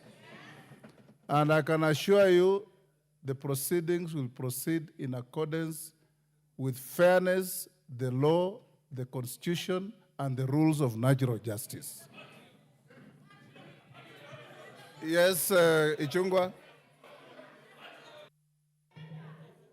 Honorable Speaker, maybe just for information to Honorable Kalasinga, the chair of our Security Committee, the Honorable Tongoyo, has already convened a meeting between the House leadership, Honorable Speaker, and the security agencies tomorrow morning at 10 a.m. And allow me, Honorable Speaker, to take this opportunity to invite the leadership of the minority, the entire leadership, and that of the majority party. And of course, your Honorable Speaker, you will be chairing that meeting, and the chair and the vice chair of the Security Committee in a meeting with the Inspector General of Police and those other security agencies on the issue that was raised by the member for Kabuchai, because it's a critical issue, Honorable Speaker, as we get into this. Lastly, Honorable Speaker, you've spoken about the book of Acts. Honorable Speaker, I listened to you on Sunday, the book of Mark. And I listened to you on Sunday, Honorable Speaker, and maybe it's something the Honorable Kipchumba should also have listened to, the other bit of what you said on Sunday. That's knocking your head against a wall is not bravado. It is sheer stupidity. Honorable Speaker, I saw the media take that out of context. Just like, Honorable Speaker, a few Sundays ago, Bishop Njiriri of Stewards Church read from the book of Acts 28 that speaks about the viper that was on Paul's hand. And when I also spoke about that viper and how you should shake it off so that you allow your hand to do that which the Lord has purposed to that hand to do. Honorable Speaker, I saw people saying that there are people who had been called snakes. In fact, I have seen some people claiming that they are the snake without anybody calling them a snake. Bishop Njiriri did not write the Bible. The father you have spoken about in Machakos County never wrote the Bible. We are just good Christians who love peace and who love this country. Therefore, let me just finish by telling Honorable Kipchumba, there is no bravado in hitting your head against a wall. It is sheer stupidity, as quoted by the Honorable Speaker Moses Wetangula Esquire. Yes, Karoli, the last one. Those who want clarifications, we have a full hour tomorrow from 2 hours, in fact, from 12 to 2. We'll give you time. Yes, Honorable Speaker, I just want to give some comfort to Honorable Kipchumba that if you look at our Constitution, the process that we're undertaking here is equivalent to what in America is called trial by jury. Grand jury, not trial by jury, grand jury. And you're absolutely right. Your role is fairly limited. Yes. I do not foresee any occasion where you could show bias or influence us. I think it is a situation where probably somebody misunderstood what happened at the church service, yes. But the real trial by jury will be in the Senate. Absolutely. That is where the real trial will be. Here, we are like you are being indicted by a grand jury. Yes. We frame the issues, we leave it there, then the trial takes place elsewhere. I have full faith of your neutrality, at least on this matter. Thank you, Honorable Speaker. Thank you. Next order. Clerk. Order number 11, the Ethics and Anti-Corruption Commission Amendments Bill, National Assembly Bill number 11 of 2024, second reading. Who is moving this? Sir George? Go ahead. Thank you. Thank you very much, Mr. Speaker. Mr. Speaker, allow me to move that the Ethics and Anti-Corruption Commission Amendment Bill, number 11 of 2024, be read a second time. Honorable Speaker, this is a small bill that was brought to this House by the entity known as the NADCO, the National Dialogue Committee. In their deliberations, when they actually retreated to look at what recommendations they would make for better governance of the country. Honorable Speaker, when the bill was brought in draft form, we were informed by NADCO that we would actually not alter the bill, not even a comma, and therefore ours was to ensure that the bill is published, there is public participation, and it is brought here for a second reading. When the bill came after first reading, it was committed to Justice and Legal Affairs Committee, who considered the bill alongside the communication as to what extent we would involve ourselves with the amendment to the bill.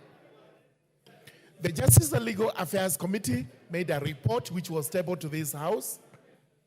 It actually agreed with the NADCO on the proposed amendments, save to propose a slight amendment which this House will consider at the third reading as regards Clause 3 of the proposed amendments. Honorable Speaker, this bill proposes to amend in Clause 2, Section 5 of the Ethics and Anti-Corruption Commission Act 2011, which we refer to as the Principal Act. And it proposes that the bill be amended by deleting subsection 1 and substituting, therefore, the following new subsection. The new subsection 1 is going to read as follows. The chairperson of the commission, and the commission here means the Anti-Corruption Commission, the Ethics and Anti-Corruption Commission, shall be a person who is qualified to hold the office of a judge of the High Court under the Constitution. In essence, this means that the person to be selected as the chairperson should actually have served as a legal practitioner for 10 years, or a magistrate under the Act, or a person of academic qualifications which meet the threshold of appointment as a judge of the High Court.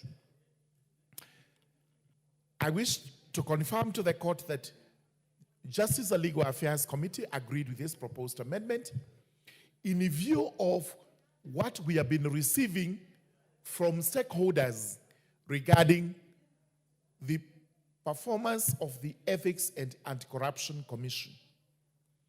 I regret to inform the House it has not been very commendable, and especially in view of how their cases have been treated by the Office of the Director of Public Prosecutions. When we talk about the commission here for EACC, the commission is the one that executes decisions made by itself. It is not the CEO. Therefore, when it comes to defending decisions before the DPP and elsewhere, it is the commission that actually goes to make that defense. Number two, economic crimes, and these are the crimes anticipated by the EACC Act, transcend across many laws in the country and internationally, there are very many laws that are involved. So it becomes a bit difficult for a person who is not qualified, a person who does not have knowledge in law, to actually comprehend, especially it is a mesh where these laws are intertwined and they have to be interpreted. So we are saying, in view of this act which came into force in 2011 after the promulgation of the new constitution, this particular section should actually remain as proposed, that the person to hold that office will have to be qualified for appointment as a judge.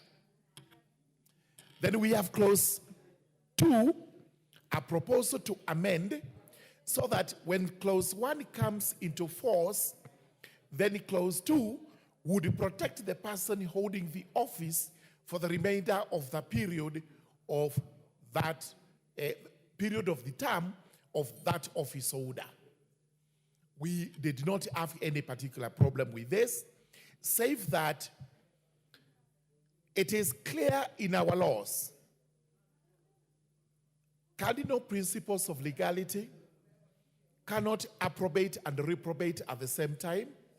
Number 2, there is no point in guaranteeing which cannot be executed otherwise. Clause 3, which deals section 2, actually deals with an accrued right of the chairperson holding the position now. That person has a contract which cannot be terminated through this legislation or any other legislation. The fact remains, the person will serve for the remainder of the contract before it comes to an end. So our only problem with this clause was what would happen once that person serves the remainder of the contract period. Section 2 would become a dead letter law. It would not be protecting anyone else from that period until this act is repealed. So we asked ourselves, is there any need of legislating on what we would consider in legal terms as obvious? Because you cannot interfere with this contract until it comes to an end. And that is the fact in law. So we proposed as follows, that we delete that section so that it does not remain in our statute books after the chairperson completes the term, whatever number of years are remaining. It would thus be a tidy statute which does not have any dead letter provision in it. The assurance is that under our laws, which laws are wide, whether Commonwealth, whether our own practice here, laws of equity, principles of equity, you cannot interfere with an individual's accrued right unless that person consents or agrees to the interference. Therefore, the position of the chairman is actually secured until the term is over, after which then the rest of it will kick as per clause 1. So, in brief, we are saying, let us allow clause 1, clause 2, which proposes to amend section 5(1), but we can delete clause 3, which proposes to amend section 2, so that we do not have to keep this provision in our laws after the term of the chairperson in office expires. May I make it very clear as I conclude that the current chairperson need not be worried. He is protected by the law. All the laws protect him, the laws on contract, the laws of employment, the laws of equity, the doctrines of equity, and even our common law practice. He is protected, he's not targeted. But let's make it very clear that every Kenyan is looking upon the EACC to deliver on corruption cases. This is why we are putting the standard on the chairmanship to be quite high, so that that person can answer on issues of law where these come into play. Today, the commission may not have any advocate apart from a cutlery of qualified advocates in the staff. These do not sit in the commission, and when the commission is called upon to go and defend itself, sometimes it may be difficult for the commissioners to express themselves as lawyers. Therefore, we do propose that clause 2, which amends section 5B, allowed by the House, and also the House agreed with us, in spite of the provisions in the NADECO report, that we should not touch any provision. We do convince this House that clause 3, which amends section 2, would soon become dead letter law. With those remarks, I beg to move and I request the Deputy Majority Leader to second this. Thank you very much.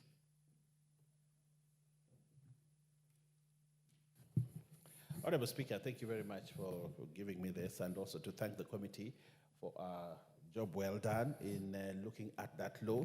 Honorable Speaker, it is very important that progressively as a democracy, we need to review the laws and also look at how the functioning of the law that has been in place has impacted either positively or negatively on the country.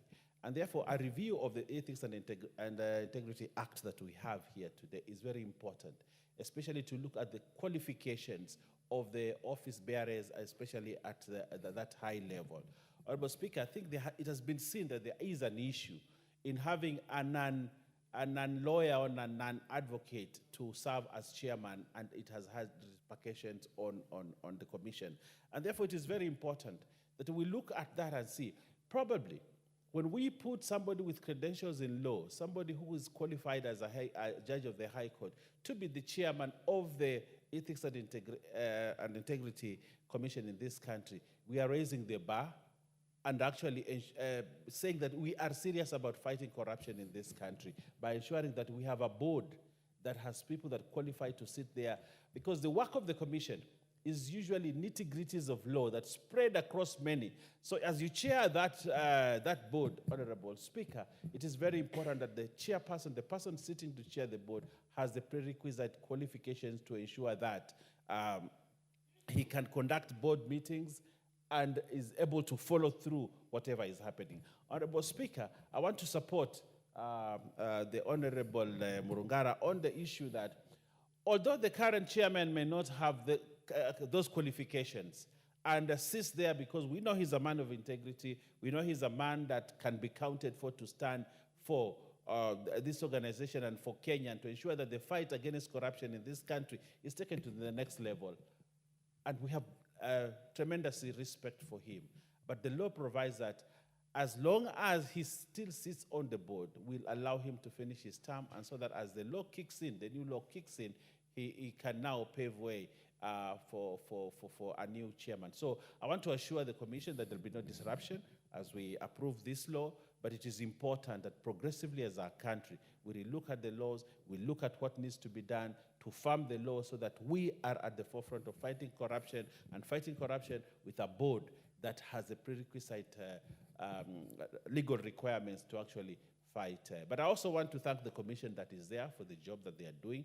I think for the moment, I think Kenya, in terms of fighting corruption, we have had high-profile cases go to court. We have had high-profile investigations going on, and I think a good job is being done at the Commission. I also want to thank the current CEO who is there for steering this organization and taking it away from politics and ensuring that it's doing some professional work. And therefore, I stand to second and ask members to support this amendment so that as going forward, we strengthen the Commission and make sure that it has teeth to bite and also take Kenya to the next level in terms of fighting corruption. I thank you, Honorable Speaker.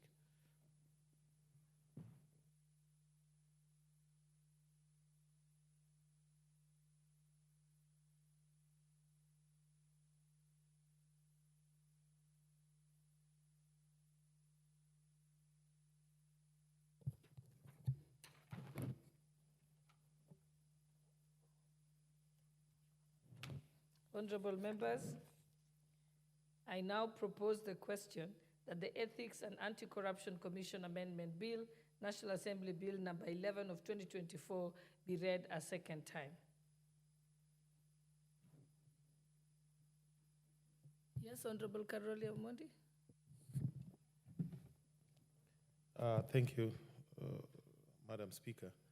I'm looking at the clock, and I'm not sure we can exhaustively debate it, but I want to have a go at it, and maybe if you will allow me to have a first bite when it comes up for debate.